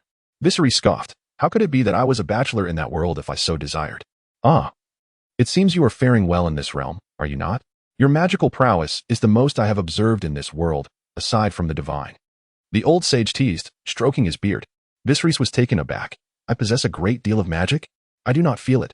It seems rather useless. This is a low magic world, where even the mightiest magic cannot be wielded." Of course, such thoughts remained unspoken, for he could not afford to offend either of the two present. The old sage laughed heartily. "I know what you are thinking. However, low magic does not equate to no magic at all. Your magical essence is indeed valuable. Who knows, perhaps one day you might become like the one beside me. What was your name again?" Hearing the old sage's words, Laro immediately sought to ingratiate himself. "Oh great one, my name is Laro." Observing Laro's sycophantic demeanor, which lacked the grace often attributed to deities, Viserys quietly muttered, "You are, after all, a god, one of the most revered in this world. Where is your dignity?" This also deepened his understanding of the old sage's formidable power. Chapter 32, The Pitiful Deity? Chapter 1, The Elves of Winterfell in the north of Westeros. At the ancestral seat of House Stark, Eddard Stark, accompanied by his retainers, ventured into the woods of Winterfell for a morning hunt. In the spirit of exposing his sons to the realities of life, he brought along his 2 boys, who, astonishingly, succeeded in slaying a shadow cat by the riverbank. As the last of the prey was loaded onto the cart, the group prepared to depart for Winterfell when Jon, his illegitimate son, suddenly pointed upstream along the river and exclaimed, "Look, there is someone." Following Jon's indication, they indeed spotted a tall figure clad in ornate armor, lying quietly by the riverbank. Eddard immediately led his men forward to investigate. The man's armor and cloak were thoroughly soaked, though the armor bore no signs of dirt from the rushing waters. However, the white cloak was sullied by mud, requiring a thorough washing to restore its former purity. Despite the filth, it was evident that the cloak was crafted from luxurious velvet, while the golden patterns adorning the armor were opulent, possibly made of gold or brass. The silvery armor appeared to be forged from silver, though Eddard surmised it might merely be coated with silver paint or foil. Regardless, such armor must have been exceedingly expensive, certainly worth hundreds of golden dragons. Eddard approached and crouched before the man, and with the assistance of his companions, removed the uniquely shaped helmet. As the black hair cascaded down, it revealed a strikingly beautiful face, leaving the onlookers agape. By the gods, it is a knight. One murmured. What knight? Did you not see his Adam's apple? Another countered. What? Such a handsome man exists in this world? Several guards whispered among themselves. At that moment, Eddard inspected the stunning figure, noting the rise and fall of the Adam's apple, indicating he was still alive and appeared not to have choked on water. Quick, come help. This man still lives. Yes, my lord, they responded. Eddard silenced the guards' murmurs and instructed them to assist in lifting the man. However, upon attempting to lift him, they soon realized something was amiss. My lord, he is too light. One exclaimed. Indeed, my lord, it feels as if I could lift him with a single hand. What? Quickly, put him down. Let me see. Eddard attempted to lift the man, only to find that he required far less strength than anticipated, as though he were cradling a child. Father. Look at his ears. Jon suddenly pointed at the man's head. Eddard glanced down, and as the man was raised, his black hair fell away, revealing elongated, pointed ears. Eddard was baffled. He had never heard of humans possessing such features, save for the legendary children of the forest. Yet, this man's appearance bore no resemblance to those tales. The children were small and dark-skinned, while this individual stood nearly 7 feet tall, rivaling even the giants of the Frostfangs. His skin was as white as snow, surpassing the beauty of most women. This did not align with the legends of the children of the forest at all. Nevertheless, there was no time for speculation. Saving the man was paramount. They had to return to Winterfell for treatment, where the learned Maester Luwin might uncover the truth of this mystery. Eddard led the group back to Winterfell, while also dispatching men upstream to search for any others, granting them the authority to muster nearby militia in hopes of making further discoveries. On the journey back, Ed observed the unconscious Elon thus in the carriage, pondering the impact he might have on the Seven Kingdoms. 3 days later, Elon thus slowly opened his eyes, rising to survey his surroundings. He found himself in a room that appeared exceedingly modest to him. The walls were constructed of black stone, adorned only by a few scattered decorations. By the window stood a set of tables and chairs, upon which lay his robe and garments. The place seemed to be a human dwelling, suggesting it was not the lair of Morgoth's minions, for they would not treat an elf with such kindness. Yet, the location remained a mystery. Suddenly, the door creaked open. My lord, he has awakened. A human woman entered, carrying something. Upon seeing him sitting up, she expressed great joy, turning to call out to someone outside. Although Elon thus could not comprehend her words, he could surmise their meaning. However, he noted the guard standing at the door, which made him a little wary. Before long, a middle-aged human male entered, accompanied by another human female, who appeared more noble than the previous one, likely the owner of this abode. You are awake. How do you feel? The male human inquired. Though his expression conveyed a sense of inquiry, Elon thus could not understand him. Was he perhaps a human who had never encountered an elf? Otherwise, how could a noble not speak Quenya? Moreover, the language he spoke was unfamiliar to Elon thus. In response to the human's question, Elon thus could only reply in the few human Eden languages he knew. I apologize, child, but I do not comprehend your speech and thus cannot respond to your inquiry. He hoped the noble would understand one of the Eden languages, such as Taliskar. But judging by his expression, the likelihood seemed grim. Excuse me, do you speak the common tongue? Elon thus asked. His voice was melodious, and the language he spoke had a certain elegance, yet Ed could not grasp it. He hoped for the arrival of Master Rune, urging someone to fetch him. Soon, an elderly human clad in robes ambled into the room. Elon thus estimated him to be nearly 100 years old. The noblewoman quickly assisted the elder to Atlantis' bedside, bringing a chair from the window for him to sit. Greetings, mysterious stranger. Do you feel any better? He inquired, though after a lengthy exchange of incomprehensible dialogue. Master Rune slowly stood and addressed Ed. What he speaks is not a language I am familiar with. It seems that communicating with him will require considerable time. Then, Master Rune, can you teach him the common tongue? After all, it is impractical for us to learn his language.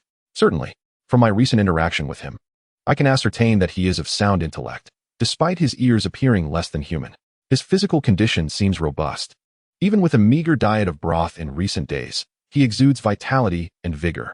I am curious about your source of discovery. His wounds heal at an astonishing rate, unlike that of an ordinary human. I hope he does not bring misfortune to the realm. He does not strike me as a malevolent individual. Often, nefarious characters disguise themselves as virtuous. The noblewoman assisting Bachelor Rune has approached him once more. She is the Duchess of Winterfell, Catelyn Tully, wife of Eddard Stark. Catelyn expressed her perspective on Elon thus, only to be promptly contradicted by Bachelor Rune. I propose we ensure he is carefully monitored. At this moment, Elon thus observed the entrance of a middle-aged human male, his hair streaked with gray, were it not for his relatively youthful countenance. Elon thus might have mistaken him for an elder of great wisdom. However, the longsword at his side unmistakably marks him as a warrior. He is Roderick Castle, the instructor of Winterfell. Though the academy has long been dedicated to scientific pursuits against the divine, I sense a sacred aura emanating from him. Eddard interjected, recounting his first encounter with Elon thus, noting that his armor remained impervious even to Valyrian steel, with weapons that slice through iron effortlessly. The intricate designs upon them are fit only for those of noble birth, suggesting he may be an aristocrat from a foreign land who faced an assault, rather than a spy for the enemy. Furthermore, having partaken of the food and water I provided, he is now a guest of Winterfell. Must he be interrogated solely due to his pointed ears? As Elon thus observed the individuals before him engaging in what seemed to be an inexplicable quarrel, a celestial voice suddenly resonated in his ears. Lee Rumming, who are you? The name echoed, awakening distant memories from a time long past. As recollections of his existence before becoming an elf surged through his mind, this name belonged to Elon thus in his previous life, a name he had nearly forgotten. Noticing that those around him remained oblivious, Elon thus responded to the voice in silence. You are the soul rescued from another world, the embodiment born of thought. You were meant to be one of our companions, yet you chose the path of the elf, whose existence causes you to forget the fleeting symphony brought from your former realm. I hesitate to reflect upon it. The memories of my past life bring me anguish. And what of the elf's existence? You followed the noble house of Finn to Arda, seeking to rekindle the melodies that lie dormant within your consciousness. It seems that upon reaching Arda and witnessing the lands of Middle-earth, you could embark anew upon your own grand symphony. Is it not so? I have begun anew. Am I destined to drift eternally as a servant of love in a void, perpetually haunted by fleeting memories of my own anguish? Or shall I become one among you, gazing indifferently from the heights of Valinor as mortals endure their myriad sufferings? Atlantis, in his heart, roared in fury towards that voice. He recognized its master, one he had heard in a distant past within the hallowed halls, and had also glimpsed in Valinor. Are you all right? Suddenly, a hand rested upon Atlantis' shoulder, jolting him from his reverie with that voice. It was the noblewoman. I noticed you sitting here in contemplation, as if lost in thought. Are you reminiscing about your homeland? Indeed, one's homeland is worth remembering. Caitlin inquired with concern, wondering if something troubled him. Atlantis gazed at the human female before him, unsure of how to respond, for he did not comprehend their tongue. He could only gesture, indicating his need for rest. Very well, I wish to rest, Caitlin. Bachelor, let us step outside. All right. Ed observed Atlantis' gesture for sleep and understood his need for respite, thus calling everyone to exit. As the humans left and closed the door, Atlantis reclined and shut his eyes. Before him lay a vast expanse of white. He was uncertain of his whereabouts. The instincts of a warrior alerted him, prompting him to survey his surroundings. Atlantis, that mighty voice resounded once more, echoing through the stark whiteness. Man, I know it is you. Show yourself. Atlantis called out, turning to scan the area. As he turned once more and looked up, a figure emerged ahead, radiating light and advancing towards him. Upon closer inspection, it was none other than Mam, the ruler of Arda, the god of the sky and atmosphere. Mam appeared as a benevolent elder with a long beard, smiling down upon Atlantis. Man, what brings you here? Where's this place? This is within your dream. A dream? Atlantis could scarcely believe it, vehemently countering, impossible. Dreams are the domain of Aiel Vader. You have no right to enter another's dream. The father commanded Aiel Vader to assist me, allowing me to enter your dream. Aiel Vader, that he would intervene in the affairs of mortals for my sake is beyond my comprehension. Is it true? Indeed. The first great symphony of Arda has now concluded. Just as Atlantis felt a fleeting joy at this honor, he was taken aback by another revelation from Mam. Did I not just faint 3 days ago? At the moment of the fall of Gondolin, you and the fire demon plummeted into a well, only to collide with a nexus where this world intersects, preserving you in that realm and halting the passage of time. The soul of the fire demon journeyed to Mando's halls for judgment, while you remained in slumber, awaiting the conclusion of the great music of Arda. Why then have I found myself here, rescued by mortals? This is Westeros. The great music of Arda has drawn to a close, and your fate, intertwined with that of the elves and Arda, has likewise reached its end, as if bringing you here with the hope that you shall commence a true symphony of your own. But what of my wife, my children, and my kin? They too have been liberated from Arda. Many have chosen to accompany you into this world.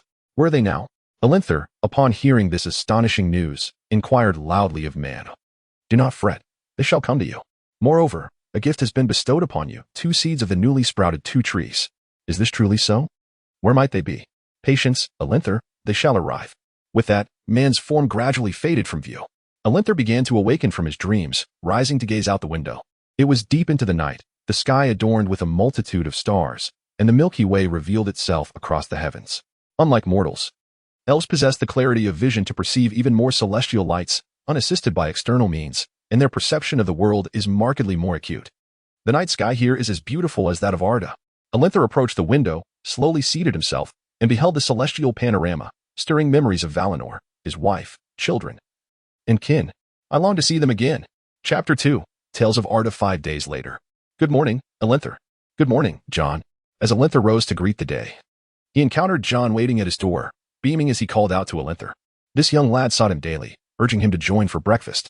Following closely behind Jon, Elenther observed the boy's playful exuberance, yet he had to tread carefully, lest he collide with him.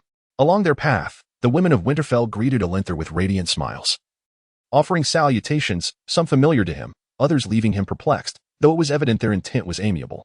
For instance, one human woman remarked to her companion, "Such a tall and handsome man. I wonder how his little bird fares." Yet, given the friendly demeanor, it was surely not a harsh comment. After a brief walk, they arrived at the dining hall, where Elenther had shared meals with Lord Eddard Stark's family over the past few days. He felt he might be imposing upon them for an extended period. "My apologies, Lord Stark, for intruding upon you daily." "Ah, that is quite impossible, Lord Elon thus. You are a distinguished guest from a realm beyond, rarer than those who hail from the edges of our world, such as the lands of Asha." After awakening and conversing with man, Elon thus had acquired knowledge of various languages within this world. He also revealed his identity to Stark and the others, an elf from another world. "Is it true that you have trees with human faces that can speak?" During the meal, Robb's curious voice reached the ears of the gathering, inquiring of Elon thus. "Indeed. We refer to them as Ents, meaning shepherds of the trees. They are the guardians of the trees, created by Yavanna, the daughter of the earth, to protect the woodlands from the ravages of other beings." "But how do you procure timber?" Robb asked, intrigued. "As long as there is no excessive logging, the Ents will not interfere with the lives of the children of Ielvader. Most Ents prefer to remain stationary, resembling ordinary trees, while a few roam the earth, enjoying the beauty of their surroundings." "Father, do the fishleaf trees behave similarly?" Robb pondered, recalling Elanthis's account, and turning to Eddard. "Robb, the faces of the fishleaf trees are carved. Although they have existed for eons, no one has witnessed them in motion. How dull. If only I could journey to Elanthis's world, there would surely be splendid adventures awaiting." "Indeed, Lord Elon thus. Are all your kin so splendidly beautiful?" Sansa, who had been quietly savoring her meal and listening to the conversation, now chimed in. "Ah, by elven standards, I am rather ordinary. Among us, the Vanir are regarded as the most exquisite, favored by the King of the Vala, Mem, and the Lady of the Stars, Varda. They excel in artistic endeavors as well. To think, Lord Elon thus, that your appearance is merely average. I cannot fathom the sight of countless breathtaking beings gathered together." Sansa seemed to envision such a scene, her gaze turning wistful. Yet Eddard seized upon a pivotal point in Elanthis's words, asking, "So, are there many different factions among the elves?" "Indeed. Elves are the firstborn children of Ielvader. After our awakening, the Vala guided us to dwell in Valinor. Throughout our lengthy migration, some elves chose to remain behind, while others, either frightened or captivated by the beauty along the way, opted to return and settle. Ultimately, 3 groups reached Valinor, each forming distinct factions, while those who stayed behind continually branched into various offshoots." "And which faction does Elon thus belong to?" Jon, who had been a silent observer since entering the dining hall, could no longer contain his curiosity. "I belong to the Noldor, the second elven race to arrive in Valinor. The first were the Vanir. The exceedingly beautiful Vanir whom Elrond just mentioned."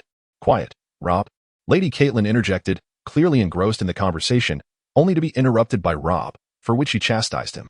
"Please continue, Lord Elrond." "Very well, my lady. The third elven race to arrive was the Teleri, who were brought to Valinor by the Lord of Waters, Ulmo, on an island he raised from the sea. They possess a profound affinity for the ocean, thus their shipbuilding skills are unparalleled among the elves." Sansa listened intently to Elrond's recounting of the strengths of the various elven clans. Her curiosity piqued about the prowess of the Noldor to which Elrond belonged. "Surely, it must be something remarkable. What, then, is the specialty of your esteemed Noldor?" "The Noldor, having studied the art of forging under all, the smith of the Vala, excel in the creation of exquisite items, such as jewelry and magnificent swords and armor. I am aware of this. Mr. Elrond, your armor and weapons could rival Valyrian steel. If it weren't for the risk, I would dare to test if they surpass Valyrian steel." Ed Stark interjected at that moment. "Hiki, Lord Eddard. You could indeed try that one day. Among all the items forged by the Noldor, the most magnificent and cherished is the Silmarils. The Silmarils? Indeed. There are 3 of them, crafted by Eomer, the highest king of the Noldor, though at the time, his father Finn held the throne. He forged 3 flawless gems, capturing the light of the 2 trees within. The children gazed in disbelief. Even Eddard and Catelyn appeared astonished, their understanding surpassed. Yes, the Silmarils crafted by Eomer garnered praise even from the gods. Varda, the wife of Man, the king of the gods, sanctified the Silmarils, declaring them the most beautiful treasures in existence, a true marvel of Arda. It is truly unfathomable to imagine such treasures. Even the gods lavish them with praise. Indeed, I wager that if such treasures were to appear in the north, the greedy souls of the world would flock there to seize them, Catelyn lamented. This very gem has also been the cause of the Noldor's tragic tale over the millennia. Elrond's tone grew somber as he spoke. Ah, what transpired? Morgoth, the mightiest of the Vala, was once imprisoned by the gods for his destruction of Arda. Upon his release, he became consumed by greed for the Silmarils, slaying the then High King of the Noldor, Finn, and seizing the gems. Elrond recounted with palpable anger, his hands clenched tightly on the table. And what followed? Morgoth then allied with the dark spider Ungoliant, draining the sap of the 2 trees, causing them to wither and plunging the world into darkness. By the time the people realized it, Melkor and his accomplices had already fled northward, traversing the icy straits and returning to his lair in Middle-earth, Aband. Just like the fabled Long Night, exclaimed Master Ruin. And what happened next? The children inquired curiously, eager for Elenthes to continue his tale. Subsequently, Eomer summoned the Noldor elves.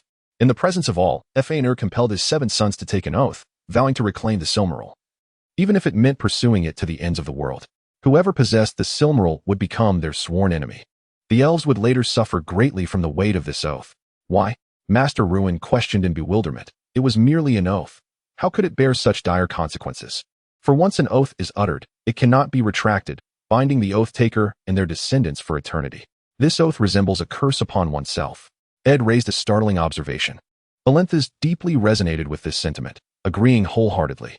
Indeed, following the oath, Eomer rallied the Noldor, who, shrouded in darkness, could only pursue Melkor under the guidance of starlight and the flickering flames. Henceforth, Melkor was known by a new name, Morgoth, meaning Dark Tyrant. This name became well known among the peoples. Elenthes spoke with clenched teeth, filled with loathing. Sansa, what is it, Mr. Elenthes? Did you not ask what the Noldor excelled in? Apart from forging, there is another craft they are renowned for. Sansa looked at Elenthes with eager anticipation. He observed the expectant gazes around him and slowly uttered a single word. War. War. Several voices echoed in surprise.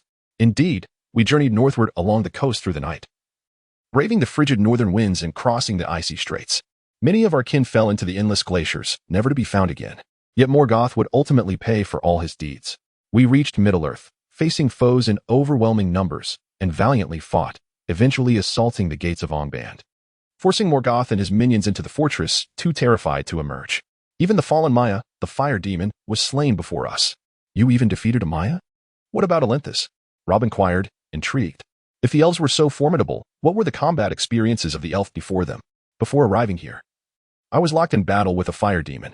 I blinded its left eye with my dagger, piercing its chest with my sword.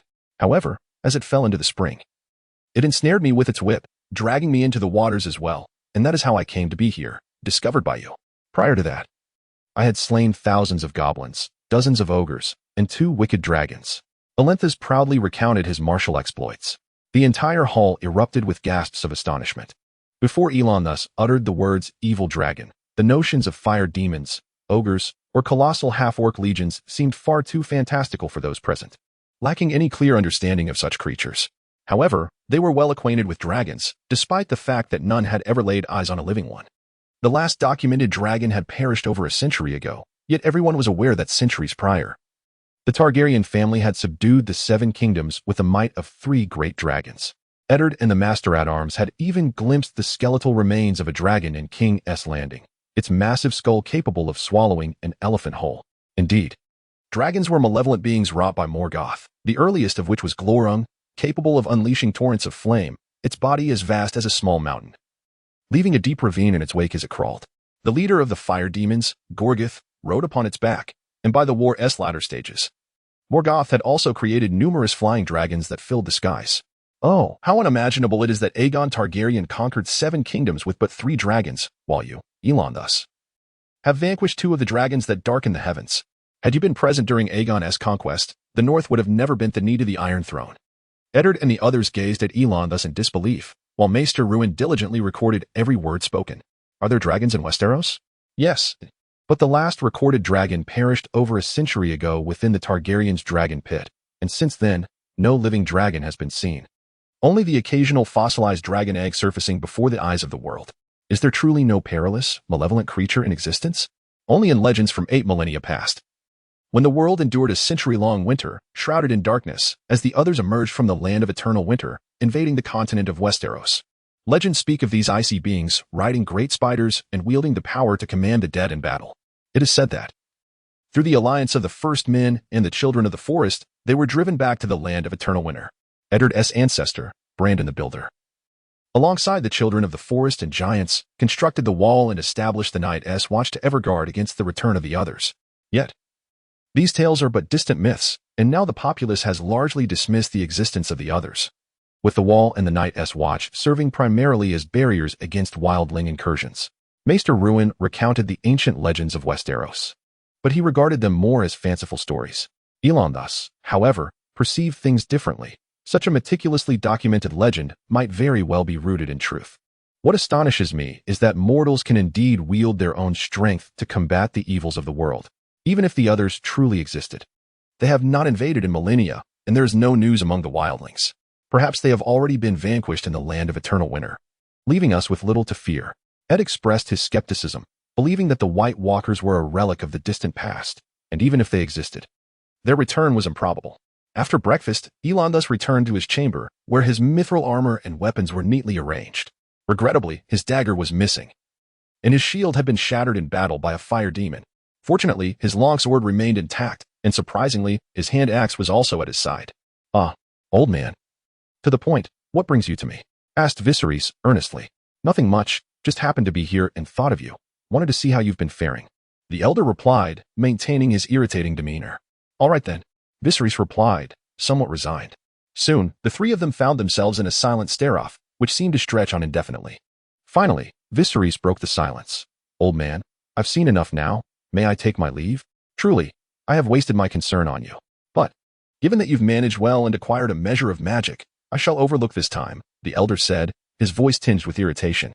Without waiting for Viserys to respond, the old sage transformed into a wisp of smoke and entered Laro's body, saying, "Whatever was left of this divine consciousness is now yours. Consider it your rent for this period."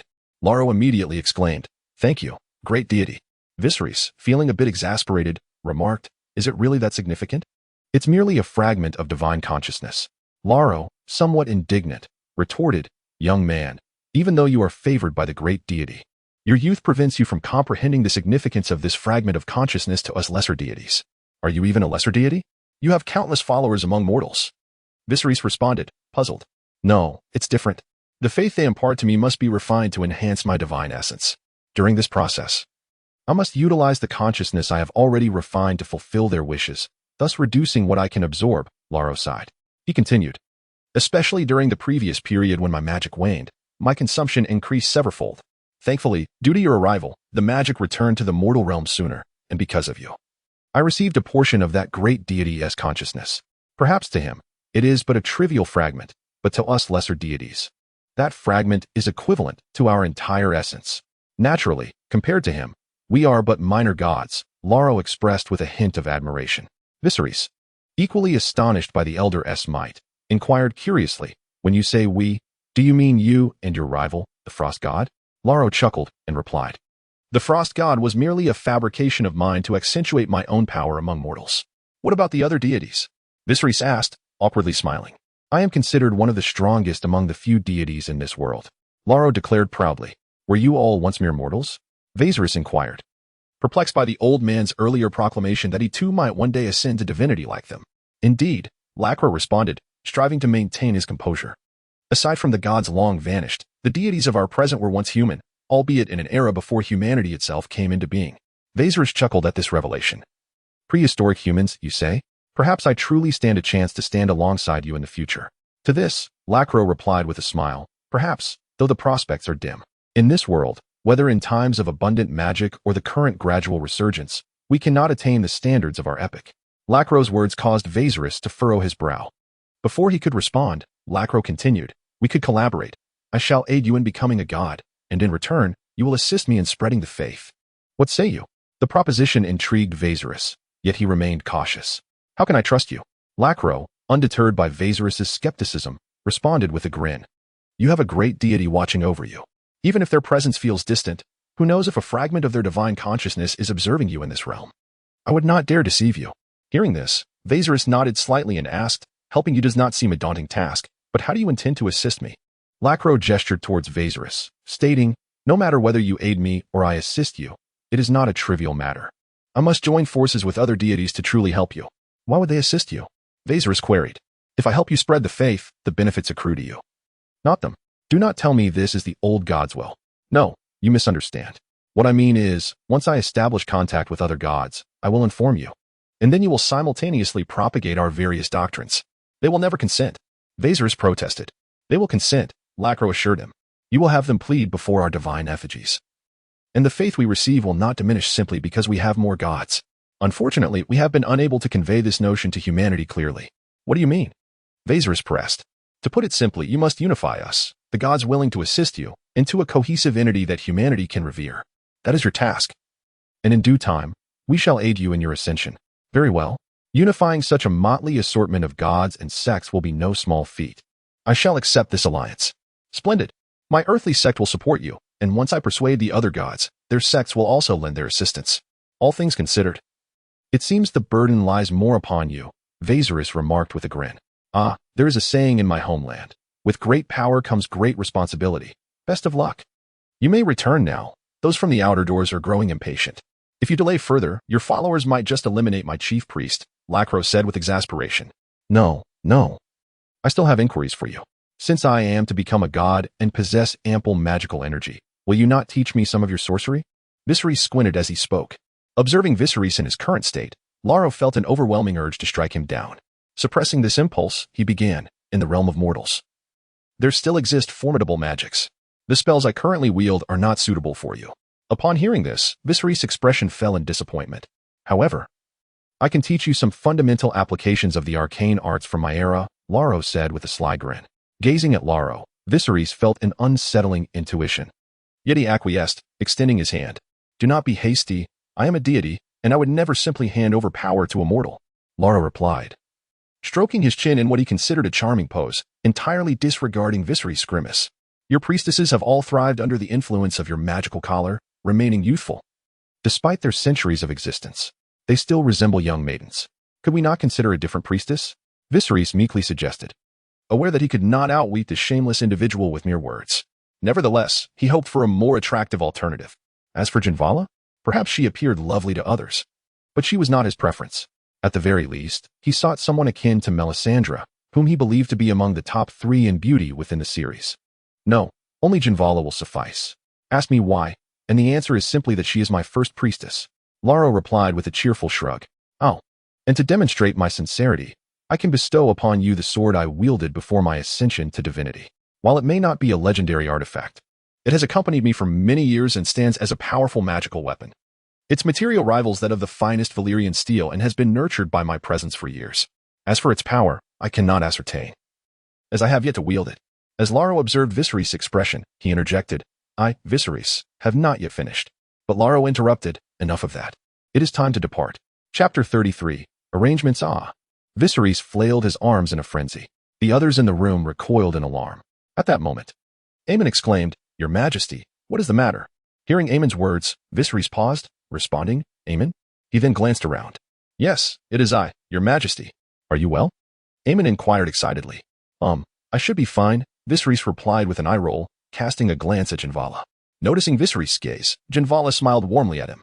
Upon hearing that Viserys was unharmed, Aemon let out a sigh of relief. Owen exclaimed, "Your Majesty, how did you come to possess an additional sword?" At Owen's outburst, Viserys, Melisandre, Joseph, and Kinvara simultaneously turned their gaze toward Viserys' right hand. In it, he grasped a sword that matched the length of Blackfire, yet its blade was considerably finer, adorned with golden patterns that emitted a faint, flame-like red glow, resembling a lady's longsword. Kinvara exhibited no surprise at the sight of the sword. However, Melisandre gasped. The sword of the Lord of Light? At Melisandre's words, Joseph, Erwin, and Aemon displayed expressions of confusion and astonishment. Indeed, it was gifted to me by Rose as a testament to our alliance. Ignoring the reactions of those around him, Viserys waved the sword with a hint of bravado. You wield the sword of the Lord of Light. We shall naturally heed your command. Pray tell, what are your instructions? Kinvara inquired. Observing Kinvara kneeling before him as she spoke, Viserys felt her garments slowly slipping down. Shaking off distractions, he began. How long has it been since I met Rose? Having felt that time within Rose's realm was fleeting, he questioned, uncertain whether the flow of time there mirrored that of the mortal realm. Upon hearing Viserys' inquiry, Aemon promptly replied, Your Majesty, it has been 4 days. Queen Daenerys departed yesterday, and on the same day, Norvos, Lorith, and the Ibbenese formed an alliance, clearly targeting us. The first half of Aemon's statement left Viserys momentarily taken aback, while the second half evoked no surprise. After a moment's pause, he responded, The alliance of Norvos, Lorith, and the Ibbenese will not engage us in conflict for the time being. We must stabilize matters within the city swiftly. Kinvara, once you have concluded your affairs, summon the missionaries of your order to preach throughout Kohor, in every locale. Joseph, tomorrow, gather the relevant departments, military affairs, the army, logistics, and others, to discuss how we shall address the alliance of Norvos, Lorith, and the Ibbenese. For now, prepare for tomorrow's matters. Hikaru, along with a contingent from the Sand Scorpions, the mercenary group Aemon introduced to me that has sworn loyalty. The leader is a dear friend of Aemon, who came to serve under me shortly after I assumed control of Kohor. The group consists of over 800 skilled individuals, more akin to assassins than mere mercenaries. Shall head to Westeros and lie in wait for my orders. I will arrange the specifics shortly. You may leave now. Erwin, reach out to the Windblown. I wish to meet their leader, Prince of Rags. Subsequently, I shall make my way to meet Sir Hallish Treglan, the current leader of the Golden Company, which recently severed ties with Mill. This once formidable faction has now been pejoratively dubbed the Cannon Fodder Company, having suffered a devastating defeat. Did they even last 5 minutes? Prepare yourself, Aemon, for we shall soon depart for the Black Goat Church. As Viserion's words faded, those summoned to prepare swiftly departed with remarkable efficiency. Observing their exit, Viserion turned to Melisandre and inquired, You must possess considerable knowledge of the latest happenings in Westeros while in Stannis' company, do you not? Indeed, your grace. Melisandre replied with a respectful bow. Should you wish to know, I am at your service. Tell me, Viserion urged with a smile. Not long ago, Stannis commanded me to eliminate Renly, and I used sorcery to carry out his assassination. However, many of Stannis' followers grew discontented with me, particularly a knight named Davos Seaworth, who was among his most trusted. He vehemently opposed my participation in the impending assault on King's Landing, thus granting me the opportunity to arrive here, Melisandre recounted, her tone devoid of emotion. Calculating the time, the Battle of the Blackwater must have commenced by now. Do you believe Stannis can prevail? Viserion inquired, pressing his temples. No, he cannot, Melisandre replied, shaking her head. Why not? Viserion continued in a jesting manner. They are overly complacent. Stannis originally commanded the finest troops in Westeros. But after I dispatched Renly, he assimilated their forces. Renly's army, whether from the Stormlands or the Reach, possesses little distinction beyond their numbers. If one were to highlight a singular advantage, it would be the ample resources of the Reach. However, following Renly's demise, the Reach did not choose to support Stannis. Thus, while he may have bolstered his ranks with Stormland forces, the quality of his army has inevitably deteriorated. Moreover, they underestimate King's Landing and have neglected to include me. Their defeat is assured. Stannis will find it exceedingly difficult to recover, Melisandre calmly assessed. Upon hearing her analysis, Viserion remarked, Stannis is too principled, which is one reason he is not well liked. Though he possesses talent, his character precludes him from being a king, let alone surviving in this world. Changing his tone, Viserion commanded Melisandre, You should return to his side now. He will likely have just suffered a defeat and will be in dire need of you. I will ensure that Hiccup and the Scorpion Company accompany you. Rest assured, you understand my intent. Yes, your grace. I shall prepare at once, she replied before departing. Viserion then turned his gaze toward the silent Jinvara and addressed him. Your deity must have conveyed the message to you by now. Jinvara, maintaining an impassive demeanor, responded, Indeed. It has. Of course, there is no one here now. I have arranged for them all to leave, remarked Viserys with a shrug. Upon hearing his words, Jinvara began to approach him, gradually shedding his garments. Chapter 34. Speculation. As he observed Jinvara dressing, Viserys felt an overwhelming sense of melancholy. Fortunately, Rallick had not deceived him. During his interactions with Janvara, he had accumulated a wealth of knowledge that was not inherently his own. Had it not been for this newfound understanding that enabled him to wield magical power, he would have been unable to hold his own against her. Indeed, Rallick's acolytes were no trifling matter. Each one resembled a formidable beast, Viserys muttered softly, seemingly catching wind of his grievances. Janvara cast him a sidelong glance before smiling and saying, "I will soon arrange the missionary work in Kohor. Thank you for your assistance," Viserys replied. A hint of awkwardness in his tone, Janvara offered no further response, merely smiling at him before departing. Watching her leave, Viserys hastily donned his attire and exited the throne room. Meanwhile, on the other side, Aemon called out to Khal, who had just exited the palace. "Khal, wait a moment. I require your assistance with something." Turning back, Khal replied, "Sir Aemon, what is it?" "I have yet to be knighted, but that shall come soon." Aemon smiled, eliciting a sheepish chuckle from Khal. "King Viserys surely has significant plans for you and the Scorpion Company regarding Westeros. I suspect His Majesty has come to trust the words of the Priest of the Light, who mentioned a surviving descendant of the Targaryens and Starks in Westeros before the rites began. And the members of the Scorpion Company are no knights. They are assassins." Upon hearing Aemon's analysis, Khal inquired, "Does the king wish for us to locate and eliminate that individual?" Aemon chuckled in response, "That may indeed be one of your tasks." "Perhaps, but what else do you require of me?" Khal asked again. "I surmise that this individual is the offspring of Rhaegar Targaryen and Lyanna Stark.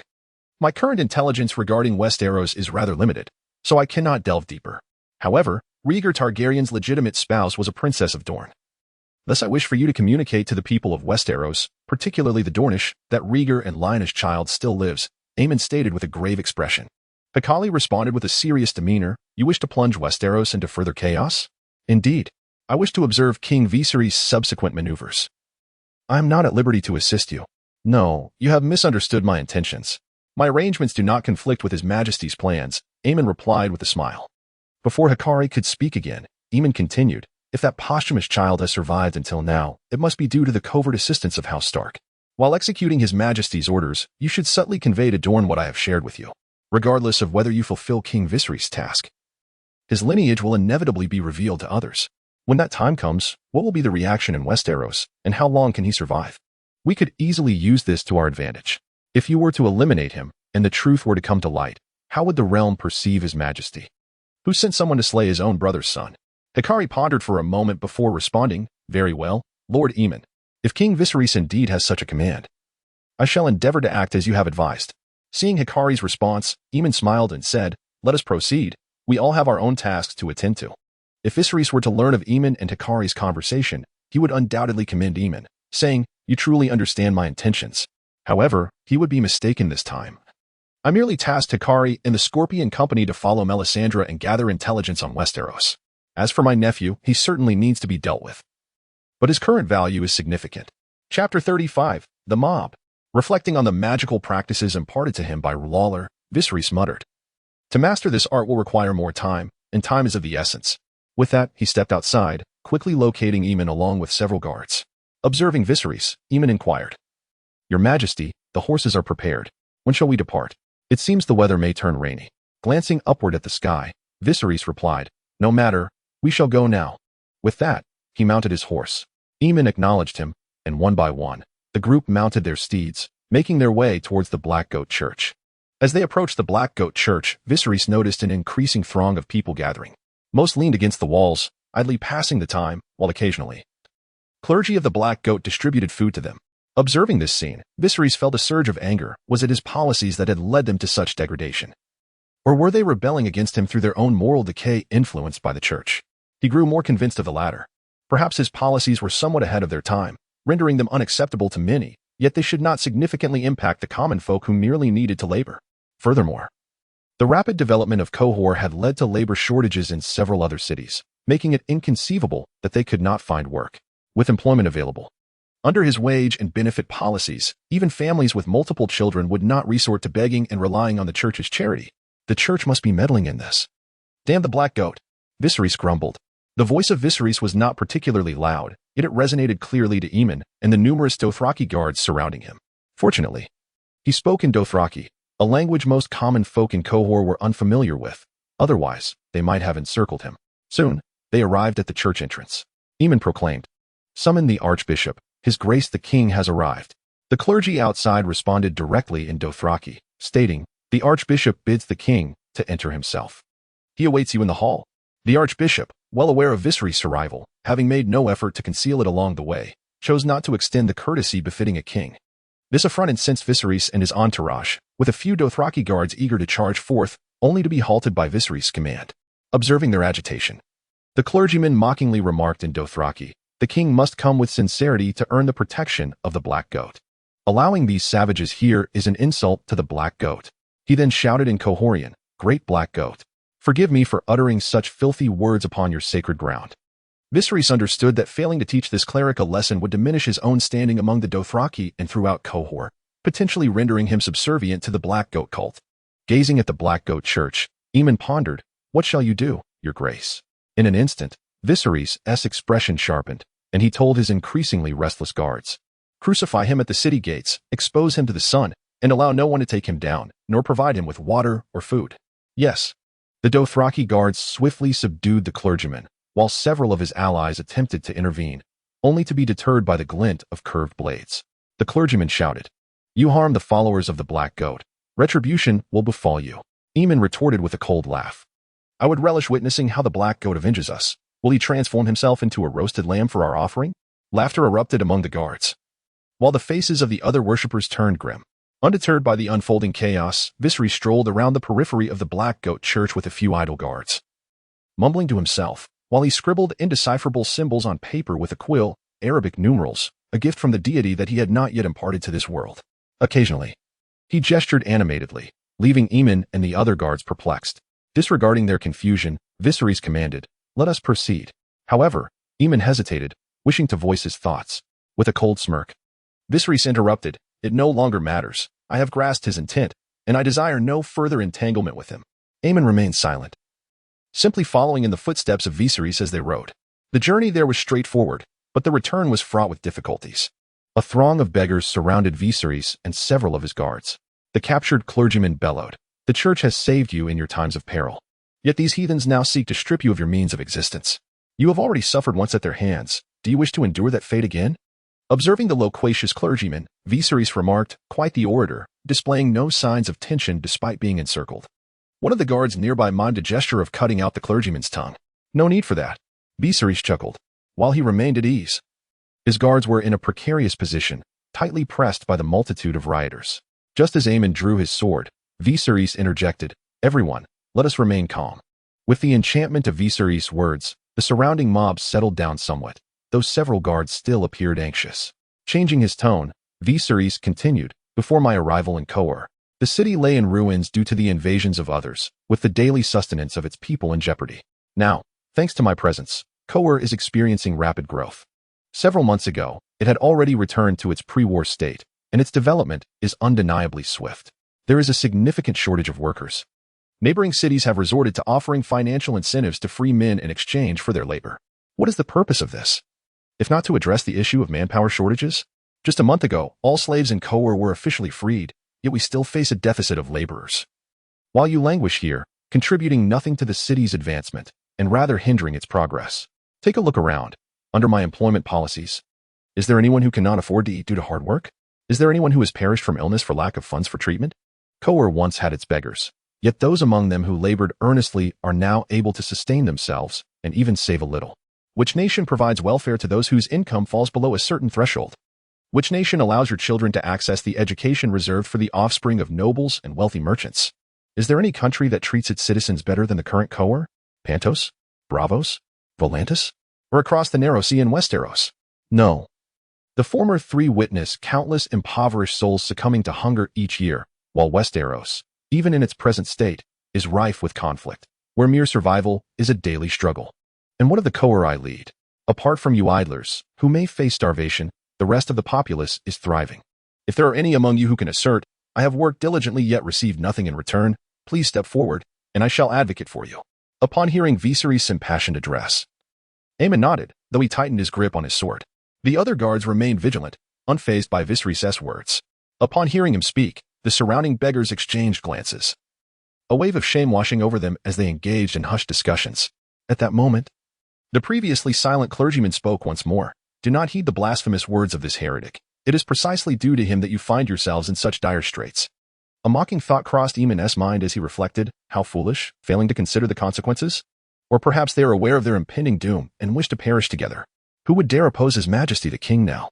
Eamon found himself genuinely taken aback, realizing that the folly of these individuals had led them to this pitiful state. Shortly after the clergyman's words, a voice emerged from the crowd. Are not the people of Kohor your slaves? We toil endlessly, merely to appease you, to indulge your whims. What are you pretending to be, a savior? Indeed, several voices chimed in agreement. This proclamation was uttered in the Kohoric tongue, and though the guards struggled to comprehend it, they were not dim-witted. They perceived the crowd's reaction and gleaned some understanding of the situation.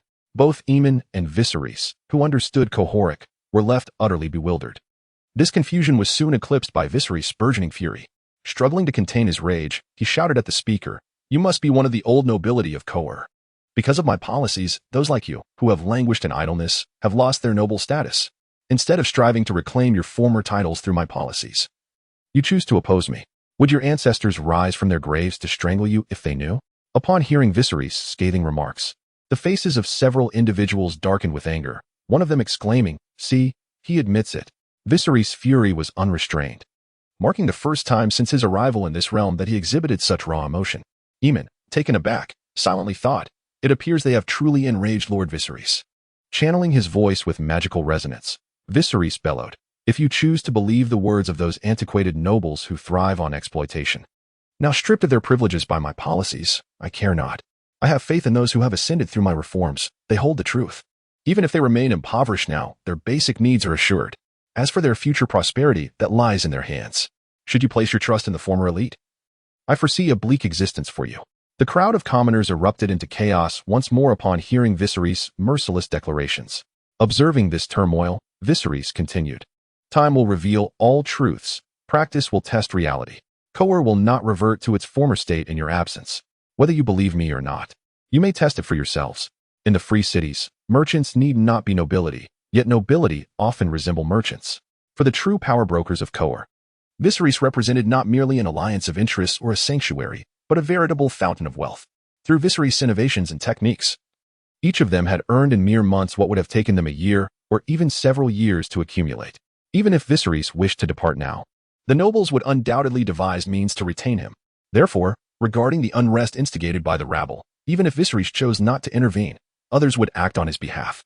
Disregarding the mob, Viserys addressed his guards, "Seize those individuals. They shall face a slow execution at the marketplace tomorrow."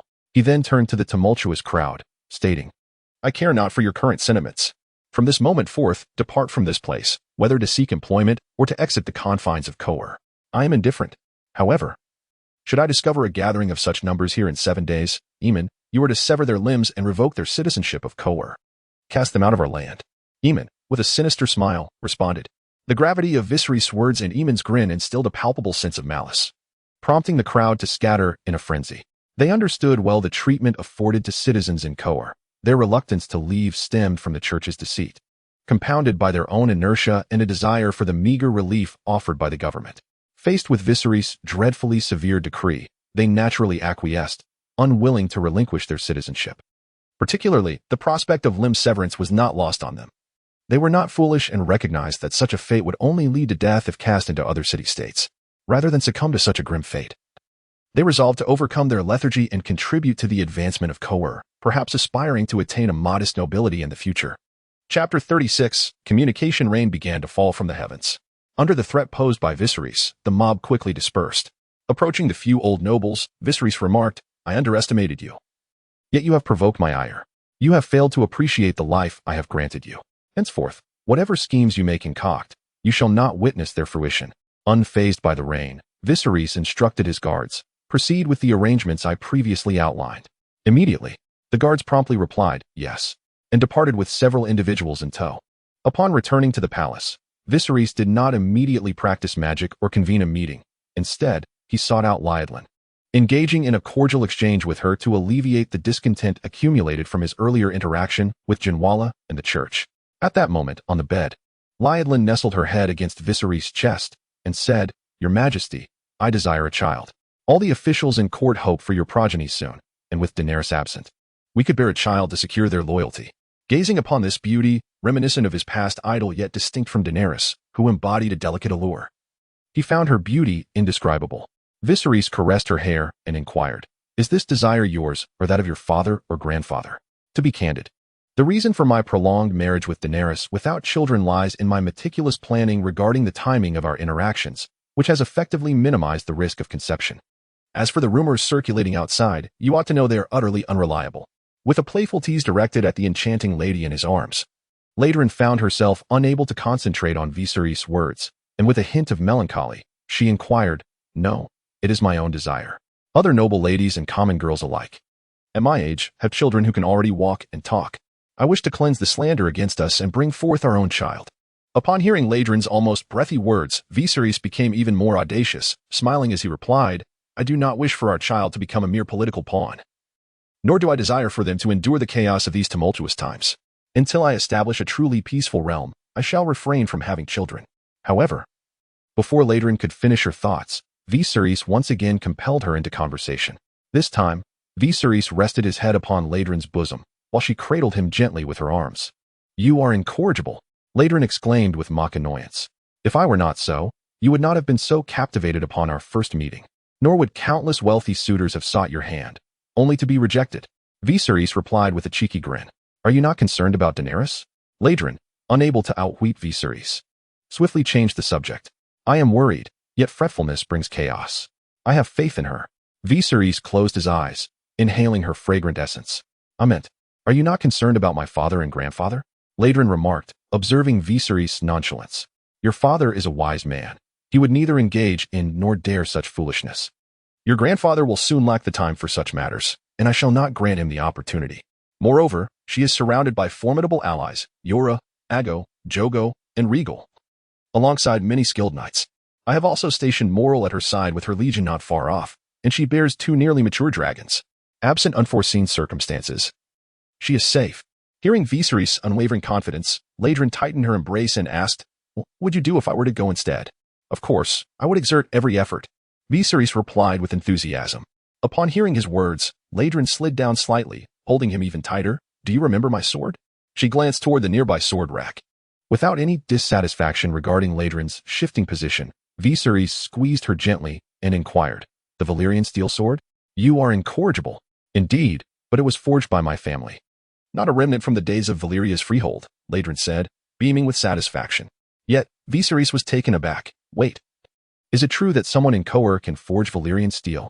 My dear little treasure, you have divulged such significant secrets of your family for my sake. What reward do you seek?" With a mischievous grin, Viserys pondered whether the House of Seawood had orchestrated this revelation for ulterior motives.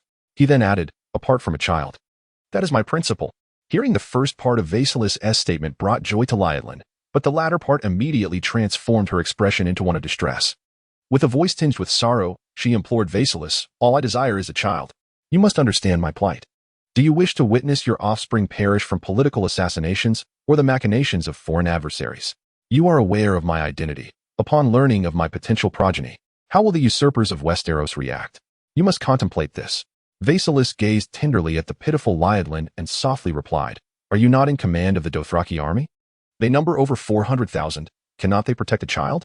Lyadelyn responded with a hint of reproach. "Though they are numerous and formidable, we currently lack the capacity to counter those multifaceted assassins. It would be far too simple for a skilled assassin to eliminate a child." Viserys elaborated once more. Before Lyadelyn could respond, Viserys continued, "You too wish for your child to grow up safely, do you not? Trust me, that moment shall arrive swiftly." Under the beguiling influence of Viserys' words, Lyadelyn, trembling slightly, acquiesced, "Very well." Yet, her disappointment remained unmasked. Observing the seemingly pitiful Lyadelyn, Viserys could not resist disregarding her protests and engaged in a more profound exchange with her. Chapter 37. A meeting commences. "I apologize for the delay. I had matters to attend to at home yesterday." The following day, under Viserys' directive, several influential figures from within the realm of Kohor gathered at the palace. Surveying the assembly of prominent individuals from Kohor, as well as those he had personally elevated, Viserys commenced, "I wish to know your perspectives on the alliance between Norvos, Lorith, and the Ibbenese." The collective exchanged glances, deliberating among themselves. Soon, the head of the powerful Niklaus family, Meister, who governed the military and political affairs of Kohor, spoke up, The Northern Alliance is clearly aimed at us. Fortunately, neither Volantis to the south nor the Slavers Bay or Bravos has made any statements. If this is the extent of your capabilities, I believe it is time to replace the Minister of the Army, Viserys retorted with some irritation. You have been granted such a significant position, yet when your insight is required, you merely offer these well-known observations. As Viserys finished, the assembly cast mocking glances at Meister, who, reddened with embarrassment, quickly withdrew. Setting aside the south and west, concerning the north, their alliance poses a threat to us primarily through Norvos alone. Joseph stepped forward, exuding an inexplicable confidence. Viserys and the others did not interrupt him. Observing Joseph's pause, Viserys gestured for him to continue. After glancing at Viserys, Joseph resumed, stating that aside from Norvos, which is a landlocked nation, the north comprises only islands. Lorith has consistently been the weakest among the free cities, albeit when compared to the other 8, and although they possess a formidable fishing fleet, their naval power is minimal due to the scarcity of warships. On land, while Lorith has long aspired to territorial supremacy, their feeble strength often renders them ignored. Apart from the bountiful marine resources in their waters, there is little else for them to be concerned about. The Ibans, distant from us, rely on Norvos and Lorith for supplies. This warrior tribe, known for their valor, prefers the cumbersome axe as their weapon, though their numbers are few. Despite having numerous whaling ships, these vessels are too cumbersome to withstand our naval forces, rendering them little more than live targets. Their military is disorganized, lacking structure and a coherent command system. Even on land, they are merely a rabble of windhounds. On the other hand, the Dothraki warriors are formidable on land. At this moment, the Minister of Resources in charge of Kohor's military supplies, Ronan Barak, the current head of the Barak family, one of the 8 prominent families of Kohor, glanced at Joseph and then at Maester, interjecting, "Forgive me, Lord Joseph. While our enemies may be weak, our own military currently faces significant challenges." Hearing the words of this newly minted noble, whom he had personally elevated, Viserys reflected, "It seems that in recent months, I have been so preoccupied with applying my previous knowledge to reality that I have overlooked many aspects. Originally, the Barak family was but a minor house within the subordinate city-state of Kohor. Upon assuming power, Viserys discovered that Ronan Barak, now in his 30s, possessed a remarkable talent for resource allocation. He single-handedly nurtured this family to curtail the influence of the old nobility. Moreover, numerous other families have also flourished under Viserys' guidance. As for the sources of wealth that Viserys has shared with these new and old nobles, it is simple. When Viserys' policies were enacted, some reaped benefits while others faced losses. Those who gained naturally upheld Viserys' rule, while the discontented either chose to endure their grievances in silence, continuing to partake in Viserys' bounty, or they opted to oppose him, leading to their downfall, much like the Canaan family, who attempted to assassinate him. Subsequently, leveraging the wealth of knowledge from his past life, Viserys created further unclaimed benefits. Who would be dissatisfied with Viserys when there are profits to be made? Aside from a few families and individuals whom he generally regarded with disdain, the rise of others to positions of parity or even superiority was irksome to them. Unlike Viserys' measured response to Ronan's words, the others, particularly the old nobility, glared at Ronan with indignation. For it is most unbecoming for a vassal to criticize the governance of their king, in an atmosphere rife with derision towards other nations. Where comparisons are made unfavorably against one's own homeland, Michael Niklaus, heir of the Niklaus family, stepped forward and addressed Minister Ronan. "What do you mean? Are you suggesting that the army formed by our courageous warriors of Kohor and the Dothraki is akin to those of the north?" "No, I did not imply that," Ronan replied. "Then what is your meaning?" Observing the two without any intention of intervening, Viserys remained silent. Joseph and Maester, undeterred by previous unpleasantness, chose to watch the exchange alongside several other old noble families, with no inclination to separate the disputants.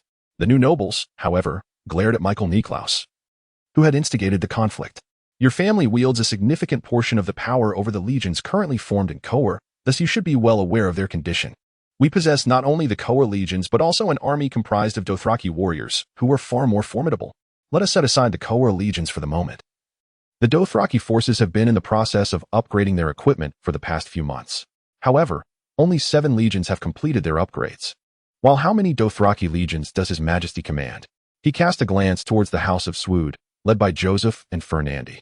"Furthermore, with the current stock of military supplies at our disposal, we would struggle to sustain a full-scale deployment for even 3 days, given the overwhelming number of Dothraki warriors. As for the new army from Kohor, not a single legion has been fully formed to date. The other cities have cobbled together merely 4 legions, an unreasonable expectation for a populace that is not particularly large in this era, he added, directing his gaze at the Niklaus family headed by Maester. As Ronan concluded his remarks, Viserys, without prompting others, interjected, moreover. Although those 4 legions have undergone several months of training, they remain untested in battle, and their combat effectiveness is uncertain. As soon as Viserys finished speaking, Fernandi stepped forward. Your Majesty, our Kohor army has been equipped according to your previous specifications. However, regarding the Dothraki army's armaments, I must apologize. The weapons you requested must be crafted from the new steel you developed. The performance of this steel is indeed exceptional, arguably the finest after Valyrian steel. However, the manufacturing process is exceedingly cumbersome. Though, with your approval, the smithies of Kohor have expanded significantly, daily production remains low. I propose that we initially utilize ordinary steel. Kohor boasts exceptionally skilled blacksmiths, and even with ordinary steel, we can forge the finest weapons in the world. Chapter 38. Routine meeting that is not feasible. Our production capacity cannot keep pace. I can further enlarge the smithy, yet the steel cannot be substituted. Viserys asserted emphatically. Fernandi was acutely aware of his predicament. The steel-making method he entrusted to the Saiwood family was none other than the finest Damascus steel, renowned in ancient times for crafting exceptional blades. Regrettably, the ancient techniques have been lost to time. Contemporary Damascus steel is merely a synthetic recreation derived from remnants of historical blades. In this narrative, I posit that it can be refined through a certain method. Please refrain from disparaging me. The intricacies of this metallurgical process are formidable, and the Saiwood family had already managed to equip 4 Kohor legions and 7 Dothraki legions with such steel, surpassing King Viserys' expectations significantly. Upon hearing that Viserys intended to expand the blacksmith's workshop, Fernandi felt a wave of helplessness wash over him. Your Majesty, he lamented, our blacksmith guild is already at capacity. Even if you enlarge the workshop, we lack the manpower. He pondered Viserys' current circumstances when suddenly an idea struck him regarding the location of his workshop. The position of the Black Goat Cathedral and the potential for expansion. His workshop was situated at a dock between Kohor and the Chien River. To expand, he would either need to reduce the area of the downstream shipyard or encroach upon the territory of the Black Goat Church. Given the current boundaries of the workshop, any expansion northward would exceed the limits of Kohor itself, which, knowing the king's cautious nature, he deemed improbable. Moreover, his father had informed him that King Viserys intended to act against the Black Goat. It was evident that he planned to use the guise of expanding the workshop to encroach upon the church's domain. This would thrust the Saiwood family and a few allied houses into the vanguard against the Black Goat. Yet, it seemed that he could only resign himself to this fate. He glanced at his father, Joseph, who had noticed the gaze of his sons and seemed to convey to Fernandi that he was now the head of the Saiwood family. He would have to take charge. What choice do I have but to accept? Fernandi mused, feeling a pang of regret, especially since their family had faltered in their area of expertise, blacksmithing. Understood, Your Majesty. I shall allocate funds for the expansion of the workshop, Fernandi said with some reluctance. I, too, shall contribute a portion of my wealth, Viserys replied. Our family will also provide financial support. Another voice chimed in, quickly followed by several others expressing their willingness to assist the Saiwood family in enlarging the workshop. These despicable individuals. Fernandi and his brothers silently cursed the treacherous lot who would take advantage of their misfortunes. Maester, you were tasked with assembling the Kohor legions. Yet this is the outcome you present me with? I demand an explanation, Viserys said, his voice laced with anger. Your Majesty, the Maester began, following your directives. I have recruited young men aged 20 to 40, ensuring they are not the sole heirs in their families. The military benefits were arranged according to your commands, which you may verify with Mars Michel. Our efforts in other cities have proceeded smoothly, but in Kohor, we adhere to your non-coercive conscription order. Even with such generous compensation, however, no one in Kohor is willing to enlist. We find ourselves at an impasse. Michel, akin to the esteemed families of Saiwood, Nicholas, Rovini, and the current Barak, belongs to the venerable Kohor lineage, which once held sway over the Kohor Bank as its governor. Prior to Viserys' ascension, this family voluntarily submitted to him, making them among the most compliant of the prominent families, though to Viserys, they might seem merely the most notorious among them. Following Viserys' rise to power, their family continued to manage the Kohor Bank, but dissatisfaction brewed among some members due to his banking reform policies. Nevertheless, the current head of the family, Mars Michel, quelled any dissent. Master's words ring true, under the ample conditions offered by His Majesty the King. The refusal of this group to serve in the military for the benefit of His Majesty Viserys warrants punishment. Your Majesty, I propose that to encourage enlistment from citizens of other cities, we revoke all privileges extended to Kohor for military service and enforce conscription in Kohor. Mars Michelle declared with a fierce gaze. I will consider your proposal, but do you understand why so few from Kohor are willing to enlist? Viserys inquired. Mars Michelle glanced at the master, then at Joseph, who paid him no mind. The reason is straightforward. The Black Goat cult, which Kohor citizens serve, is sowing discord, leading the citizens astray, and conspiring with external enemies to plunder your wealth. Viserys exclaimed with palpable fury. You two are responsible for recruiting soldiers and managing benefits. Yet you have failed to address even this basic issue. What use are you to me? Viserys seethed with rage. Watching Viserys' furious countenance, Aemon, not far off, felt an inexplicable urge to laugh but restrained himself. Both the master and Mars were taken aback by Viserys' wrath. They were well aware of the Black Goat's meddling, but had chosen to turn a blind eye, simply seeking to profit from the situation. Upon learning of the friction between Viserys and the church, both families planned to negotiate with Viserys to gradually abolish high benefits, thus conserving funds for the treasury. However, Viserys' reaction was beyond their expectations. After taking a sip of water, Viserys spoke again. In the coming days, I expect a significant number from Kohor to enlist, if the benefits remain unchanged. And if the situation persists for another week as it is now, our benefits will be halved. If next month mirrors the current state, we shall proceed as Mars suggests. And the army will not provide daily sustenance or military funding. Upon hearing Viserys's words, the two men broke into a cold sweat. Presently, there were no slaves left in Kohor, yet Viserys's directives implied that the soldiers conscripted in a month's time would be treated worse than the slaves. Although the slaves were underfed, at least they had something to eat, while these soldiers were expected to provide their own rations. You two must proceed immediately with your tasks. I wish to ascertain the current situation, Viserys commanded. The two men, intimidated by Viserys, fell silent, failing to even respond before hastily departing. The heirs and others in the clan remained. Viserys then turned his attention to the head of the Rovini family, Alice Rovini. She was Yora's current wife. And as Viserys gazed at her, he suppressed his irritation, which had already dissipated long ago, as most of it had been vented in the church, and said, I apologize, Alice, for sending Sir Yora off on a long journey without prior notice. No matter. Everything is for His Majesty the King, Alice Rovini replied with a smile. Looking at her, Viserys reflected, what a remarkable woman. Your words are indeed delightful. However, I must attend to pressing matters today. Viserys continued with a smile. Please, do go on. Alice set aside her playful demeanor, adopting a serious expression. What news regarding the uniforms for my Kohor Legion and the Dothraki Legion? Oh, and my three-headed dragon banner as well.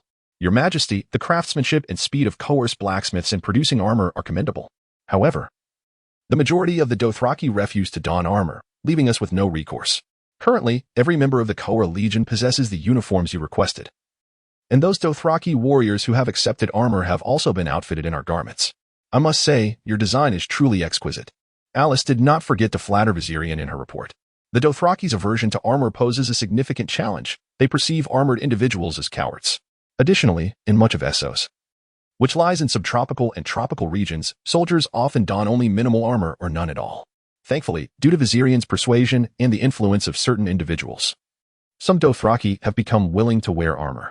Viserys decisively commissioned the Swood family to create heavy armor for them. And soon these Dothraki horsemen transformed into fully equipped heavy cavalry.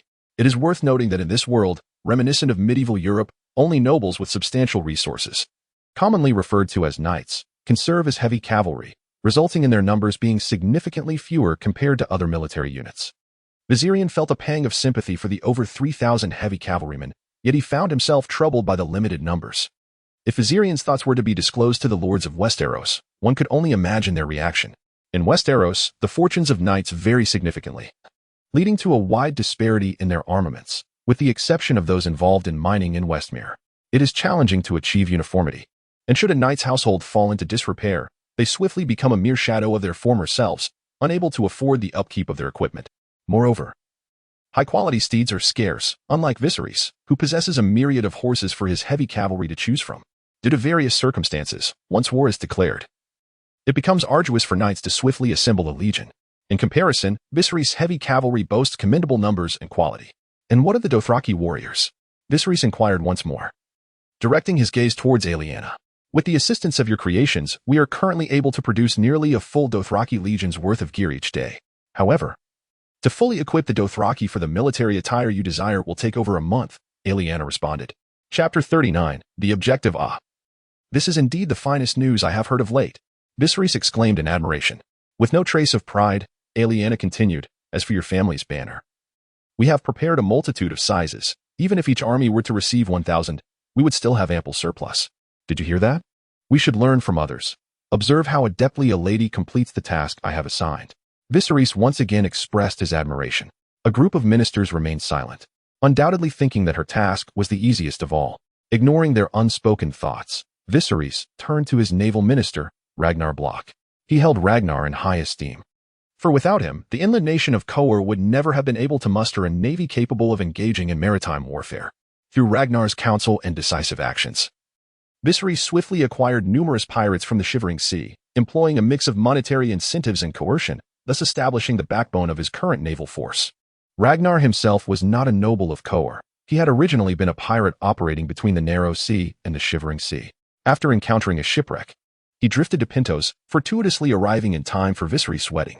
There, he witnessed Viserys' remarkable feats, partly due to his own triumph over Drogo, and brought his remaining followers to pledge allegiance to Viserys. Subsequently, he played a notable role in the battles against Agotar and the invasion of Kohor, earning Viserys' favor and becoming a newly minted noble of Kohor, albeit without land. Only a title for the time being. Later, after acquiring warships crafted by House Seawood, and facing issues such as insufficient sailors in Kohor, Aemon recommended Ragnar Block to Viserys. He did not disappoint. He soon fortified Viserys' fleet, which, aside from its aesthetically pleasing warships, had previously been little more than a faiade. Though currently lacking a port, the Dothraki Sea has an extensive coastline, but time did not permit the construction of one. And the northern region of Morosi was temporarily under the control of the colonizing Tyroshi. Regarding Sas, although it possesses the currently scarce port coveted by Viserys, the looming threat from the Abani and the fragility of the fleet rendered any conquest there meaningless. To reward Ragnar Block, Viserys appointed him as the navy minister of his court while also entrusting him with the command of the naval forces. My liege, while our fleet may still fall short of your expectations, we are more than capable of launching an assault on Lorith and Abani Island. Ragnar asserted with unwavering confidence in the navy he had meticulously organized. With your assurance, I find solace, Viserys replied with a smile. Shortly thereafter, the conference concerning the Northern Alliance concluded after 8 days of deliberation. It was resolved to bribe Volantis and Braavos prior to the conflict, dissuading their interference. In order to prevent other city-states from acting rashly, Viserys decided to first annex the territories of Norvos and the Abani, landmarked by New Essos, the Shivering Sea, Ibzar, and other locales, thus establishing dominion over the entire western expanse of Essos beyond the Skull Mountains.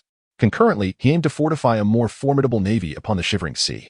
As for Lorith, he chose to bide his time, not out of fear of overextending himself, but rather to avoid provoking the ire of Braavos, a nation not to be trifled with. The occupation of Lorith would undoubtedly instill a sense of threat in Braavos, which would never permit Viserys to claim it. While immediate conquest of Lorith was off the table, ensuring its financial ruin was imperative, he demanded that it repay, in full, the bribes it had distributed to other city-states. Meanwhile, Pentos and the Three Sisters in the southwest were largely overlooked by Viserys and his council, as the sisters were preoccupied with their own conflicts. Due to the Braavos Treaty, Pentos lacked the military power to address these matters, and regarding economic sanctions, Viserys remained unperturbed. Without you, I still have Volantis, he mused. Despite the considerable animosity from Volantis due to the liberation of slaves, if Volantis proves insufficient, soon Kohor will be mine. At that time, who will sanction whom? Simultaneously, Viserys instructed the ministers of Kohor to abandon the doctrine of the Black Goat.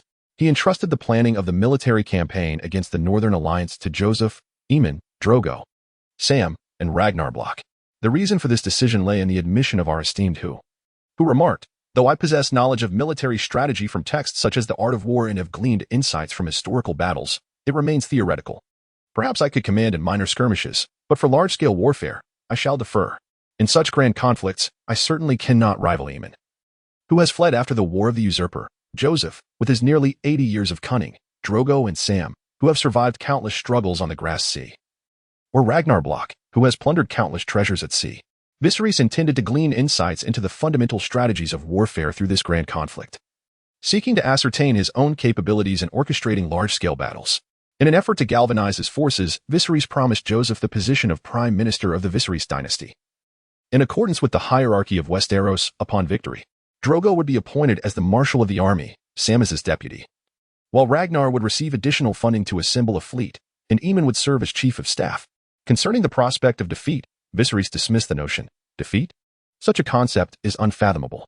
With my modern knowledge, our military's equipment is far superior to that of our adversaries. I command over 400,000 Dothraki, though not all can be deployed. One must remember the characteristics of a nomadic people, alongside the soon-to-be-completed force of over 50,000 from Kohor. Moreover, I possess dragons. Although the magical dragons have been taken, I am left with the formidable creatures summoned from the monstrous hunting world, the horned dragon, the fire dragon, and the dragon slayer, along with the recently discovered celestial dragon. Perhaps the first three, akin to immature magical dragons, might struggle against our foes, but the celestial dragon alone can instill fear in them. The moniker of the ancient dragon catastrophe is not to be taken lightly.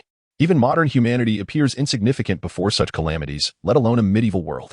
Furthermore, this is no mere game. There are no absurd contrivances or equipment forged from other monsters. To think one could harm an ancient dragon with mere iron or steel swords is preposterous. At the very least, one would require a crossbow. But can a crossbow even reach the swift celestial dragon? One must wield Valyrian steel or enchanted weapons. Viserys intends to refrain from deploying dragons unless absolutely necessary. On one hand, the opponent is not particularly formidable, allowing for training, and on the other, it would not impose excessive pressure on other nations, should panic ensue. And a multitude gathered to besiege him, he fears he would have to retreat to the Dothraki Sea, gradually develop, await the opportune moment, and summon more ancient dragons to conquer the realm. Perhaps even the Dothraki Sea is not entirely secure. While they engage in battle, Viserys has other matters to attend to. However, all of this hinges upon resolving the issue of the Black Goat.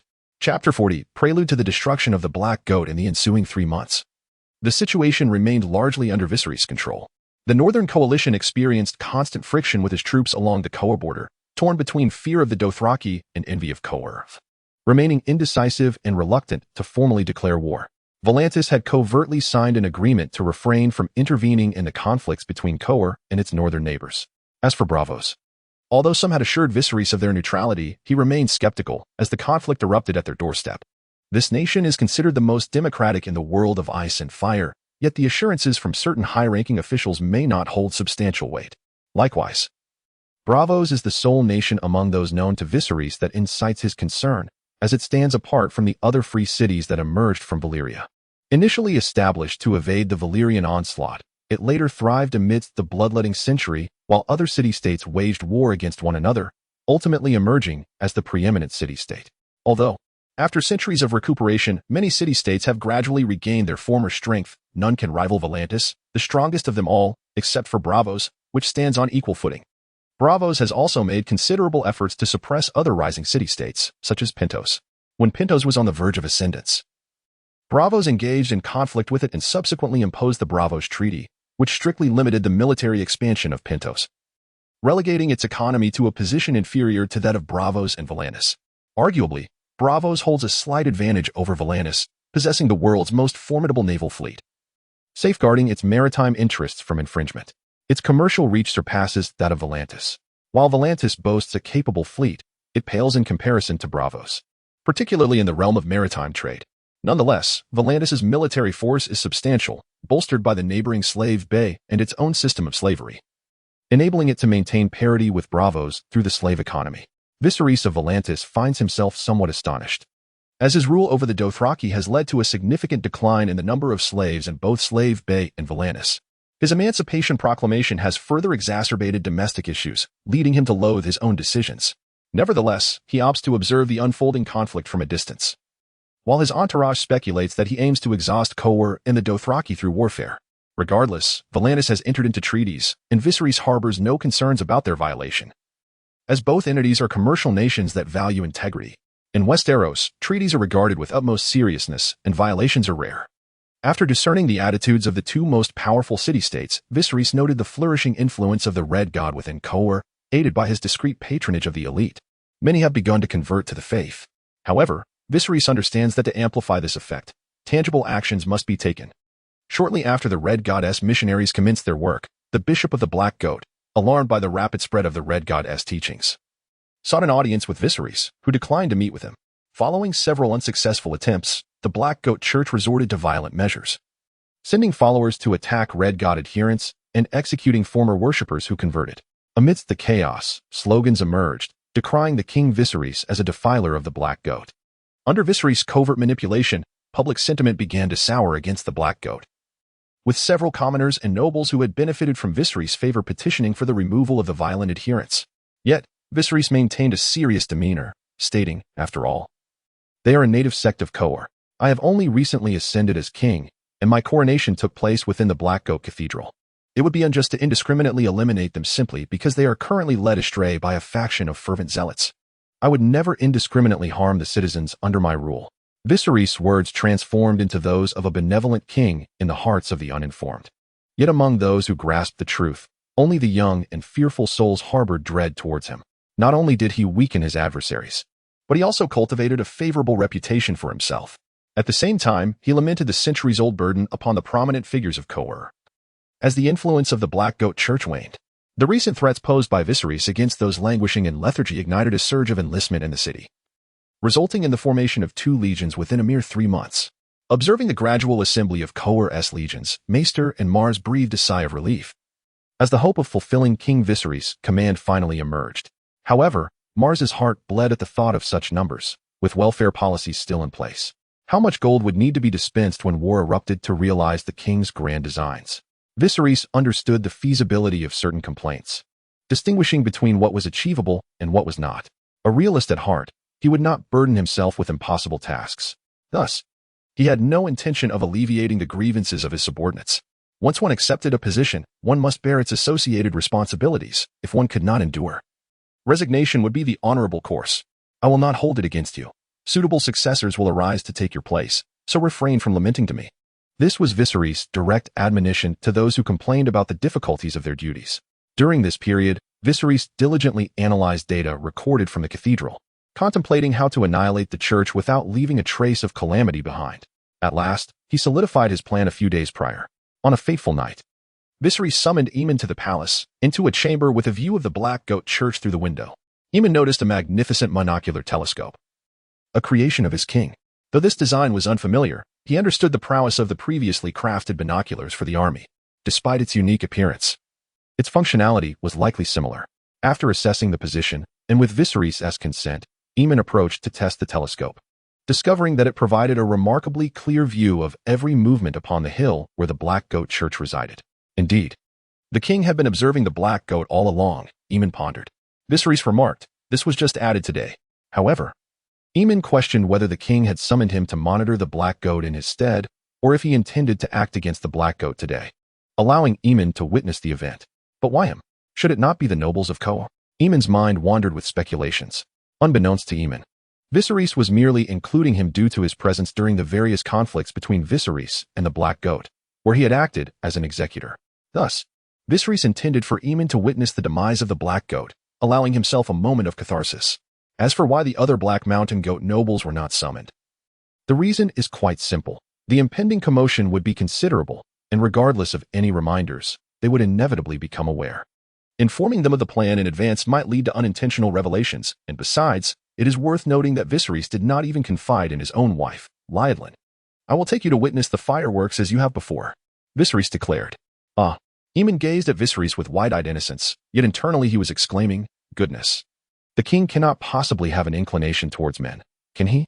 He rarely seems to engage with Queen Lyadelin, and not long ago, there was an attempt to deceive Queen Daenerys. Furthermore, they have been wed for quite some time, and there has been no sign of children. Could it be that he harbors feelings for me? I have no affection for men, even if he is the king. If Viserys were to discover his thoughts, he would likely slice him into pieces. Viserys, do I really appear to favor men? Soon, the spectacle would unfold. Viserys spoke with a stoic expression, oblivious to Aemon's escalating anxiety, which caused his face to flush. Noticing Aemon's reddened complexion, Viserys approached with a glass of wine, inquiring with genuine concern, are you unwell? You do not look quite right.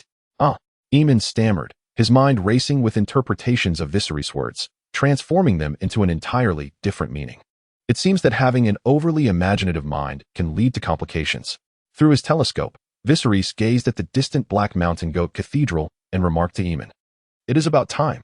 We must take action. Hearing this, Aemon's mind spiraled with dread. This is it. He intends to make a move against me. What should I do? Who will come to my rescue? I do not wish to engage in such matters. What is wrong with you today? Are you ill? Viserys inquired once more. At that moment, Lyadelin entered, saying to Viserys, my dear, Lord Aemon is unwell, and you bring him here at this hour. He bears the weight of contending with the Northern Alliance alongside my grandfather. Upon seeing her, Aemon sighed with relief. He felt saved, and his gratitude towards Lyaddlin's sword. What a benefactor. I merely brought him to witness the fireworks. Viserys jested. What fireworks? You did not include me? Lyaddlin expressed her irritation. How could I? You are here now, are you not? I refrained from informing you, fearing it might be too much for you. Viserys defended. What could possibly be so overwhelming that I could not handle it? Lyaddlin pressed, but quickly regretted her inquiry, knowing that Viserys preferred to operate without interference. If you wish to keep her uninformed, she ought not to pry. You will find out soon enough. Viserys replied with a smile. Your Majesty. I am feeling rather unwell. I think I shall take my leave. Aemon weakly stated, deliberately coughing twice for effect. Do not fret. The festivities are about to commence. Bear with it a little longer. You may stay here tonight, Viserys assured. However, at that moment, Aemon's mind was a flurry of confusion. Was he to engage in discourse with both the Queen and me? This was a situation of dual entanglement. Thoughts raced through his head, and perspiration broke out all over him. Observing the peculiar behavior of Aemon, Viserys shook his head, sensing that he was contemplating something rather abnormal. Soon, he adjusted his focus, dismissing further thoughts, and declared, watch closely. At that moment, Viserys directed his gaze towards the church, suddenly lifting his head to the sky. Through sheer will, he summoned the celestial dragon Balforas from his mental realm into the clouds above. Balforas, now aloft, unfurled its wings, exhaling a crimson mist akin to flames, propelling itself into the air.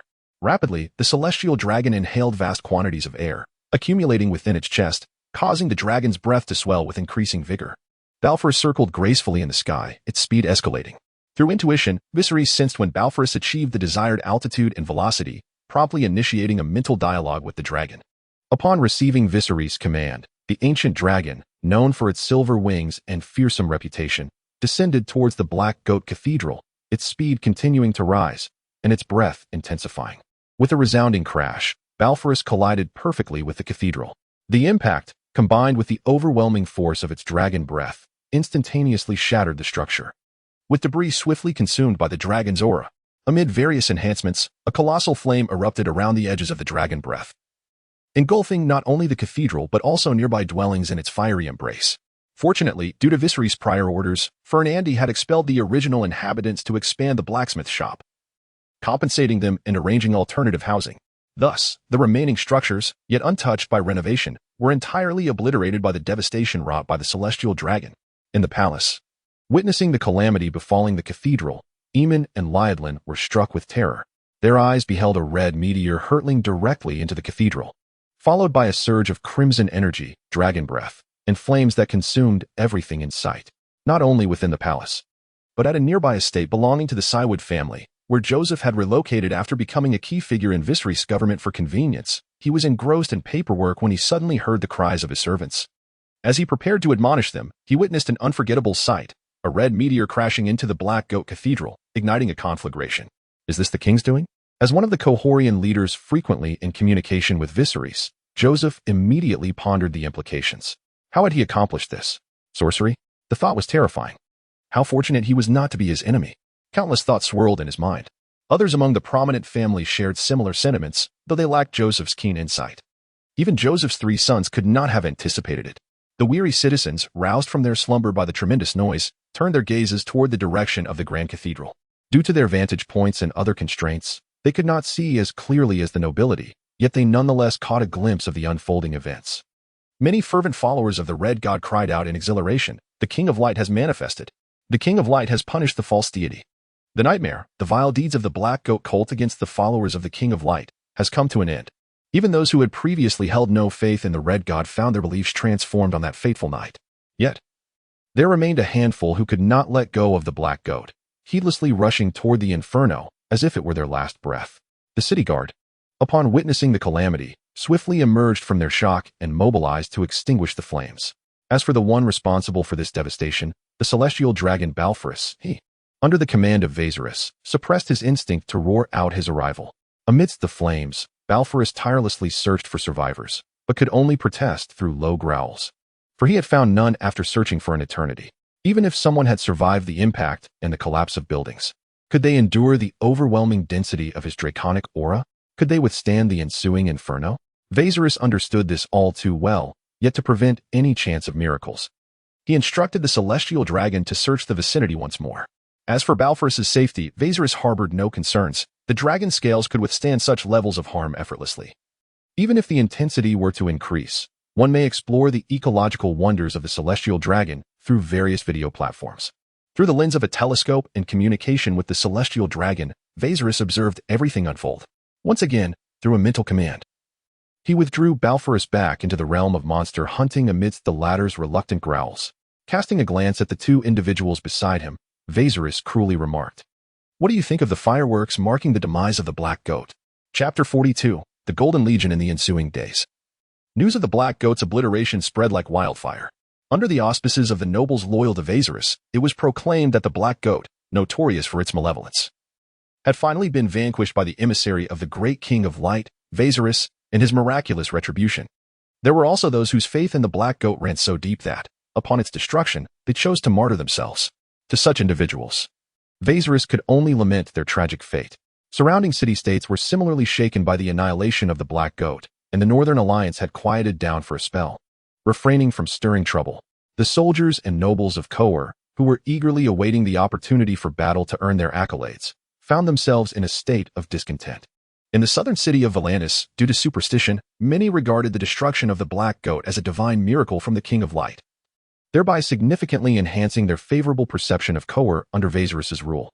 Within the city of Kohor, in light of the Black Goat's demise and the clandestine incitement by Viserys and the Kohor nobility, the followers of the King of Light experienced a geometric increase in numbers. After dealing with the Black Goat, Joseph, Aemon, and Drogo, among others, arrived sequentially at their designated battlefields, according to prior arrangements, even though combat had yet to commence. While others were occupied, Viserys remained industrious. Today, Owen, who had been dispatched by Viserys to seek out the Ragged Prince and the Golden Company, finally returned to Kohor. Without uttering a word, Owen sought out Viserys upon his arrival. Observing Owen's weary demeanor, Viserys could not resist jesting. "Do you bring some splendid news that you forewent visiting your wife to report to me first?" With a wry smile, Owen replied, "Your Majesty, please do not make light of my situation. Upon receiving news of the Black Goat's demise, I hastened here alongside Sir Harys Triclan, the current captain of the Golden Company." "Ah, Sir Harys Triclan has also arrived? Well done indeed," Viserys commended. "However, Your Majesty, I have only accomplished half of the task you entrusted to me. The Ragged Prince has declined to meet with you," Owen disclosed. At this juncture, the Ragged Prince held little utility for Viserys, and given his precarious situation, it was hardly surprising that he would not engage in cooperation. The mere arrival of the Golden Company's captain had already surprised Viserys, who had not anticipated such a swift assertion of allegiance. Yet, considering the company's esteemed reputation, it was understandable. Viserys held high hopes for this mercenary band, comprised of exiled knights from Westeros and their descendants, who excelled in various endeavors across Essos. While the Golden Company's reluctance to collaborate at present was inconsequential, Viserys was prepared to reenact the narrative of the television series before returning to Westeros to vie for the Iron Throne. However, the series itself had scarcely done justice to the Golden Company's storyline, relegating them to mere fodder. Having perused a portion of the novels, Viserys was aware of the Golden Company's history and its connections to the Targaryen family. Once, the warriors of the Golden Company fought valiantly to return to Westeros in support of the Targaryens' Blackfire branch, but after the War of the Ninepenny Kings, the last of the Blackfires, Maelys Blackfire, perished, and the Golden Company lost its chance to return. Yet, here he was, a direct descendant of House Targaryen, and they had no reason not to support him. In the novels, Harys, under the persuasion of Illyrio, scoured the lands to align with Daenerys, arranging a meeting in Valyrian to launch an assault on Westeros together. However, Daenerys abruptly altered her intentions, intending to conquer Meereen, which diverged significantly from the Golden Company's singular desire to return to Westeros. Coincidentally, at this moment, a silver-haired, purple-eyed youth claiming to be Aegon VI emerged, asserting his identity as the son of Rhaegar and the legitimate heir to the Iron Throne, ranking above Viserys in the line of succession. Jon Connington, who had once served as hand to the Mad King, followed closely behind him. Jon Clayton harbored a secret affection for Rhaegar, yet the identity of young Aegon remained shrouded in uncertainty. Nevertheless, the Golden Company chose to pledge their loyalty to him.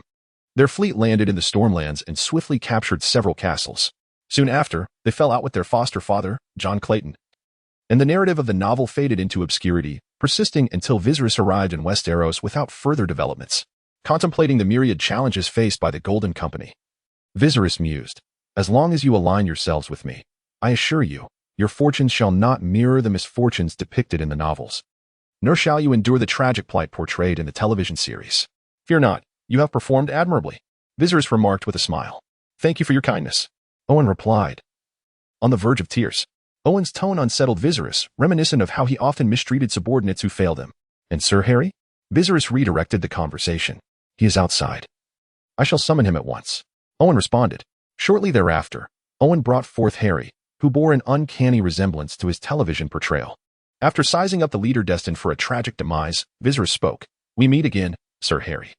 The last time I hosted a banquet for the Golden Company to discuss an assault on Vislock, you rather curtly declined my proposal and even humiliated me. While Viserys addressed Harry, the latter scrutinized him, eager to discern the true nature of this Targaryen, who had recently stirred considerable interest in Essos. He pondered the likelihood of the Golden Company returning to Westeros under his command. Indeed, Your Majesty. However, I must apologize for my previous actions. I hope you can overlook my shortcomings. Harry bowed respectfully.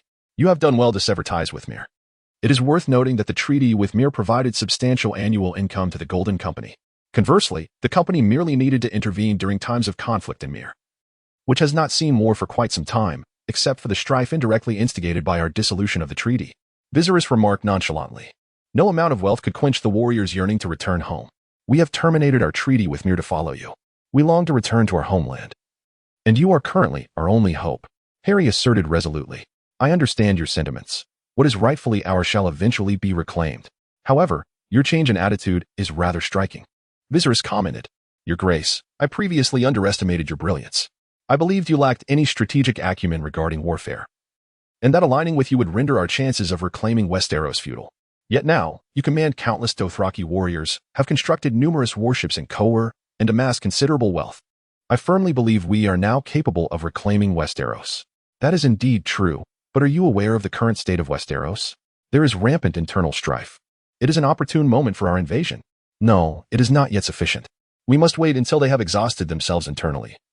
Only then will the time be ripe for us to reclaim Westeros. There is no need to rush and recklessly deplete our own strength, Viserys remarked with a smile. However, this smile sent a chill down Harry's spine. Moreover, Koa lacks a seaport. Had this been in the past, I am certain the other city-states would have gladly released their ships to facilitate my swift departure. But now, they would not permit me to leave on a whim. If I were to depart peacefully, I estimate I would suffer considerable losses. Viserys continued, stating that rather than this, it would be wiser for me to first seize Essos and establish it as my stronghold. The ongoing civil strife in Westeros will only weaken it over time, while we, on the other hand, can plunder other city-states and grow stronger as time progresses. Viserys added emphatically. Furthermore, the most crucial point is that my dragon has yet to reach my desired level of maturity. Your Grace, the Golden Company is yours, Harry Strickland proclaimed, kneeling before Viserys, extending his arms in a gesture of fealty. Observing Harry's vow of allegiance, Viserys exuberantly declared, I accept your loyalty. Let us erase the past. I assure you, should you assist me in reclaiming the Iron Throne, you shall undoubtedly become the Duke of Casterly Rock or the Duke of Storm's End. Harry was not disheartened by Viserys' seemingly empty promises. Rather, he felt exhilarated at the prospect of the Golden Company having the opportunity to return to Westeros under his leadership. Harry's swift decision to ally with Viserys was not a hasty impulse, but rather the result of repeated deliberations among several high-ranking members of the Golden Company.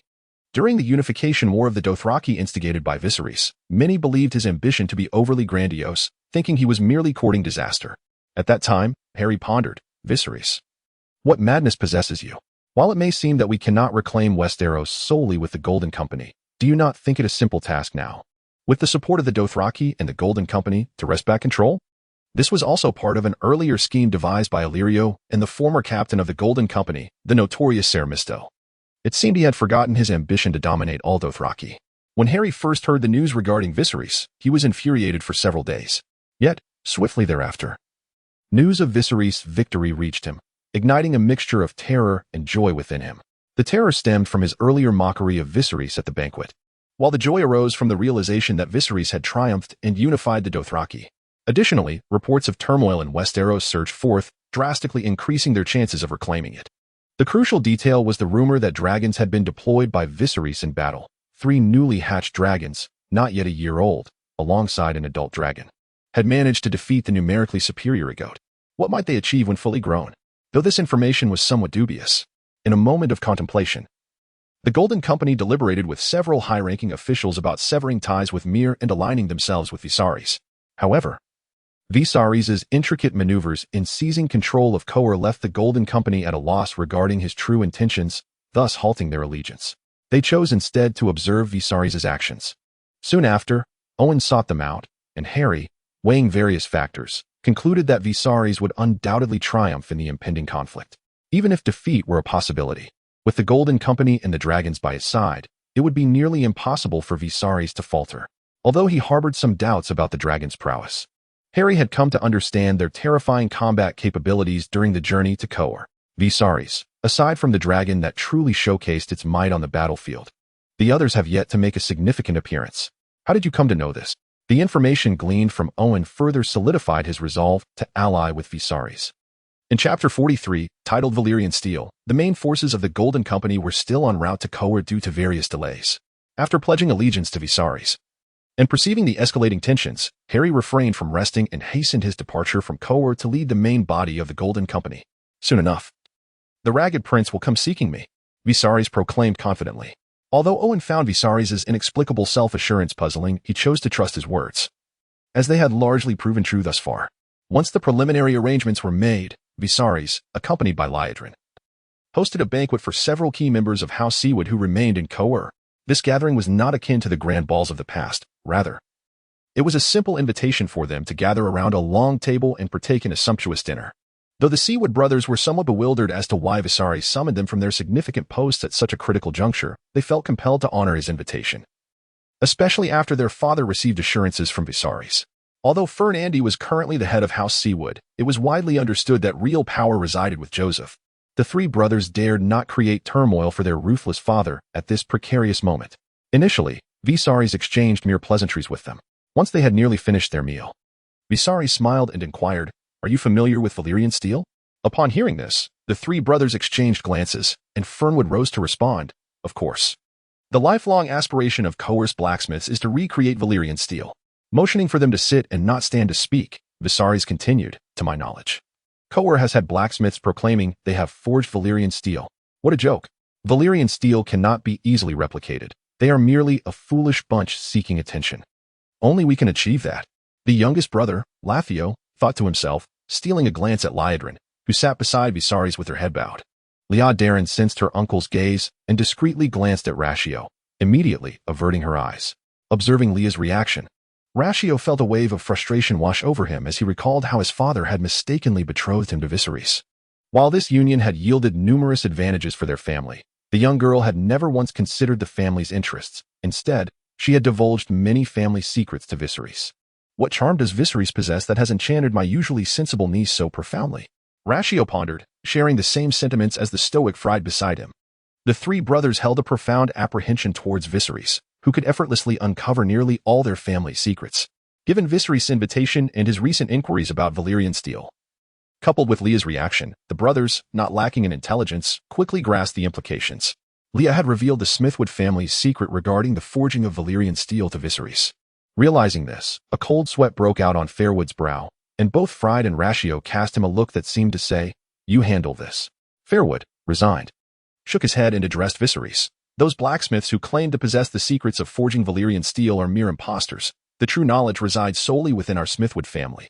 As Fairwood spoke the truth, he appeared to age 10 years in an instant, and Leah, bowing her head deeper, murmured, "I am so sorry, father, uncle. I am utterly infatuated with Viserys. His current predicament is dire, and I can only with Viserys having honed his hearing through days of magical practice." He heard Leah's words with crystal clarity.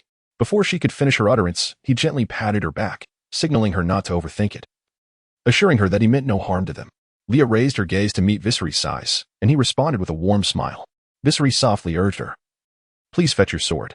Hearing his request, Leah hesitated visibly. Observing her uncertainty, Viserys reassured her once more, "Do not worry, I will not endanger them." Meeting Viserys' steadfast gaze, Leah ultimately acquiesced and departed from the dining table. As Leah left, the three brothers grew anxious. Viserys cleared his throat and said, "I am quite astonished that your family still possesses some knowledge regarding the forging of Valyrian steel. However, you have not shared this with me. Perhaps hoping to refine the method further now that magic has returned before revealing it?" Hearing Viserys' evident offer for a graceful exit, Fairwood replied with a smile, "Indeed. Our current techniques are fraught with imperfections, preventing us from creating flawless Valyrian steel. We intend to perfect our methods before disclosing them to you." Those familiar with Fairwood knew that his words could not deceive Viserys, who possessed a unique understanding of forging. After all, why else would he have entrusted them with such a sophisticated material as Damascus steel? However, they could only resort to desperate measures. "I am eagerly anticipating this," Viserys remarked with a smile. Chapter 44. The title is quite troublesome. Upon hearing Viserys' response, the three brothers instinctively exhaled in relief. Ignoring their reaction, Viserys inquired, "I wish to ascertain the authenticity of the Blackfire sword." In response to Viserys' inquiry, the silent Fried spoke up, "Your Majesty, you need not worry. The Blackfire sword is indeed genuine. Our family's Valyrian steel is derived from the Blackfire sword, which my father and I acquired from an unknowledgeable merchant in Tyrosh. After several confirmations, it is indeed authentic." Upon learning that the Blackfire was obtained from Tyrosh, Viserys felt completely assured. According to his past life's knowledge, the Blackfire sword had indeed been left behind in Tyrosh by its previous owner, though the details beyond that remained unknown to him. Soon, Liadrine returned with the sword. Viserys took the sword from Liadrine. Following a series of actions, both Liadrine's sword and his own Blackfire sword were laid out on the table. No one spoke. Viserys meticulously examined the two swords. The colors of both swords were nearly identical, showing no apparent discrepancies. However, having recently enhanced his physical capabilities through magic, Viserys, though still mortal, could distinctly perceive the weight difference between the two swords. Blackfire was a two-handed sword, while Liadrine's was a one-handed sword, and indeed, Blackfire was slightly heavier. However, having previously assessed the weight of swords at the smithy, Viserys understood the general weight disparity between one-handed and two-handed swords made from the same material. Although both swords were significantly lighter compared to others of different materials, Viserys knew that a sword of Liadrine's size, crafted from true Valyrian steel, would undoubtedly weigh less than hers. Moreover, while Viserys' understanding of magical energy had not been particularly clear before, it was now remarkably distinct. Within the Blackfire sword, he could sense a pronounced magical circuit, while Liadrine's sword, though it emanated a magical aura, was merely a semblance and paled in comparison to Blackfire. After examining the swords for a considerable time, Viserys gleaned the differences between the Valyrian steel forged by House Thewood and the relics of ancient Valyria. The ancient Valyrian smiths utilized dragonfire in their forging process, whereas House Thewood relied on common fire. During the era of ancient Valyria, magic was abundant, and many powerful sorcerers could imbue weapons with runes, with Valyrian steel weapons being a prime example. The efficacy of Valyrian steel in slaying White Walkers was largely due to its combination with dragonfire, and the magical runes further enhanced the residual dragonfire, preserving it within the steel in the form of magical energy, enabling Valyrian steel to accomplish feats unattainable by many other materials. Regarding the White Walkers, the internal circulation of Valyrian steel is stimulated by the icy magic emanating from the White Walkers themselves. When one strikes a White Walker with Valyrian steel, the creature is inevitably vanquished. However, if the magical energy is insufficient, excessive use of Valyrian steel against the White Walkers may lead to a depletion of internal magical power, consequently diminishing the integrity of the steel. In contrast, when magical energy is abundant, the leaked magic is swiftly replenished by the ambient magical forces, allowing for assimilation. It is evident that the forging of perfect Valyrian steel necessitates the use of dragonfire, coupled with the exquisite skills of a proficient sorcerer for enchantment, followed by the craftsmanship of an adept smith for the final processes. It is noteworthy that during the ancient Valyrian era, Valyrian steel was a privilege reserved for the nobility, and the number of nobles was limited, not due to a lack of attempts but rather the low success rate. Currently, the Smithwood family, while meeting the final criterion, produces weapons that are not significantly inferior to genuine Valyrian steel, utilizing common methods that failed to slay the White Walkers, essentially equating to ordinary steel. They have yet to fulfill the other requirements, but the first will soon become less challenging, and the second issue will be addressed in due time. Observing the contemplative visage of Viserys, no one dared to speak. After a prolonged silence, Viserys finally lifted his gaze to the three brothers and declared, "Your Valyrian steel forging is commendable, yet without my assistance, you have reached your limit. It cannot be elevated further." Lachio, who oversaw the technical aspects, spoke with a hint of confusion, "Your Majesty, our Valyrian steel does have some discrepancies compared to the ancient variant, but it shouldn't be deemed unattainable." Immediately after speaking, Lachio regretted his words, recalling Joseph's previous insights about the necessity of magic for true Valyrian steel forging. With the return of magical energy, he, as a second-rate wizard, could sense it, and Joseph had informed them that ancient Valyrian steel was forged with dragonfire, a resource they lacked, yet Viserys possessed. In response to Lachio's doubts, Viserys maintained a smile, saying, you will soon comprehend. Who in your family can forge such weapons? The nickname was given by Viserys to Lachio.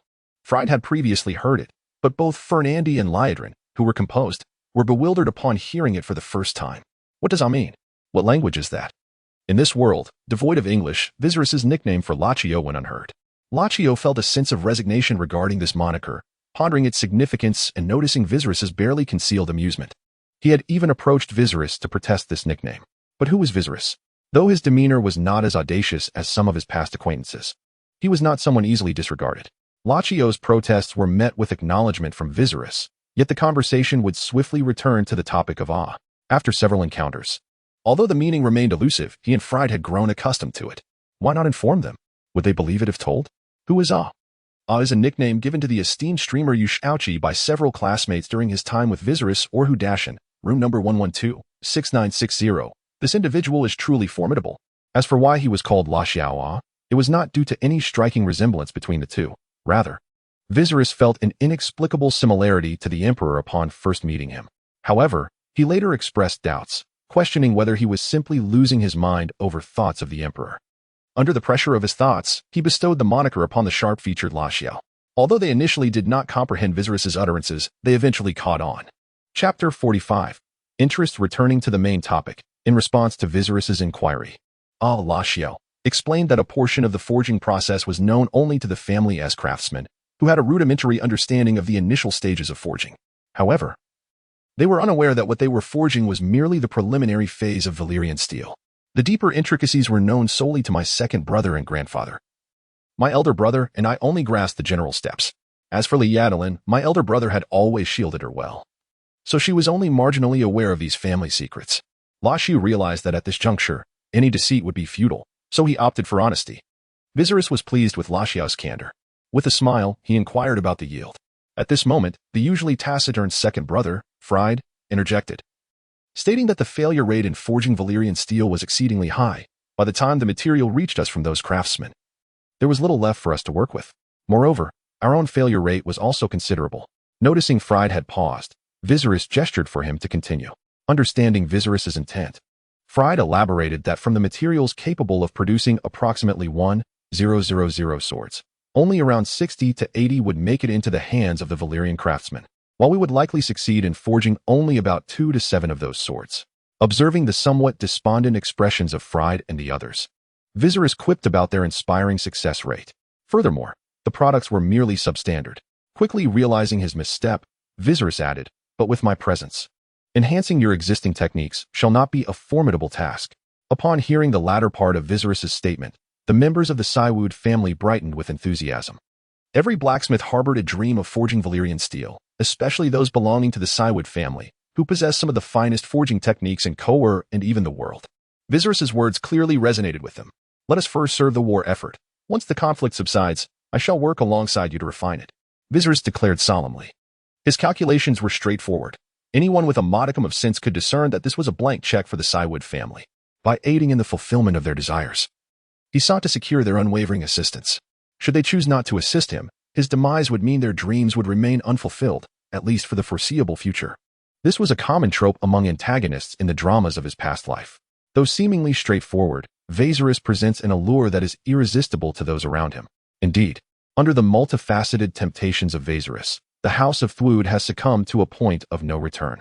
If previously Viserys' enticements and a series of maneuvers could extract 90% of the family's potential, now they are poised to unleash at least 200% of their capabilities. The myriad benefits promised by Viserys are simply too enticing. Should they emerge victorious from this conflict, their understanding of Viserys assures them he will take tangible actions. Conversely, in the event of defeat, Viserys could easily retreat to the lands of the Dothraki, plotting anew. Yet for those governors who have aligned themselves with him, the repercussions would be dire.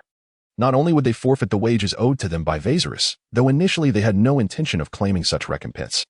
They had accepted his financial support under his policy of non-exploitation, but their very lives might hang in the balance. Thus, their course of action becomes painfully evident. Currently, Viserys' dealings with the House of Thwood can be seen as both oppressive and a subtle weakening of their overall strength. Even if they were to win the war and secure the complete forging of Valyrian steel, the machinery of the Thwood family would likely falter under excessive strain. Even with a swift recovery, it would be all too easy for Viserys to dismantle them with his methods. Despite knowing the risks, the three brothers felt compelled to acquiesce. In truth, they had no choice. While others might not grasp the situation, they were acutely aware of the fierce competition among Viserys' soldiers, nobles, merchants, and commoners alike. Where all words are rendered meaningless in the face of sufficient incentive. Should they refuse, someone else would readily step in to take their place, and gradually, their family would be cast aside. Observing the brothers' demeanor, Viserys assured them, "Work diligently, and I shall not neglect your family," without pausing to regard the reactions of others. He departed with Liadlin. Chapter 45, The Golden Eagle. After resolving matters with the House of Thwood, Viserys did not return to rest with Liadlin. Instead, he led her to the remaining kin of Oyego, who had ventured north with the majority of his people to scout for enemies, stationed in Kohor. Upon announcing their arrival, they were soon greeted by a venerable elder of the Oyego tribe, appointed by Oyego himself to oversee intelligence operations in Kohor. Following a somewhat hurried welcome, the elder guided Viserys to the falconry. "Well done," Viserys remarked, taking in the array of birds within the enclosure. Having witnessed the remarkable prowess of the Oyego tribe in training eagles and their impressive results, Viserys immediately instructed the elder to expand their avian endeavors, not only to include falcons, but also to cultivate other bird species. In Westeros, ravens are employed to convey intelligence, while on the side of Viserys, although eagles are dispatched to gather battlefield information, the various demands of Viserys cannot be sufficiently met by the eagles trained by Oyego alone. Consequently, Viserys expended immense resources to expand the bird training grounds for Oyego, collecting numerous avian species from across the globe. All of this is attributed to the king's efforts. "Without his majesty, we would still be hiding in the grass sea, evading the incursions of other tribes," the old man humbly remarked. Perhaps unable to endure the clamor of the bird cages, Liadrin furrowed her brow and inquired of Viserys, "What are we doing here in the dead of night?" Her words resonated with the elder, who too was curious as to why Viserys had brought the queen to this place, littered with bird droppings. Viserys did not respond directly to Liadrin but smiled at her and then addressed the elder, "How is my golden eagle training progressing?" Indeed, the golden eagle mentioned by Viserys is a bird from his previous world, and discovering it in this realm brought him great joy, not as a nostalgia for his former life, but rather because the golden eagle's significance was paramount to Viserys. The golden eagle is a well-known raptor in the northern hemisphere of his past life. Celebrated for its striking appearance and agile, powerful flight, adult wingspans average over 2 meters, with body lengths reaching up to 1 meter, and its talons are entirely feathered. Typically inhabiting mountainous or hilly terrain, particularly the cliffs of valleys where it nests on protruding rock faces, it resides in alpine meadows, deserts, river valleys, and forested areas, often venturing to foothills and plains during winter, with altitudes soaring beyond 4,000 meters. It preys on medium to large birds and mammals, distributed across the temperate, subarctic, and Arctic regions of the northern hemisphere. The golden eagle can reach speeds of up to 322 kilometers per hour, making it the third fastest creature on Earth. Renowned for its rapid flight and astonishing velocity, when diving to capture prey, its speed can reach 322 kilometers per hour. After discovering the golden eagle, Viserys continuously contemplated whether to utilize them as ravens in Essos. However, their substantial size renders them susceptible to being struck down from the sky by those with sufficient means. The flight speed of the golden eagle is exceedingly enticing to Viserys, particularly as it can adapt to various environments, a capability that would render it invincible as a messenger in the vast expanses of Essos, which is a much larger version of the Eurasian continent. Despite the golden eagle's exceptional abilities, its size has prevented Viserys from officially adopting it. Consequently, those like Oyego, who possess some understanding of the golden eagle, along with Aemon, who learned of its capabilities from Viserys, have engaged in extensive discussions with him. They argue that given the golden eagle's remarkable altitude and speed, it would not be so easily shot down, dismissing Viserys' concerns as unwarranted anxiety. Only a handful of conservative individuals, or those with ulterior motives, stood by Viserys, believing that utilizing golden eagles for intelligence transmission was far too perilous. They argued that the eagles were excessively ferocious and, even if the Oregano tribe found them difficult to tame, their limited numbers rendered them impractical for widespread use. Indeed, as the opposition had stated, these majestic creatures proved challenging to domesticate, were few in number, and unsuitable for extensive deployment, at least for the time being. However, this time, Viserys had other plans. "My liege, we currently possess only 8 eagles at our disposal.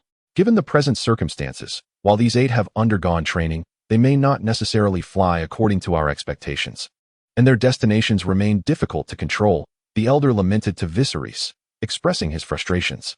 He refrained from mentioning that it was Viserys' inconsistent regard for the eagles that had hindered their training progress. Although the elder's words sparked irritation in Viserys, after providing you with so many resources, this is the response I receive. He paused, realizing that he too bore some responsibility. With a resigned nod, Viserys responded, in the coming days, focus on training these 8 that are relatively obedient. They are of use. Hearing Viserys' words, the elder felt a flicker of doubt but concealed it well. Had the previously indecisive king truly resolved to cultivate the eagles? Perhaps there would be repercussions to endure.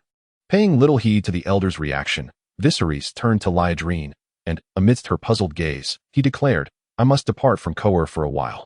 During my absence, you may utilize the eagles to relay intelligence to me. Given their flight speed, I should receive the information within 4 days, barring any unforeseen circumstances. He spoke openly in front of the elder, who appeared taken aback by the king's intention to leave Kohor for a period, possibly to the north. No one paid attention to the elder's contemplations. Liadrine, somewhat anxious, inquired, You are? I have returned. Chapter 47. Dreams are beautiful. Reality is not having developed a habit of interrupting others since arriving in this world. Viserys did not afford Liadrine the opportunity to finish her sentence. With a smile, he interjected, I am heading to Qyrls. I remain somewhat uneasy about Daenerys. Upon hearing this, Liadrine felt a tinge of disappointment. Was he still not at ease with Daenerys? What made her superior to me? Noticing Liadrine's demeanor, Viserys, who had honed his shrewdness over time, remarked, Do not misconstrue my intentions. I regard you all equally and do not favor anyone unduly. Nonetheless, she is my sister, and I am concerned about her ability to fulfill my directives in Qyrls. As for her safety, I have no worries whatsoever. Liadrine remained somewhat skeptical of Viserys' explanation, fully aware that even he recognized the inadequacy of his words in soothing her. Liadrine perfectly inherited the intellect of the Syward family. In the eyes of Viserys, she is the sole descendant of Joseph who has truly embodied all of his virtues. Regrettably for the Syward family, she is a woman. Had she been a male, she would undoubtedly have been a formidable rival in the future. For Viserys, her femininity is a relief, especially since she has already become his wife. Otherwise, he would have found it quite challenging to fully leverage the potential of the Syward lineage. However, as he observed her further, Viserys grew concerned about Liadrine's cunning, reminiscent of her grandfather, which allowed her demeanor to inadvertently ease his vigilance. Nonetheless, the Viserys who had traversed time would not easily cast aside his caution. Though he relaxed his guard somewhat, he intensified his protection over Daenerys, fearful that the Wood family, motivated by self-interest, might pose a threat to her. While she had compromised her family's interests to assist him, this did not indicate her foolishness. Rather, it raised questions about whether her affection for him was genuine or if she harbored ulterior motives. This was a riddle that Viserys could not decipher. As for the notion of her being infatuated with him, Viserys could not fathom that such a narrative could unfold in his life. By now, Daenerys should have reached Qarth. Liadrine soon regained her composure and spoke to Viserys, acknowledging that she was older than Daenerys, as per the ages depicted in the television series. Since many characters in the novels are portrayed as being too young, they were traveling overland, and considering the time, they should currently be traversing the Red Waste, drawing ever closer to their destination. Viserys rarely displayed a frown, yet now he wore one.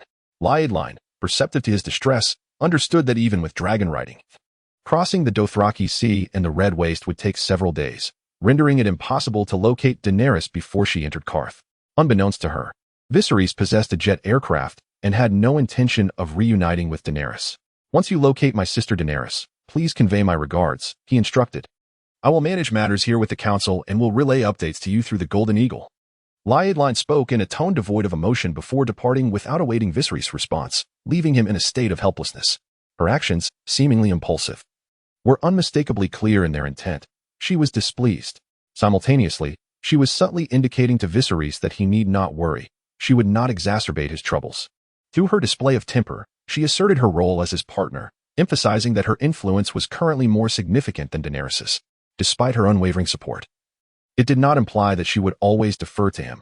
She possessed her own opinions. The final point was unmistakably conveyed through the shift in the manner in which she addressed Viserys. As for Liedland's sudden outburst, Viserys could only chuckle bitterly within himself. He found himself utterly powerless.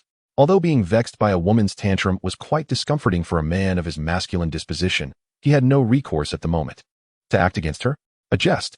He was not so cruel as to raise a hand against his own wife. For now, she was still quite supportive of him, albeit dissatisfied with this recent endeavor, especially after Viserys had garnered immense benefits from the secret she had divulged. He could not help but think that anyone in his position would feel similarly. Liedland's anger stemmed from various grievances, many of which had been festering since their marriage. And this incident served as a catalyst, igniting her frustrations. Paradoxically, it allowed Viserys to breathe a sigh of relief, better to confront the issue now than to let resentment accumulate over time.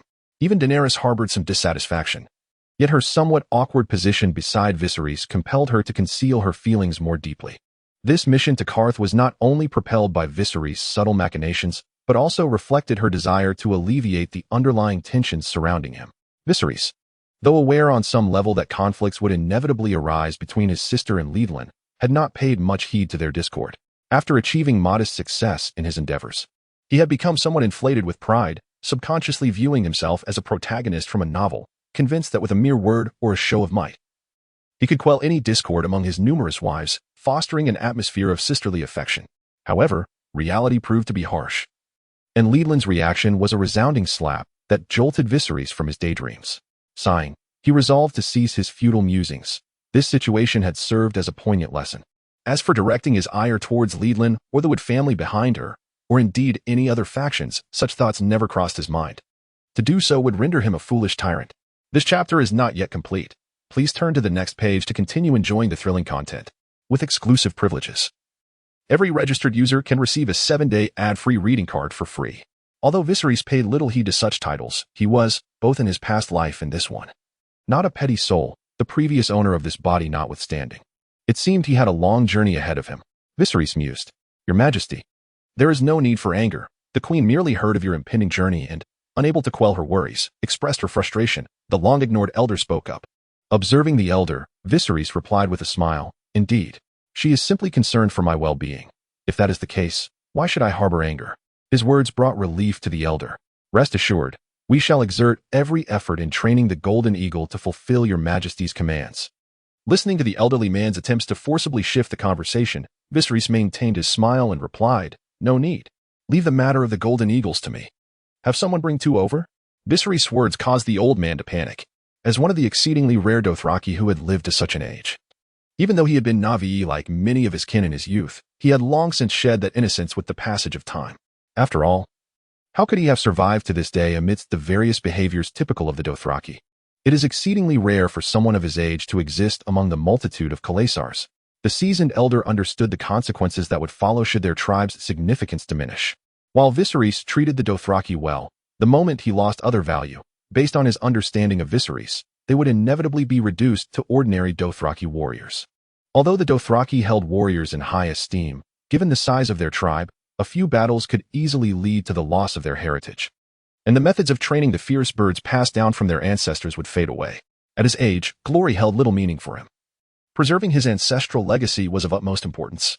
Despite the bitterness in his heart, the elder complied with Viserys' command, observing the 2 golden eagles before Viserys. The old man was quite curious about how Viserys planned to tame them. Those familiar with training birds know that utilizing them for communication is exceedingly challenging. Relying on birds to relay messages can never ensure precise navigation. They can only fly to a designated castle. Thus, it is essential to accurately note which raven can reach which location, and so forth. This complexity has led to the establishment of a distinct course on ravens in the citadel of Westeros, where a scholar's necklace often features a specific emblem representing the study of ravens. Although the elder was unaware of the avian training knowledge in Westeros, he possessed his own tribe's experience in bird keeping. As a tribe struggling on the grass sea, their practical expertise was incomparable to the theories taught in the citadel. Unaware of the elder's change in demeanor and no longer paying him any mind, Viserys gazed at the 2 golden eagles in the cage. With a hint of amusement, he addressed them, "You are indeed magnificent. Soon, many of my tasks will require your assistance. These endeavors will take you over mountains and through waters, but rest assured, you will be well rewarded. I promise you a feast of fish and meat when you rest." Viserys' actions left the elder feeling exasperated. Did he truly intend to persuade the golden eagles with mere words? Was he truly deluding himself into believing he was a divine messenger? Although Viserys claimed to be a messenger of the gods, and while it appeared he had deceived many, there were still those who understood the truth. However, due to the circumstances surrounding Viserys' martial prowess and other factors, they chose not to voice their awareness. Similarly, they were uncertain whether others regarded Viserys as a divine messenger. If they did, that could spell their doom. If not, it was still troubling, for in a crowd, who could say whether someone with ulterior motives might exploit the situation for their own gain? Wise individuals are often those who cherish life. The words of Viserys, though unintelligible to the two golden eagles, resonated with an unspoken understanding. As the eagle pressed its face against the bars of its cage, one of them suddenly took flight. Diving towards Viserys with astonishing speed, its talons aimed squarely at his face. The elder and the surrounding young Dothraki warriors were momentarily paralyzed. The elder's mind racing with dread. This is the end. Should the king survive this assault, he would surely be disfigured, and one of his tribe. However, to the astonishment of the elder and the Dothraki warriors, Viserys, upon witnessing the eagle's charge, merely smirked. He mused that despite the cage's size, it would be challenging for such a creature of its capacity to achieve maximum velocity. Should it succeed, he would indeed be alarmed, yet reality unfolded differently. With a sudden shift in demeanor, Viserys' gaze turned fierce. He extended his right hand and seized the diving eagle's talons with a swift motion. In one powerful sweep, he flung the eagle upwards, demonstrating an astonishing display of strength. The sight of the golden eagle, which they regarded as a fierce predator, being tossed like a mere plaything by Viserys, sent chills down the spines of the elder and the Dothraki warriors. They were well aware of the eagle's prowess, having endured many hardships while training such majestic creatures. Had it not been for the formidable medical system of Viserys' army, the consequences of their injuries would have been dire. Yet, now, the once mighty eagle was reduced to a helpless bird in Viserys' grip. "Bravo!" someone exclaimed, and soon others joined in the chorus. Although Viserys' methods were somewhat ruthless, this display of power served to reinforce his reputation among the Dothraki. With their characteristic boastfulness, Viserys was confident that word of this encounter would spread rapidly among their ranks. Ignoring their exclamations, the elder furrowed his brow, contemplating the king's intentions to subdue the eagle. He considered that these were the finest trained eagles currently, and if Viserys were to inadvertently harm one, it could jeopardize his mission. The elder rushed forward to intervene. But before he could voice his concerns, Viserys, with a free hand, unlatched the cage. "The chapter is not over. Please turn to the next page to continue reading."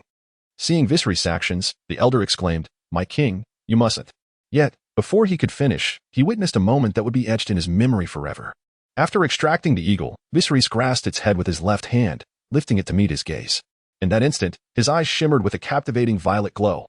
And the eagle, ensnared in his grasp, found its own eyes enveloped by the same mesmerizing hue. Soon, the golden eagle calmed down, ceasing its struggles. Viserys released it. And instead of descending to the ground, the freed eagle soared into the air. After reaching the highest point within the chamber, it suddenly dove downwards. To everyone's astonishment, Viserys slightly lifted his right shoulder, and during the dive, the eagle abruptly slowed down, retracting its wings and landing gracefully upon Viserys' right shoulder. With a playful flick of his left hand, Viserys teased the eagle perched upon his shoulder, exclaiming, "How adorable." At this moment, the eagle did not resist. It let out a long cry. However, Viserys was taken aback, for the sound was deafening so close to his ear. Even with his body enhanced by magical power, far superior to that of an ordinary human, he felt a tingling sensation on his scalp. Covering his right ear, he addressed the eagle on his shoulder, saying, "You mustn't scream in my ear again." Regrettably, upon hearing Viserys' words, the eagle responded with another piercing cry, seemingly acknowledging his request, though this time it was considerably shorter. Slightly annoyed, Viserys drew his shoulder back, causing the unsuspecting eagle to tumble down. Yet, true to its nature, the eagle did not meet the ground. It took flight once more. Soaring above Viserys, the eagle emitted a low call. Although Viserys could not comprehend its murmurs, through magic, he could discern that this brainwashed eagle was expressing its grievances. Alas, despite the eagle's fierce demeanor, its intellect could only be deemed average in the natural world. The magic he wielded to control the eagle was derived from the legacy passed down to him by Rollo, whose magical teachings Viserys regarded with some skepticism. While these spells may have been formidable in the eyes of the world's sorcerers, to him, who had traversed realms, they were merely low-tier magic. What further vexed Viserys was that the spells imparted by Rollo largely lacked proper names, their purposes often peculiar. Except for a scant few that piqued his interest, the majority were hardly worthy of note. However, the most embarrassing aspect for Viserys was that, despite his initial confidence in mastering magic, he found himself struggling with the spells labeled as beginner level by Rollo. After several months of effort, he had only managed to grasp a handful of spells, a number he could count on one hand. The spell he employed on the eagle was among them, and, being the one he had mastered most adeptly, he whimsically named it Mental Severance, a moniker he himself found rather juvenile.